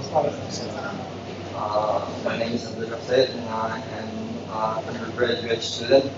So I have a short question, maybe from my curiosity about spices as a material for medicine, for medical purposes. But as I heard Mrs. Awalia teaches about how class in Southeast Asia, or specifically in Indonesia, makes a derivation on how coffee is used. For example, in the third class, or indigenous people, they use spices in their coffee, but the first class use sugar. But I want to ask for this kind of sort of thing, but in medical purpose. Is there any type of class segregation on how Malay people use spices for medicine? For example, high class people use chungkeh, but for the lower class not, or any sort of thing. Is there any for medicine purpose? Okay, just before you answer, we'll collect the questions. Yeah. Yeah, please do. I want to ask Ibu Awalia. Awalia. Your research is interesting because it is not similar with nationalist historiography in the 20th century, where the historiography emphasized on nationalist approach in political movement and so on. So I think your movement can describe about cultural modernity. What did they eat? What did they drink? For example, if we talk about nationalist Sukarno, maybe he drink with European style, maybe. Or Sultanate, for example, he likes music. He likes European music, and maybe he drink coffee like European style, for example. And my question is, do you have example of the style, lifestyle of nationalists, Indonesian nationalists, when they face cultural or consumption in Indonesia? For example, what did they eat, what did they drink? If there is, did they drink like European? Did they drink different?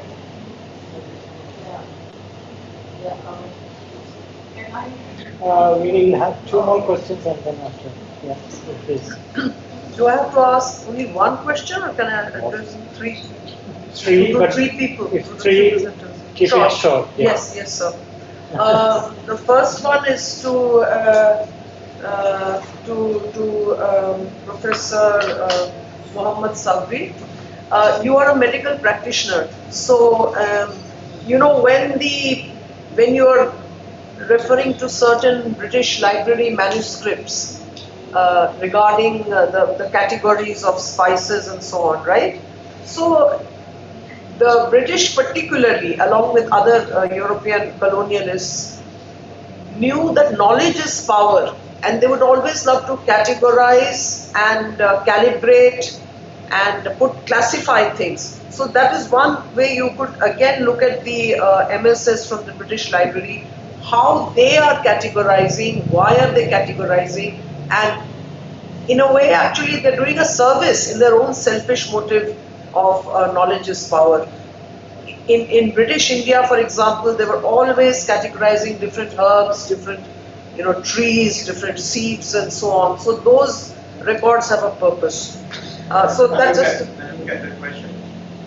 It's not a question, it's a comment and a suggestion for you to look at the British MSS, British Library manuscript records and how they're useful, and at the same time with their own motivation, why they're doing it. And you could go deeper into it because there are all kinds of categories available, more than one.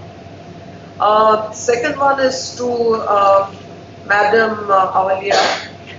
You mentioned the word kahwa several times in the context of coffee. Many of you must be knowing that in Kashmir, which is has a majority Islamic population, kahwa is a tea.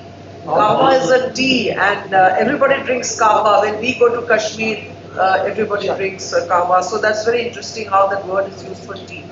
Secondly, when I have done some studies on how the British started using tea and it became so common. I mean, we are drinking out of these white cups and saucers, the teapots. It's a British habit.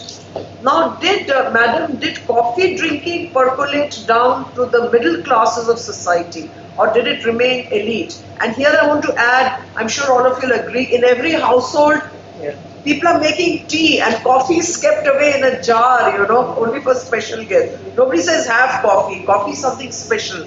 So, going back to history of coffee cultivation, that did it really, in what way? Because tea became very common, and sugar, you mentioned sugar, how tea and sugar then started leading to so many diseases among the British population. So that's a very interesting study. Secondly, you said the Arab people were also drinking coffee from Java, etc. True. But mocha itself, mocha coffee from the Middle East was also being traded and supplied. So would you like to answer, or can I answer? Maybe in the next round. Okay. Okay, otherwise quickly. Okay, please. Yeah. Keep it short. Yeah, that was a very good paper on you talked about cookbooks. They're called cookbooks. Now you're looking at it in a very, shall I say, a very, very linear manner. Because the person who's writing the book has a motive. He's not just wanting to please you, that in the afternoon you make a better recipe for your elder son or something like that. That cookbook, that colonial cookbook, has a certain sinister something to be read between the lines. How much is that book giving space to indigenous recipes and how much to Dutch recipes? And is it just ornamental for ladies to read in the afternoon and talk about it with each other? Are they really making those things? Or is it just another form of a travelogue? So you could look at it less linearly as you are, that yes, it's a composite thing, everything is being combined, and books are reading it and women are reading it and they're experimenting with food. Perhaps not, perhaps yes, to some extent definitely, but perhaps not. There's something, and there's something called a caste system, not in the Indian context. There's a caste system in food, All of us say, I don't eat this, I'm not going to make that, I'm not going to eat this kind of food. In India, there's such a big caste system in food. So maybe these things could be looked at for you to work on. Thanks. Okay, thank you very much for the presenters. My first question to Effendi. You mentioned some spices imported. So which country or which region those products were imported in the past? There's some spices were imported. You mentioned the locals, and this from which country or from which region? And these spices used mostly not just ingredients in cooking, but at the same time medical reasons. So prophetic medicine became fashion in 1990s onwards, and let's say at least in Turkey.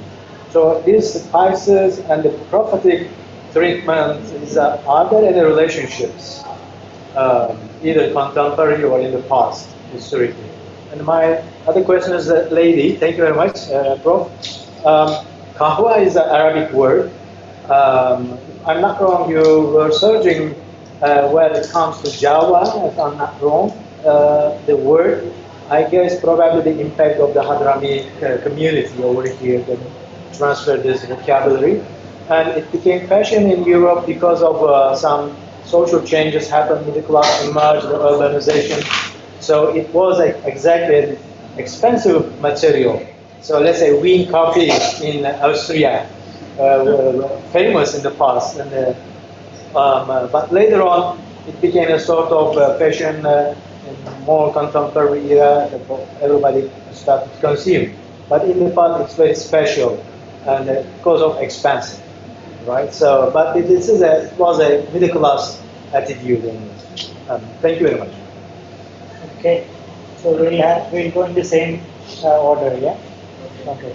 I answer all the questions. Yeah, in one sentence. Okay, so with this question, it was not something that I've seen expressly written in any medical manuscript where there is treatment according to class. I haven't seen it. Perhaps I will keep that in mind, maybe I will find something. And then with regards to your three questions, so can I move directly to Dr. Muhammad? Yeah. The question was the provenance of the ingredients. They are from the Middle East, like a halva is from Middle East, cumin, the salda. Although habib salda, I think India is planting it. I'm not sure whether how long has been planting it in India. And there's no contradictory with prophetic medicine as such. Prophetic medicine mentioned a lot of spices, used a lot of spices.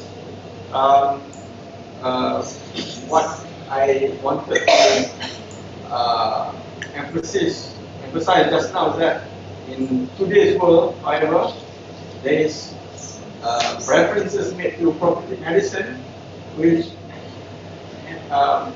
sort of victimizing the local traditions where people no longer want to use because there are things that are being mentioned in prophetic medicine. And it is not like, it is never like this before. People knew about the prophetic medicine and they respect local heritage, appreciate local heritage, they use local heritage. And whenever they find that whether it's prophetic, Arabic, Chinese, Indian, etc., they use it. Yeah, they are being creative in mixing it with their local heritage. Yeah, environment. I think coffee and nationalism in the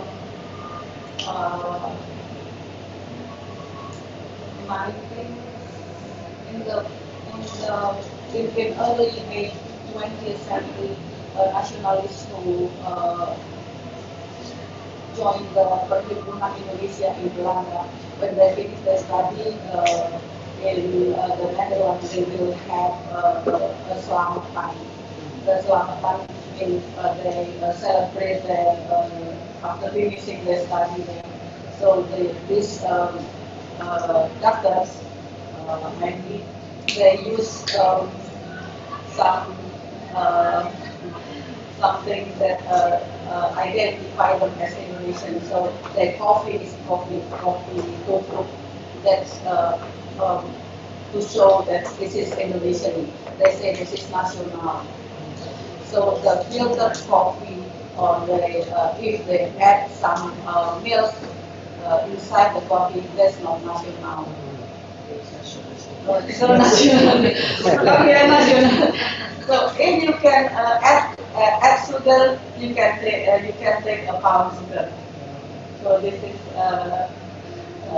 for the Indonesian. But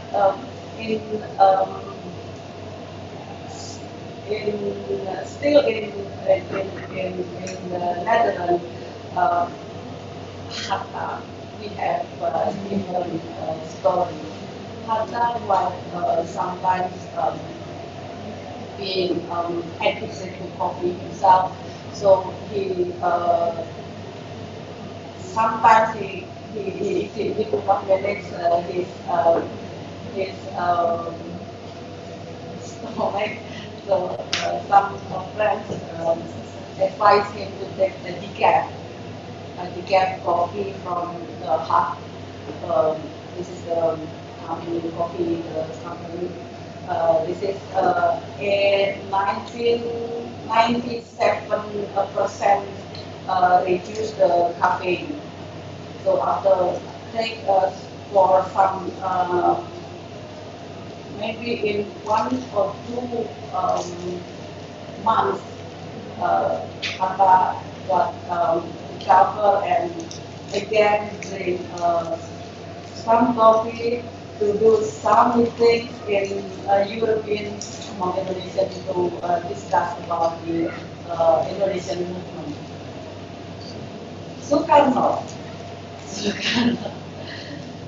Sukarno was actually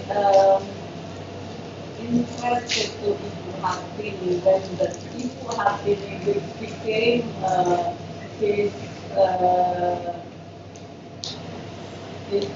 will be wife here. Because Ibu Hartini served him the coffee. Then she became his wife. He actually had a wife back in the kampung. So is this nationality or no? I don't know. Okay. So the second question. Well, we have several stages for coffee consumption. We can manage through we can identify the consumers through the equipment, glasses, from the coffee itself, from the equipment, from the place where they consume. So each place, each equipment, each things that related to coffee, we can see if these people belong to which level of society. So if you go to the society, to the social club, you're first class. If you go to canteen or local warung, you're the lowest one. You use your glass with ceramic, with golden line here, you are king. Maharaja. Kasunan. This is from Kasunan also. Yeah. And if you put silk down here your glass, you ambassador. So the coffee, there are so many coffee. So we have coffee too. We have so many. Yeah. And the lifestyle identifying who you are. So it depends. Okay, Arab Indian is Arabs who already been Indonesian and Arab Indonesian, so they already here. And the Mukadama, of course, this is the first land in the world. We also sometimes have make some syrup of it.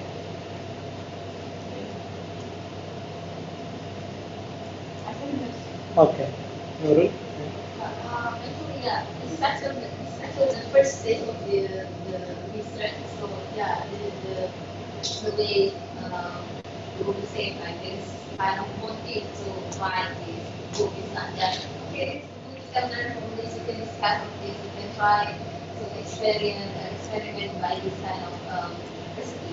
but yeah, there's also I think there's like ideology of this why why the Malay not in the Dutch, or why they just put out the dish together, not that make it like the differences between Dutch cuisine and indigenous cuisine.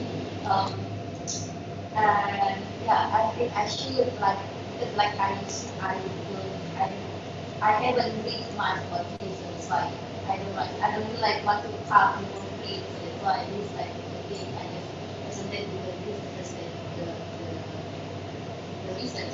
So yeah, we'll continue to like to look at what will be said in the ideology, the motive or something like that. Yeah, thank you for the.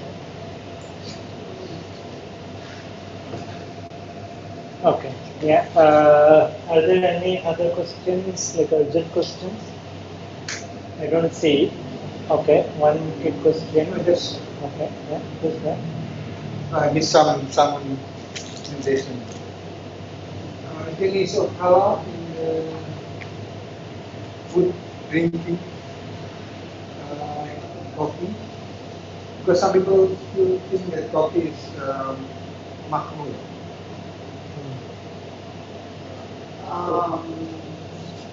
Me, no, of course. I like coffee. And also, I think in Ottoman Empire, there was a big debate. Yeah, that's Some people saying that it is haram, and then people protested, and then the Sultan and the Shaykh al-Islam also, you would be knowing it better, right? Changed the opinion. And in 16th century Makkah also, there was this big debate on consumption of food. But In Java also we have Syarif Samjam who wrote kitab kopi dan rokok. It is written actually in Arabic. It says al-aslu al-ibaha. What is it? Al-aslu al-ibaha. Okay.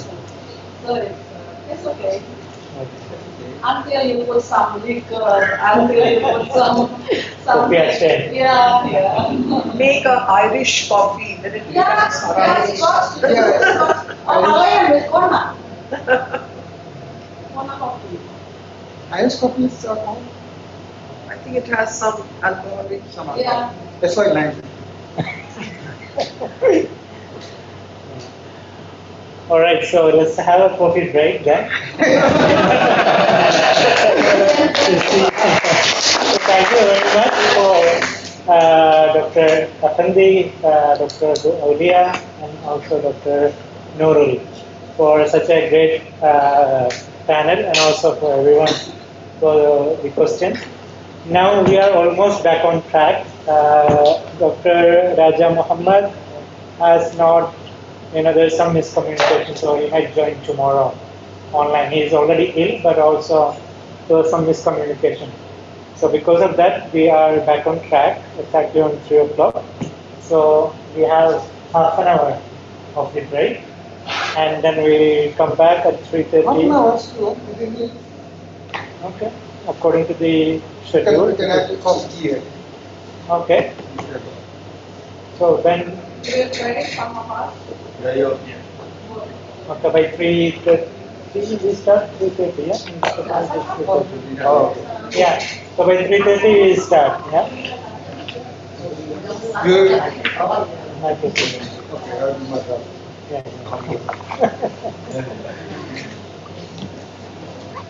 Voila. Oh,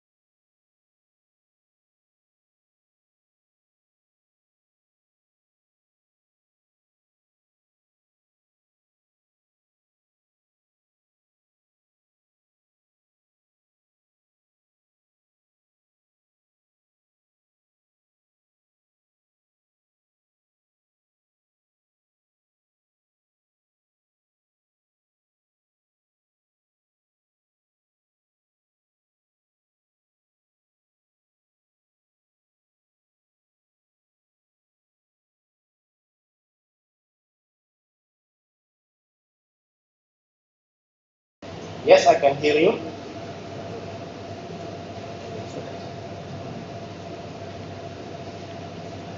Hello.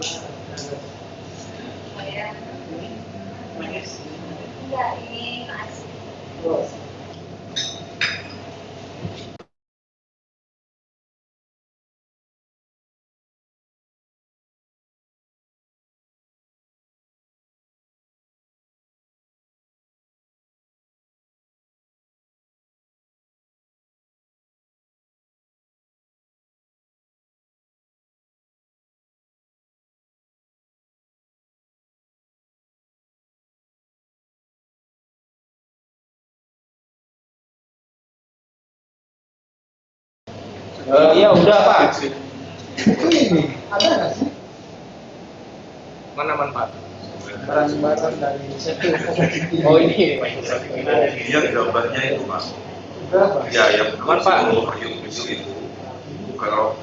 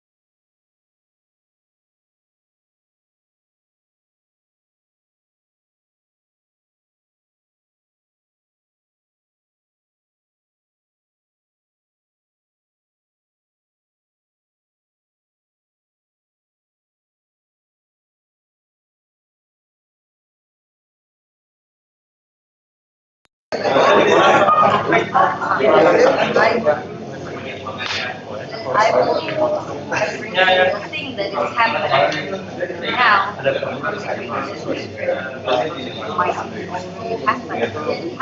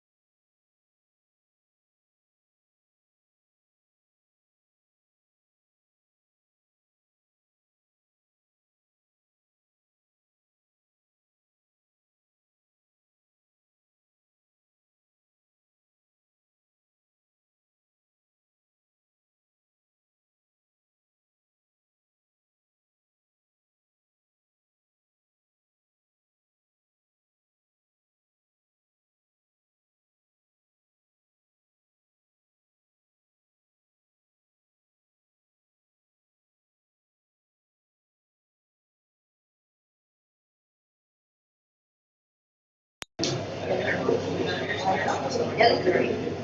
Small organization. Not the goodwill.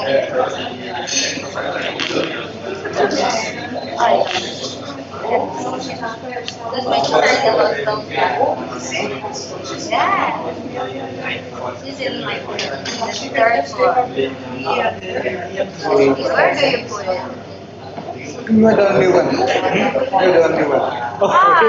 That is the yeah. Oh, what happened to the others? The black one, right? For me, it's just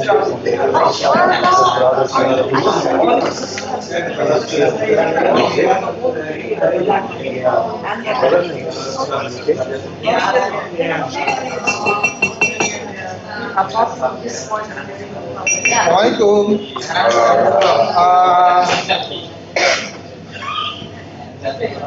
We start in the last panel for this day.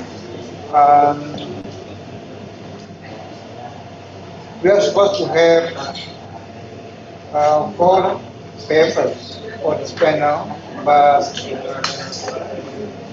for some reasons,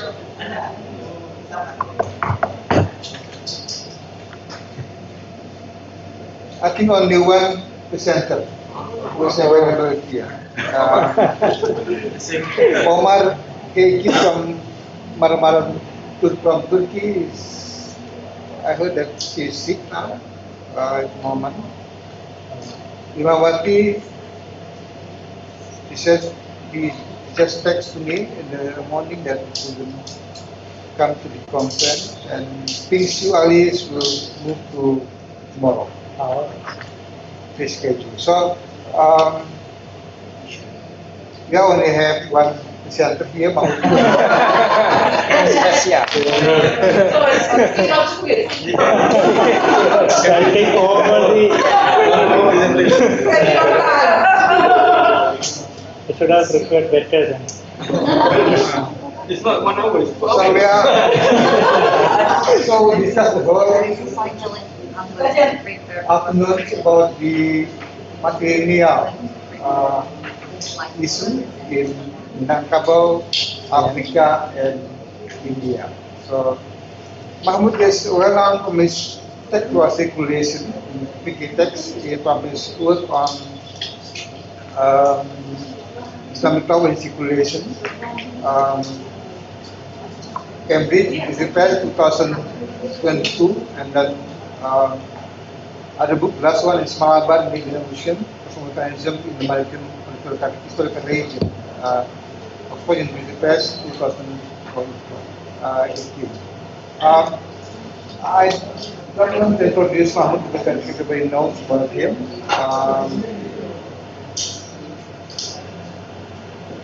I'm just curious about your project of material, Mansi material in 3 regions, Africa, Sumatra, and India. That's something new for me. I think it's unique in Sumatra. This now. You can find something in Africa and India. So how come that idea, that style of life, principle of life, came about? If the region is very far away from one to another. So Mahmoud, this time now. Okay, thank you. I think instead of sitting, I will stand. And preferably here, so that I can see who is sleeping, who is not sleeping. Okay. So, I prepared for 20 minutes for my presentation. Is this working? Is it connected? It's not connected now. Is it camera? Yes. Okay. Oh yeah. Does it look like But so I prepared for 20 minutes, but now there is some time. I'll take some liberty introducing my project. My paper is mainly about one small dimension on manuscripts as objects. Yeah. So the conference focuses on the material culture. So how can we approach manuscripts as material culture? And the title is like, everything starts, all the words starts with M. So manuscripts as matrilineal materials. Matronage, like patronage. Yeah, matronage in Malabar and Minangkabau. Malabar in Southwest India and Minangkabau in West Sumatra. All right, so this is a project that has been going on for some long time on matriarchal, what I call matriarchal Islam. And this slide turned up so that it is more visible. Yeah. Okay, thanks. So this is a project to study matrilineal, matrilocal, or matriarchal communities. Some of these terms you might be familiar. So matrilineal is about the lineage that is passed through woman, yeah, from mother to daughter, or from uncle to nephew. In opposite to the patrilineal. And another term is matrilocality, which is after marriage. Like in Minangkabau, after marriage, women stay at their houses instead of going to husband's house. Yeah, so that is usually anthropologists call it as matrilocality or matrifocality. Yeah, it is opposite to patrilocality, which is after the marriage, the woman go to the husband's house. And the third one is matriarchy, which is a very contested term in anthropology. People say that there is nothing called matriarchy, but some other scholars argue that no, it can be identified as matriarchy. I use this term matriarchal as an adjectival term to represent all, like an umbrella term, to indicate matrilineal, so which is about lineage, and then matrilocality, which is about the residential pattern, and matriarchy. So there are many communities. So in West Sumatra, that right, the Minangkabau, that you already know. But also Negeri Sembilan, yeah, in Malaysia. Negeri Sembilan, which is mainly, even though it is called 9 provinces, it is only 7 provinces, including many places like Rambau, and many other places. So that is one thing within these two regions.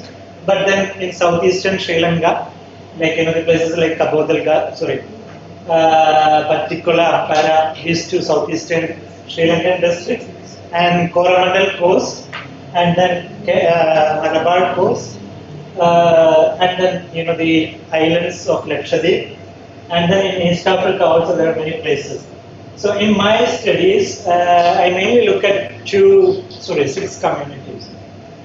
So the Minangkabau, the Malabar Lakshadweep, and then the Mozambique. These are my main focus areas.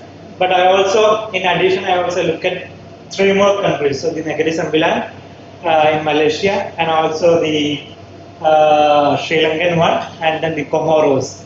Yeah, Comoros is like a small country, less than 1 million population. 1 million. Yeah, but entirely Muslim, African, but they have their own language.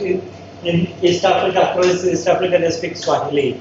Yeah, but not in Comoros. In Comoros, they speak Comorian, but also they know Swahili, but also Arabic and French, because it was part of a French colony at that time. Okay, so these three plus 3 countries, 6 countries that I look at. And as you can see, they all, for example, Minangkabau to Mozambique, they are thousands of miles away. But they are connected with certain elements. What are the connections, when they are situated, thousands of miles apart, what are the connections between them? There are certain connections, at least for me, that is Indian Ocean and then Islam. So as you must have noticed, or you can notice, almost all of them live in and around the Indian Ocean.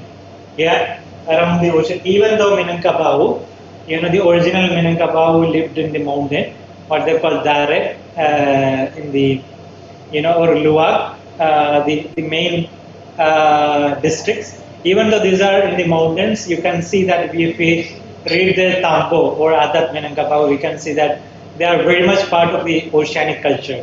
Similarly, many communities, as you can, and now I think as I have time, I'll tell you one story, which is very interesting. Yesterday when we were sitting in the Starbucks, we were discussing this story, how Minangkabau became matrilineal, while everyone in Malay world, so to speak, is patrilineal. There are of course many other communities which are not matrilineal.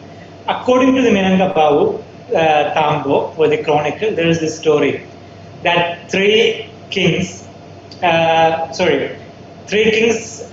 came from some places. They had a meeting in the highlands of Minangkabau to change their custom to the patrilineal system. They were fed up with this whole matrilineal system, and also there were a lot of Arab Muslims who criticized their custom. So they decided to change that into patrilineal. So they wanted to get rid of the other. And then after the meeting, they wanted to go to Aceh. And they took a ship, and then the ship was damaged. And they could not travel further. So they asked help from their children, their sons. And then the son said, no, we can't help you because it is very dangerous on the sea. And if we go and repair the ship, we will die, on the sea. And then these kings who were very desperate, they went to their sisters' sons, so nephews, nephews and nieces. They said, okay, whatever, we will definitely help you, irrespective of our life, even though it is very dangerous on the sea, we will come and help you. And then they came, and then they helped, and then these kings were very impressed. And then they said, okay, we discard the decision that we took to change the patrilineal system. Rather, we continue the matrilineal system, so that it is very, because our nephews and nieces, in Bahasa Indonesia you say kamanakan, they are more loving than our own children. So they decided to have this system, Adat. Which is, so this is like one of the stories that you can see in many versions of the Tambo Minangkabau. What is interesting is that you have exactly the same story from Comoros. Comoros is many thousands of miles away, but they have the same story. Again, they were a man, the first man of the Minangkabau, of the Comorian tradition. He had a ship. The ship was damaged. He asked his first his wife and his children. None of them helped. He went to his sister and his children, her children. They came to help him. And then he decided, okay, whatever property he has, it will go to his children. So we have this sort of story. The basic point is that, Indian Ocean, even though Minangkabau is in the highland, as you can see that the story, the ship and the boat and the seeing, all very much part of the same tradition and culture. And similarly, Islam, all of them follow Islam across the region. Of course, there are many other communities which are not Muslim, but matrilineal, like in Northeast India, in Southwest India also, in Nair being one of the larger matrilineal community. But then there are also many other similarities. There are many differences, many similarities. So a residential pattern after marriage is one thing that I mentioned. And inheritance, only for women, which is also only or mainly for women. That means often it has to go from, according to the Sharia or according to the Quran, it says what? In Surah An-Nisa, it says that it has to little jolly. Yeah.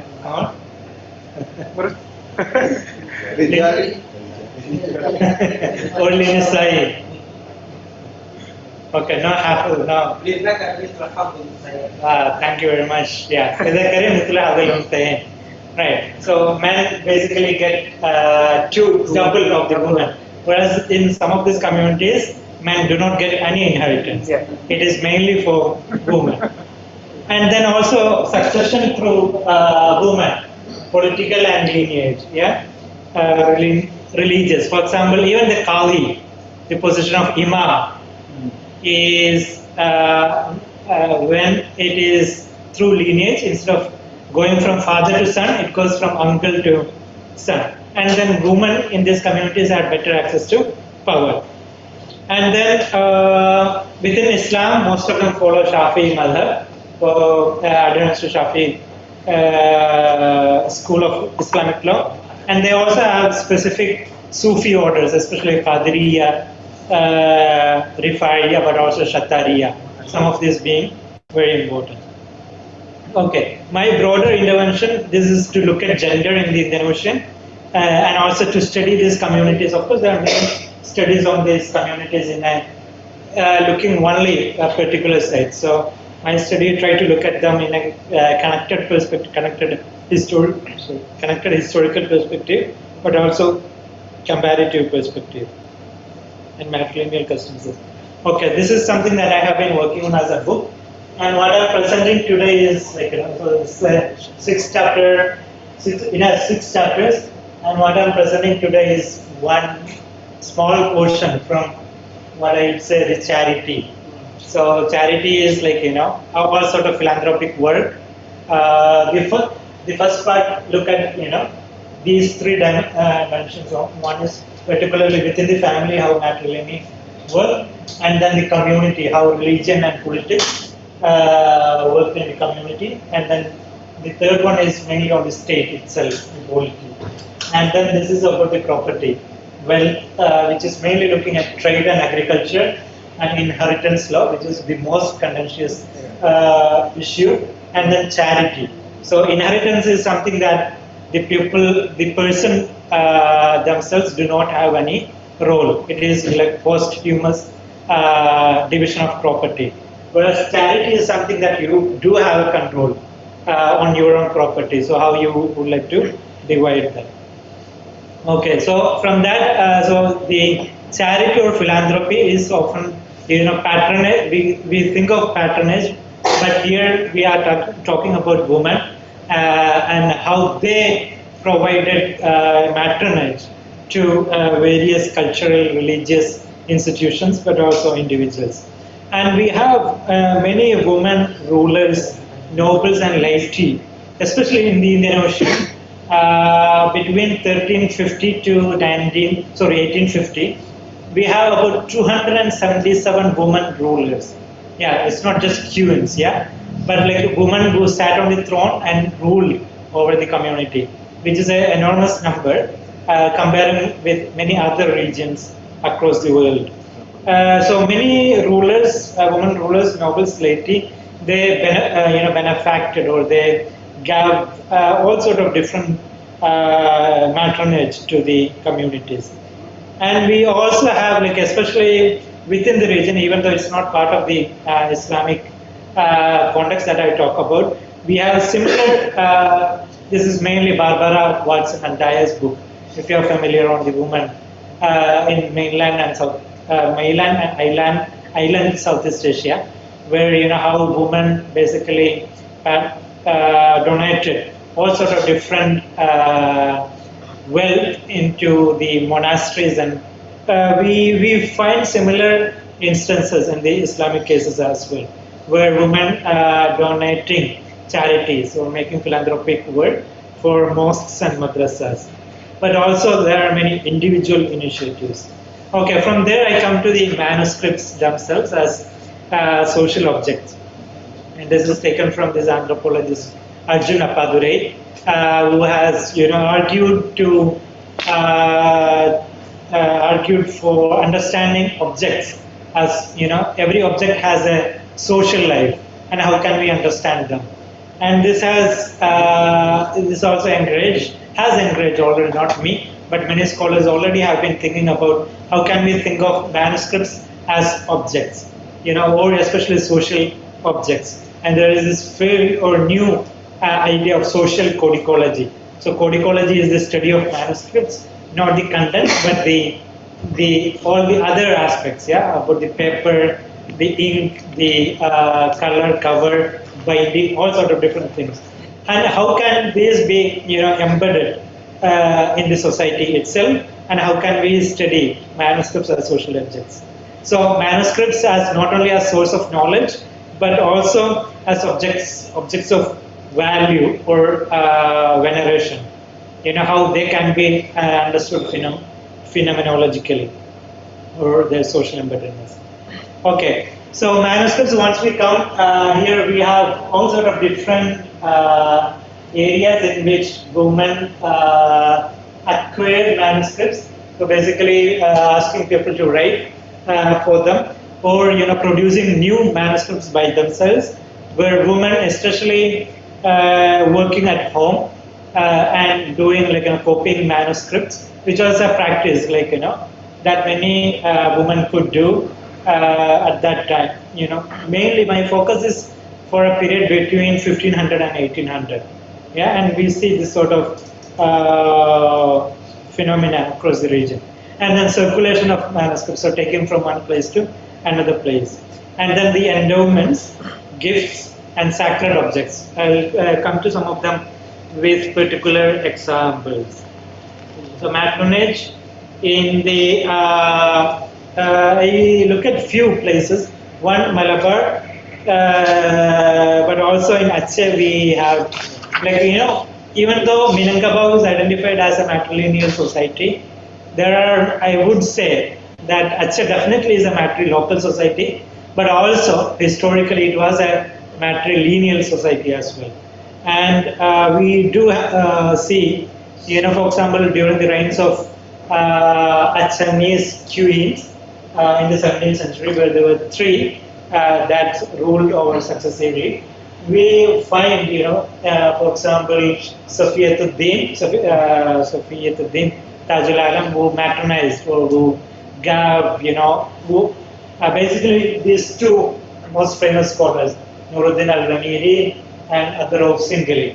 And Adarauf Singhali's this famous work, Hidayatullah, is written. He says at the beginning of his text that basically Queen Safiyatuddin asked him to write this text. And then similarly, Nuruddin al-Ramiri in his eschatological work, or Akhbar al-Akhirah fi Ahwal al-Qiyamah, he also mentions that Queen again asked him, and then gave him all the support that he needed to write the book, the manuscript.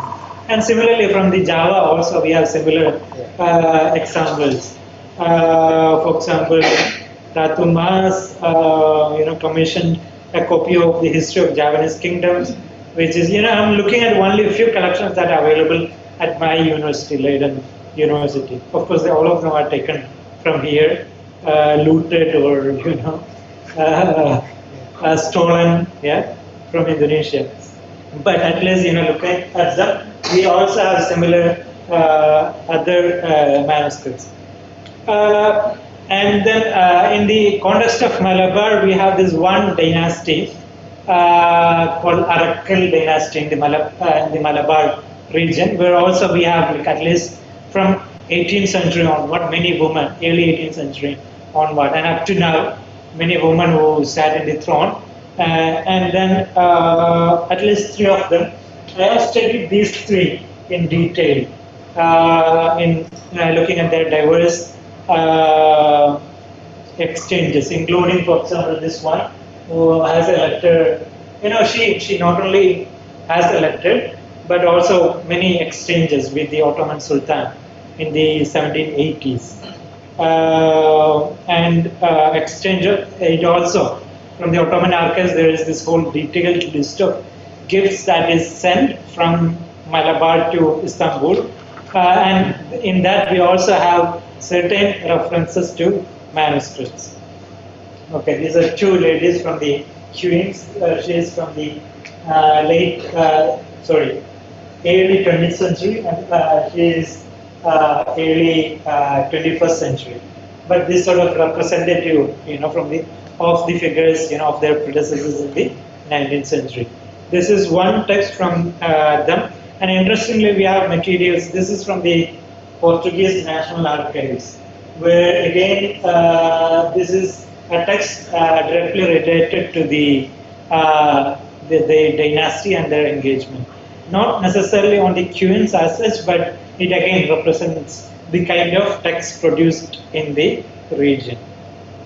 Okay, from the matronage, I come to this one particular theme of waqfiyah.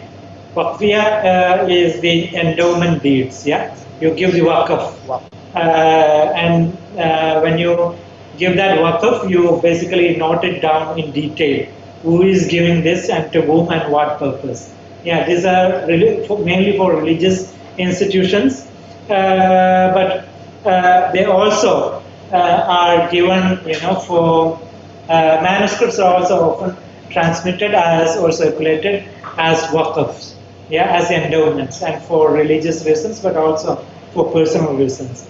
And we have this sort of waqfiyah in the Middle East from 19th century onward, and Quran is one of the main manuscript or one main text that is circulated or that is given or transacted as manuscript. And we have similar cases from Ethiopia also, which, these two cases I mentioned because they are already comparatively steady, whereas the Southeast Asian case, except for Aceh, I have not seen any other detailed study on the endowment deeds in the manuscripts. Okay, so in Aceh, we have, according to a study by Annabelle Tegalap, we have she says at least 12 Quran manuscripts with waqfiyas or waqf instructions. So, she gives the inscriptions in an article she published in 2020. She gives all the 12 waqfiyas. And I give one quick example, which I found it interesting. We're going to give an example. This is, the Quran waqf Chuddi Gulam. So, from her name, you can understand she's a lady. The waqf kan akan po bab buddhi, anak panglima, England, and so forth. So basically to her children, here is a translation. And then, but what is even more interesting is that similar to this, it can be identified as waqf al-awla, or waqf for the children, or waqf zurri, which is, an interesting component in the whole institution of waqf.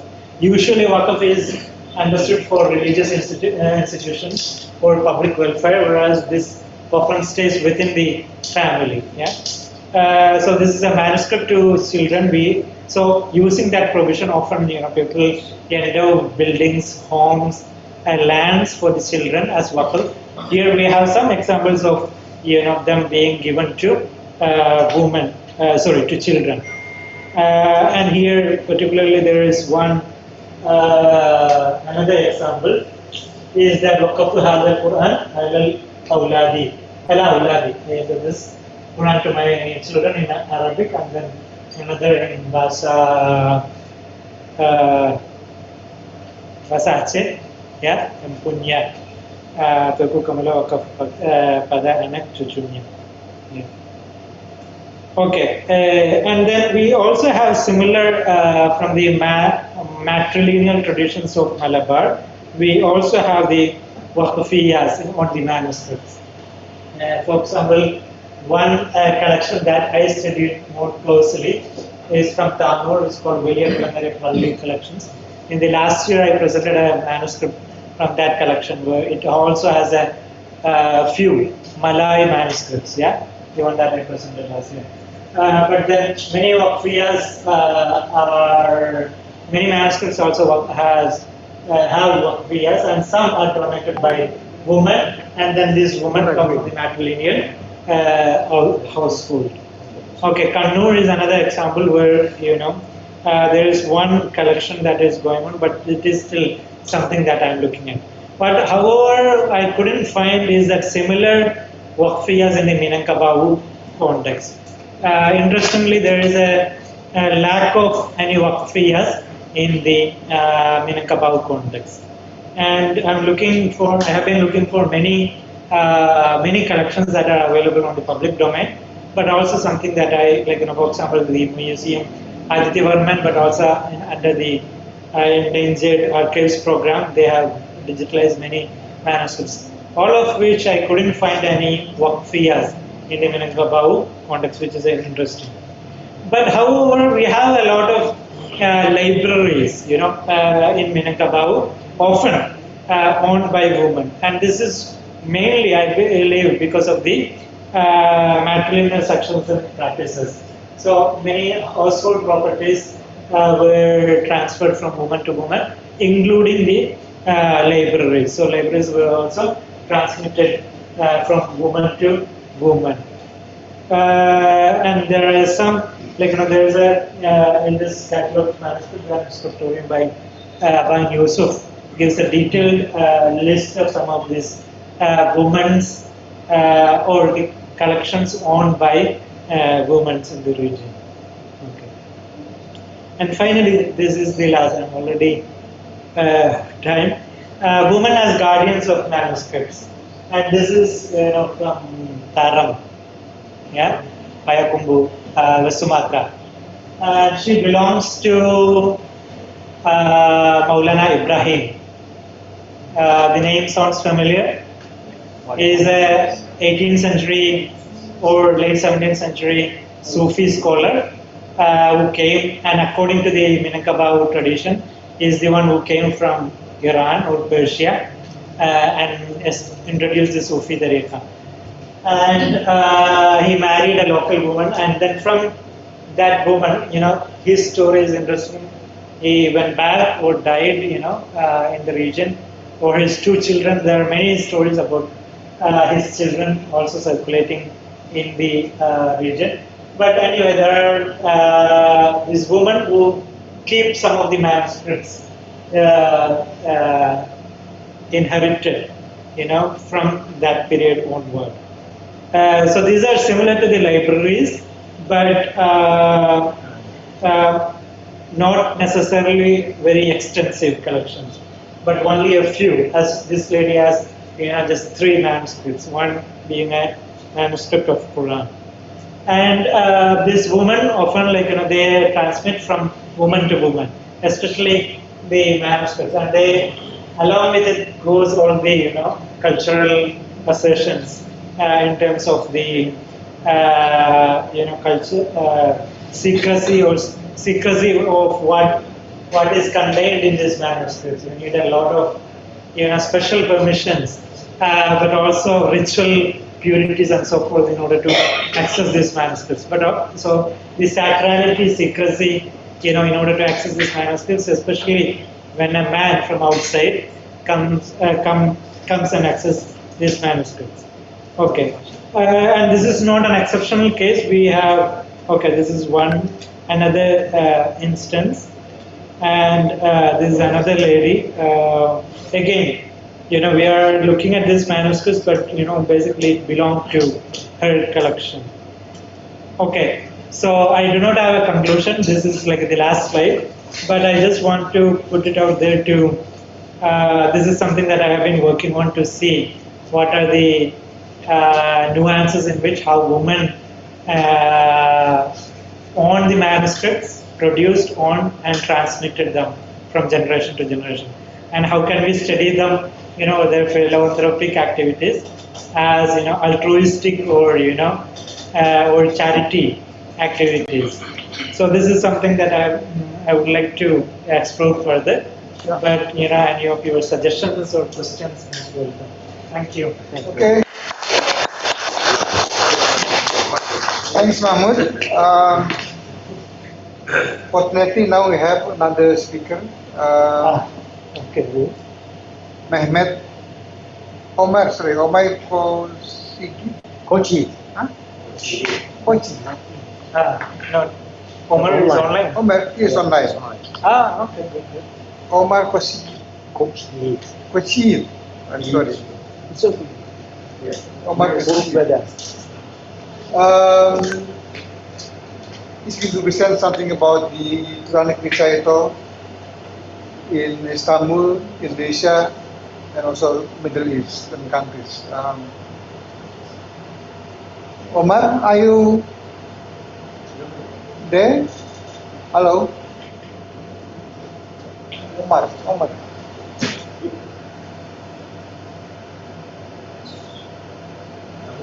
Oh, yes. Oh, yeah.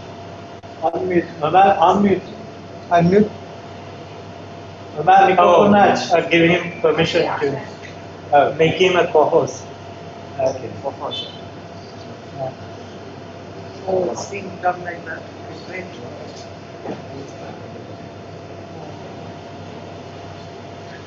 Where is this? Hello to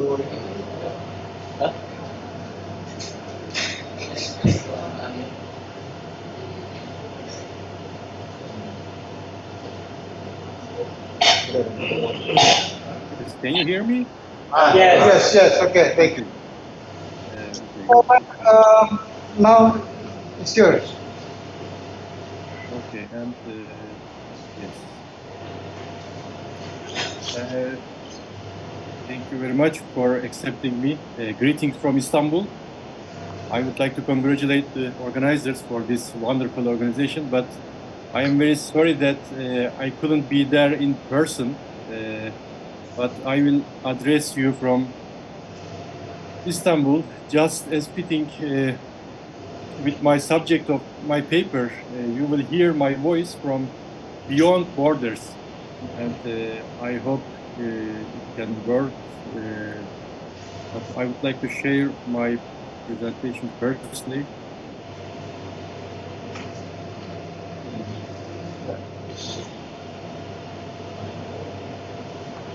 Okay. My presentation is about the phonograph machine that was invented in the 19th century. In 1877, Thomas Edison invented the phonograph machine, which later, the invention of the gramophone, allowed for higher quality recording and playback of sound. This new technology not only affected Europe, but also had an impact on Islamic countries.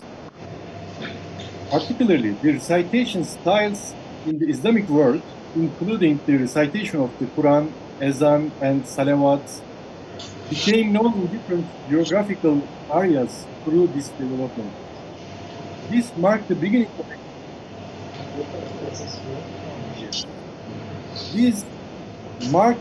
of a global process in the field of Quranic recitation.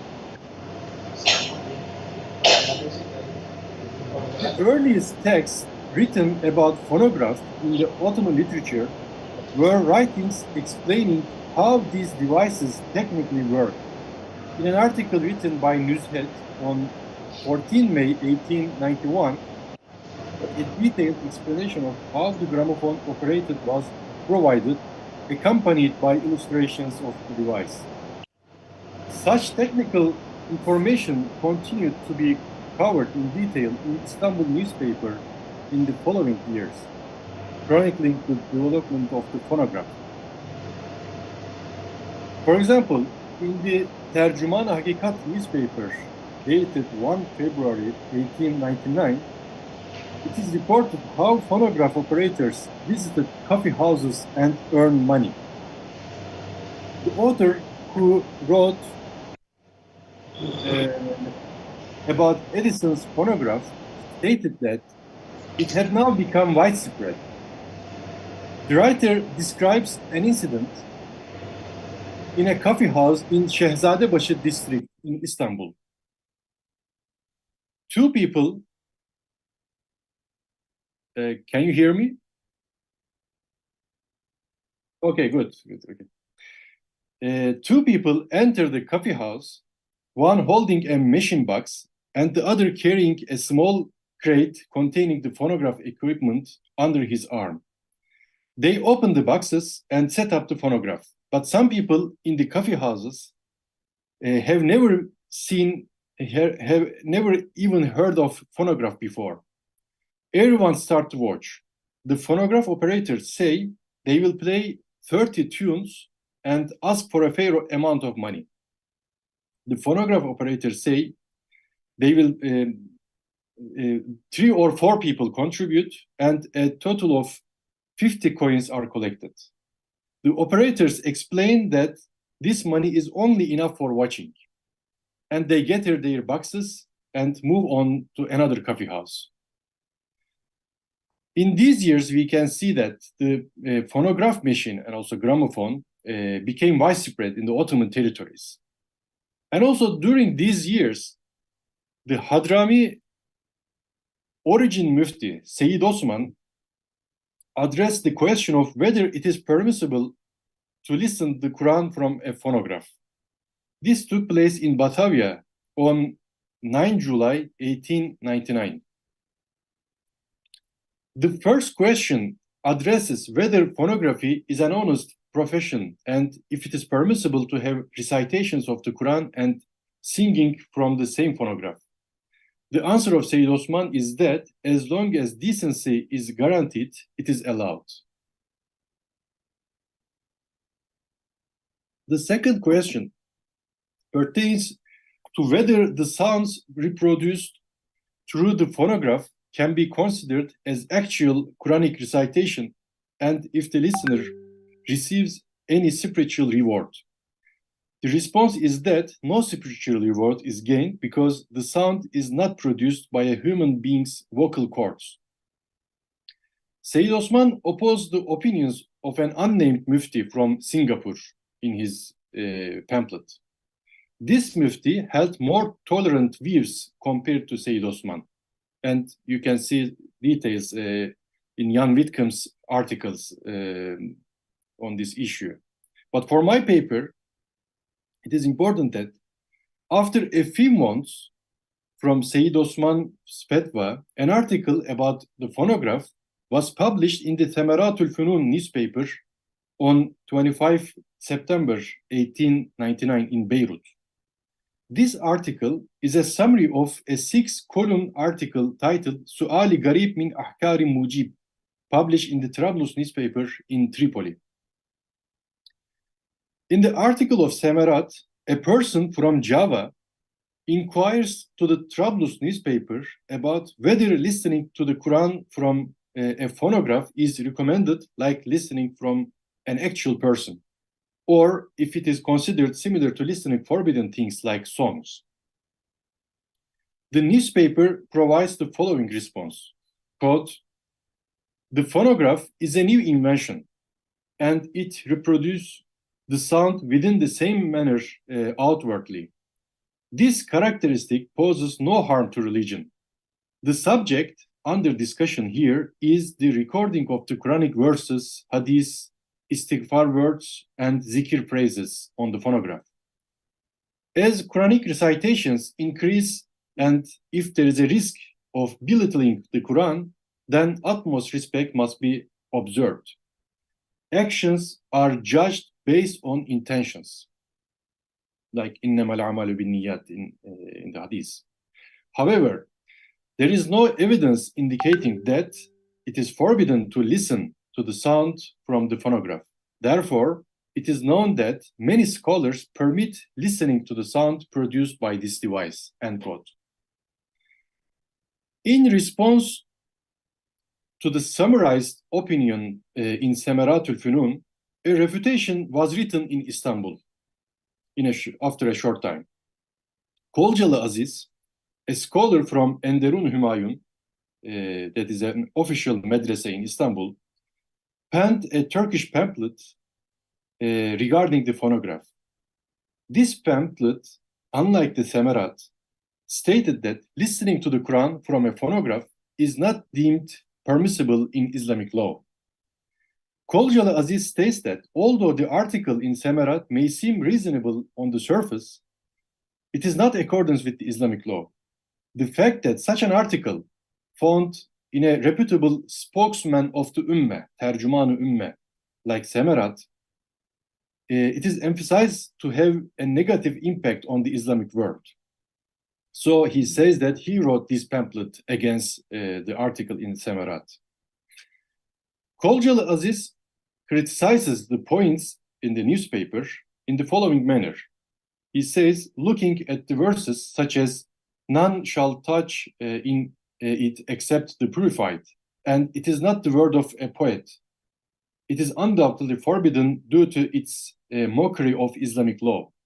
While it may be ruled there is no opposition to the Sharia in the use of phonograph, given that it was invented for the purpose of echoing and re-listening the sound, its nature is indeed amusement-oriented, and the public's excessive fondness for this device indicates its status as an entertainment tool. Because of that, applying the Quranic recitation to a plaything is seen as such an evil. And even those who dare to say the Quran is created from the time of the Prophet's era until now didn't permit such a transgression. This action is reprehensible, conflicting with the judgments of the Quran, Sharia, conscience, and tradition. The person involved in this matter bears great responsibility, Kolcalı Aziz says.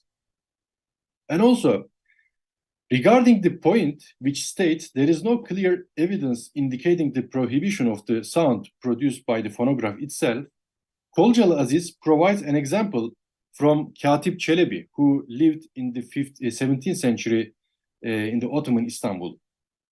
According to Aziz, to determine whether the phonograph is compatible with Islamic law, one only needs to refer to Katip Çelebi's discussion of chanting, teganni, in his works. There, Katip Çelebi divides sounds into three parts in the section of the components of sound, aksam-ı esvat. One comes from the beak of bird, another comes from the human throat, and the third arises from striking and blowing the musical instruments. And Aziz says that phonograph is the same in these categories, is the same with the musical instruments. So he says that it is not allowed in the Islamic law. But what was the response of the Ottoman Empire to the phonograph? The official stance of the Ottoman Empire, much like the pamphlet written and allowed to be published in Istanbul, was that the Quran shouldn't be listened from a phonograph or gramophone. To enforce this, state officials implemented strict rules and precautions. All kinds of goods coming into the Ottoman territories from abroad were inspected by officials of the custom officers, and those deemed problematic were prohibited from entering the country. In the late Ottoman period, it was a common practice to examine and ban many printed books on the suspicion that they contained objectionable content. Gramophone records also affected from these bans. For example, in 1904, a certain Hussein, a clockmaker in Benghazi, today's Libya, received cylinders from Italy. After examinations, it was determined that one contained a recording of the Azan and the other had a Sudanese-style recitation of the zikr. In a report sent by the governor of Benghazi, Ahmet Tahir Pasha, it was stated that these cylinders were religiously objectionable, and the Ministry of the Interior was asked what should be done, given that the entry and the distribution of these cylinders in the country were prohibited. A month later, a document sent from Istanbul to Benghazi ordered that these cylinders be rendered unusable by erasing the Azan and other religious recitations, after which they were to be returned to their owner. It was emphasized that in the report, such cylinders should never be allowed to enter to the Ottoman territories. In 1906, the Council of Ministers, noting the Caliph's, Sultan Abdulhamid II's deep regret over the recording of certain verses of the Quran onto gramophone records, decided to prohibit both the recording and listening of the Quran from phonograph. And in the Ottoman archives, we can see a lot of examples about banning of the phonograph records in different regions of the Ottoman Empire. And in these years, there were a lot of Quranic recordings that was recorded by the phonograph machine of Sunupur Kronje, who was the professor at Leiden University in the 19th century.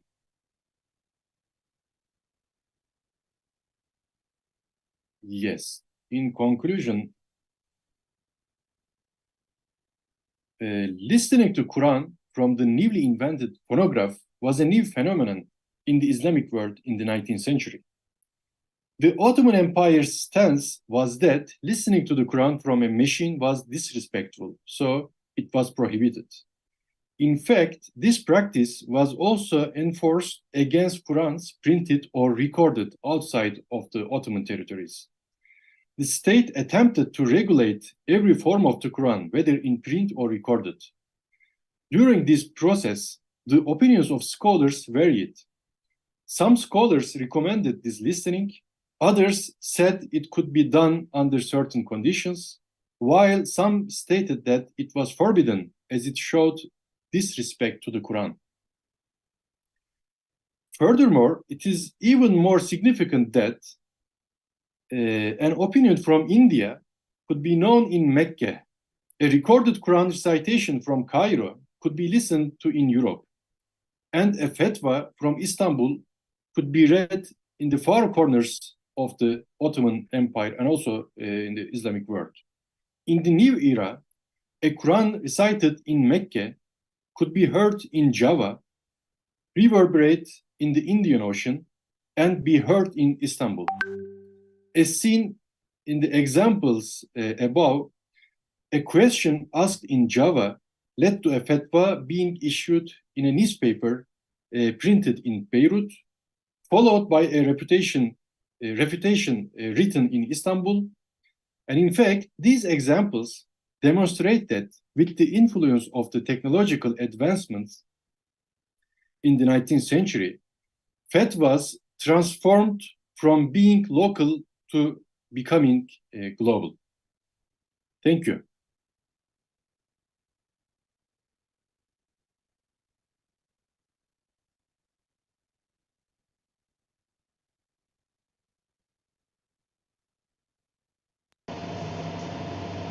Any question? Okay. Oh, okay. 1, 2. Only one or two. Can I ask, is this only on this paper or on either of the papers? So my question is to Mehmood. You talked about very, very interesting and very valuable research you're doing. So you've used the word M as an alliteration. I'm going to use the word P as an alliteration. So they were purveyors and protectors of certain manuscripts. Were any of them by chance also producers? Did they copy themselves any manuscripts, even few? Did one or two of them do calligraphy as a hashia? Do you have any information of the Indian Ocean world, and women also maybe producing or replicating a manuscript? Mehmet? Yeah. First Ömer, then Rahma. Ömer merhaba, nasılsın? Unmute. Okay, come in.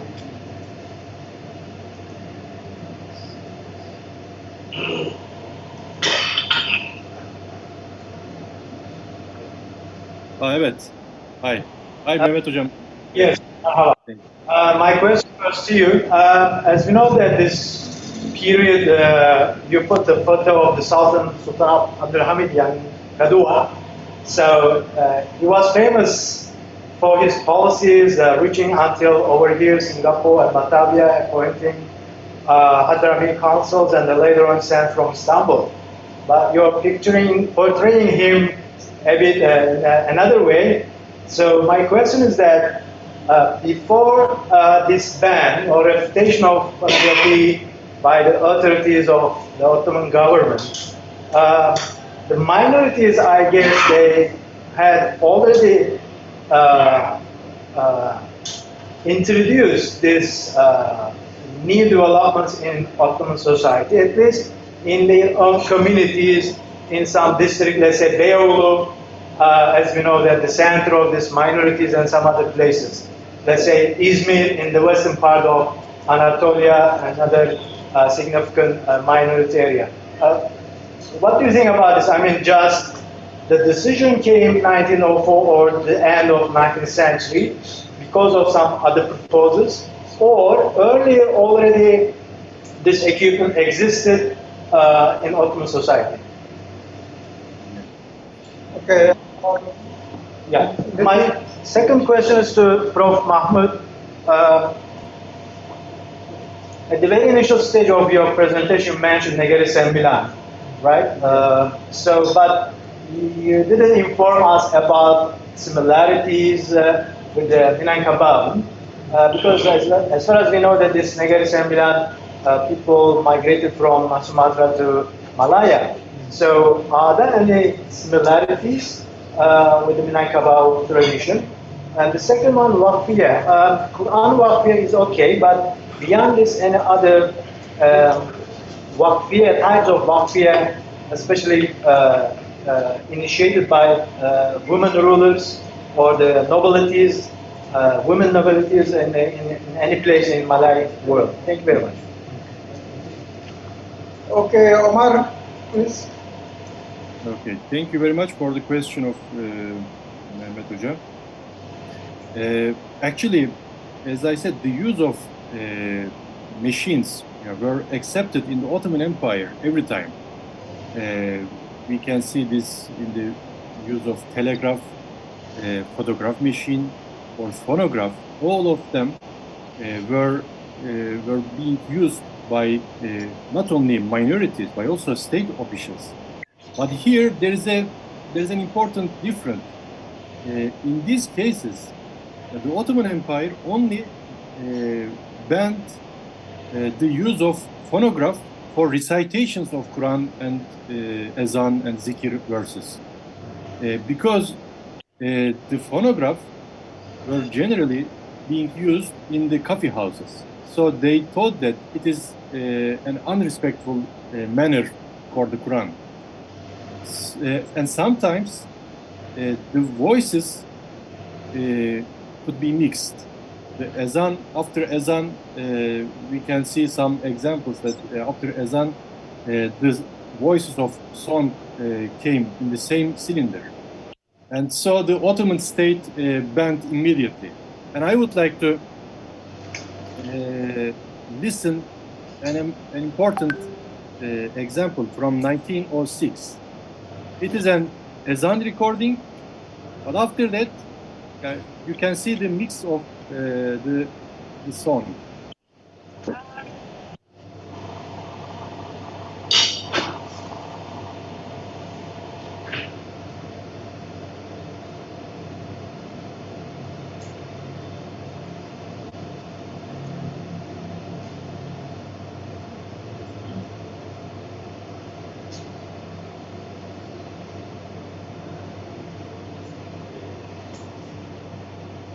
Not audible. It is from 1906, and now we couldn't hear it. You cannot hear? Yeah. Maybe. I am so sorry. It was a good example, but okay. Anyway, as I said, it was only the listening of the recitations of Quran, not about the using of the machine itself. Okay, thank you. Okay, thank you. And Mahmoud? Thank you very much, Dr. Ruby and Dr. Mahmoud, for the questions. Definitely on the production, as I mentioned, they were very active. Some of them, especially as scribes, and it was.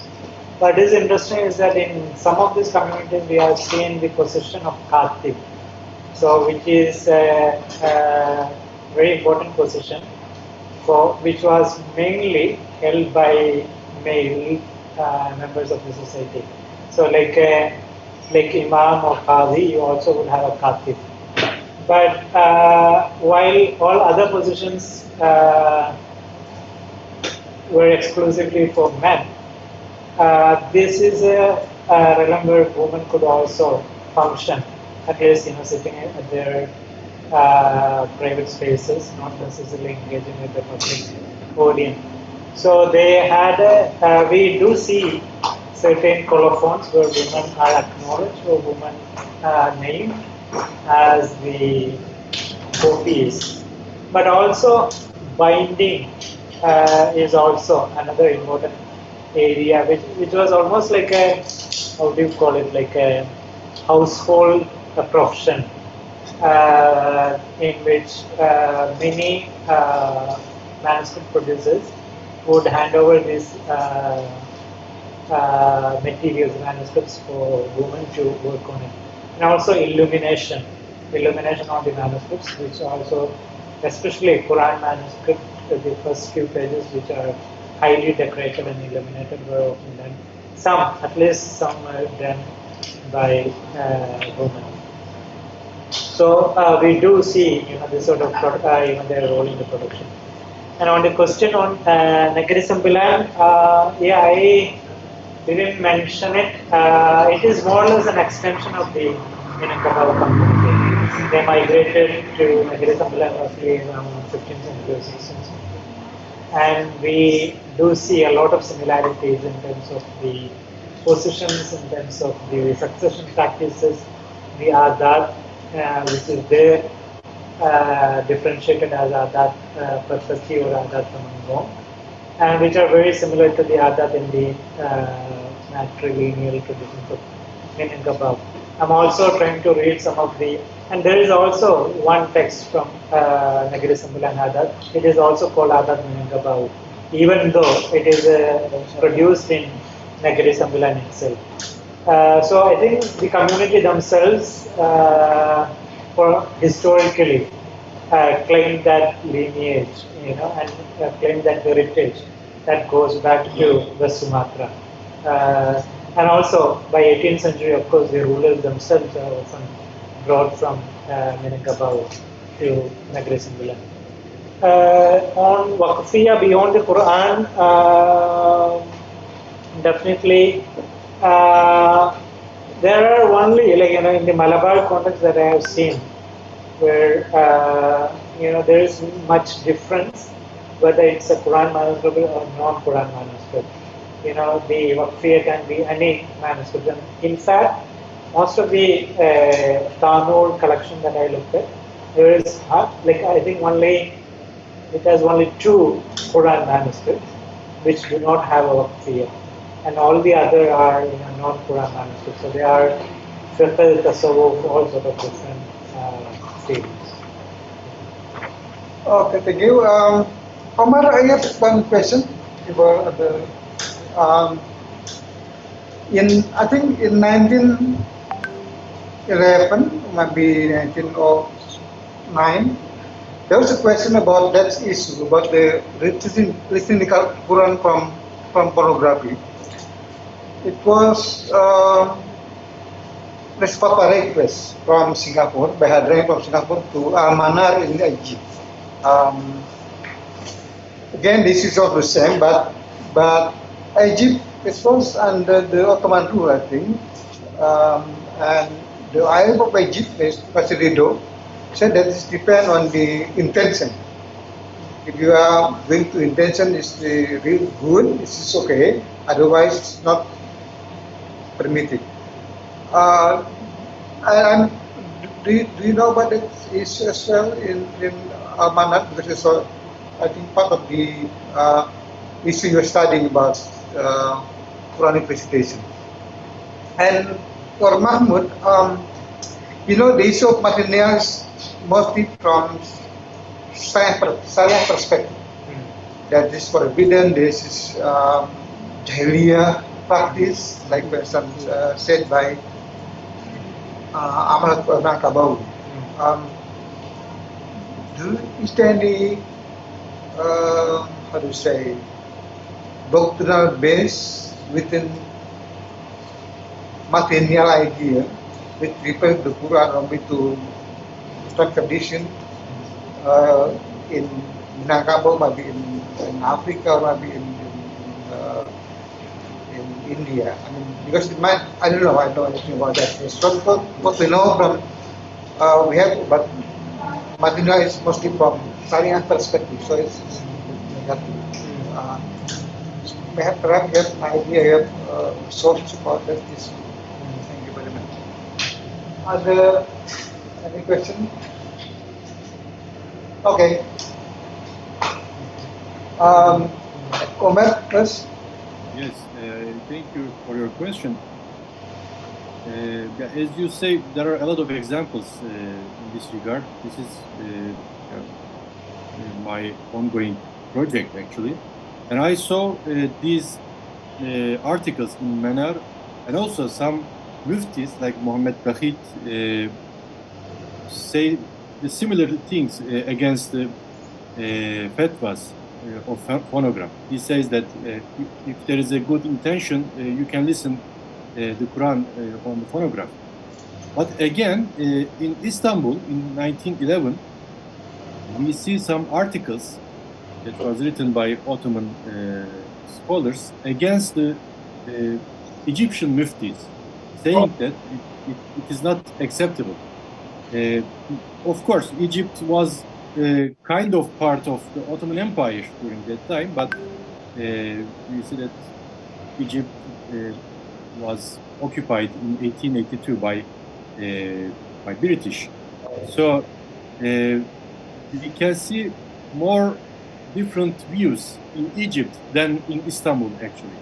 And in Istanbul, I didn't see a person who gives permission to use of phonograph for Quran or Azan recordings.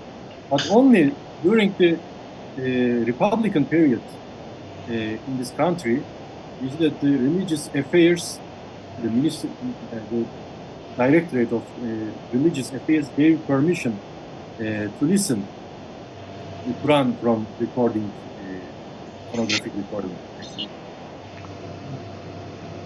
Okay, thank you, Mahmoud. Okay, Brother Jad, thank you for the question. I think it is correct that most of these debates happened by the 19th century on the question of Sharia.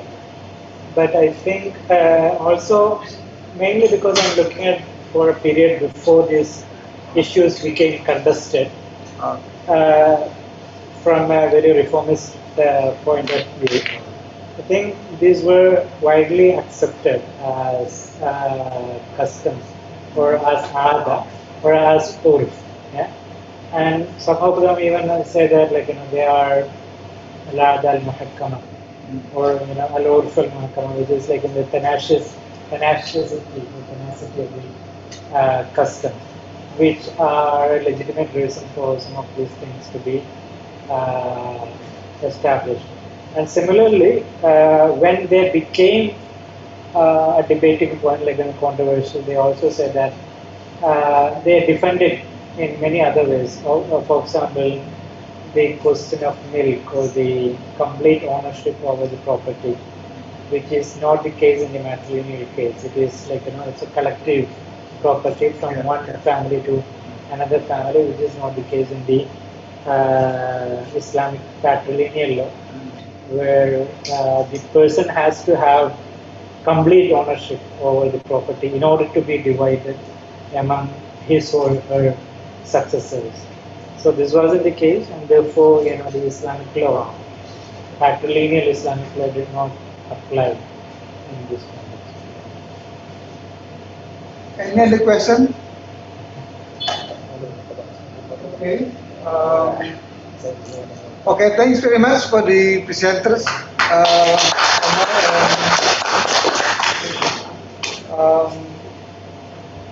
Okay, and then what next? Andy?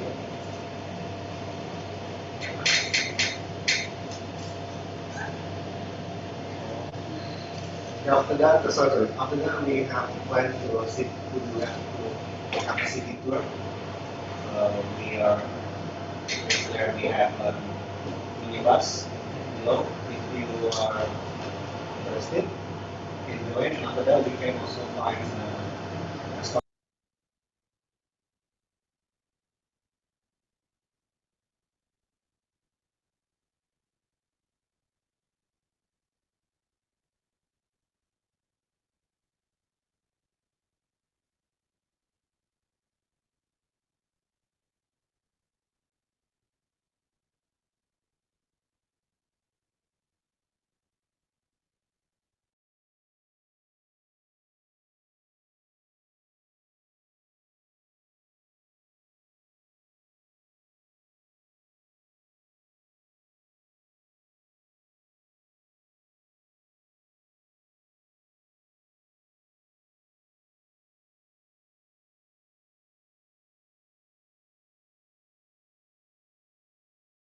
Thank you very much. Is it really left? Now it's there. Oh yeah, it's there. It's on, I think. Where are we going for the city tour?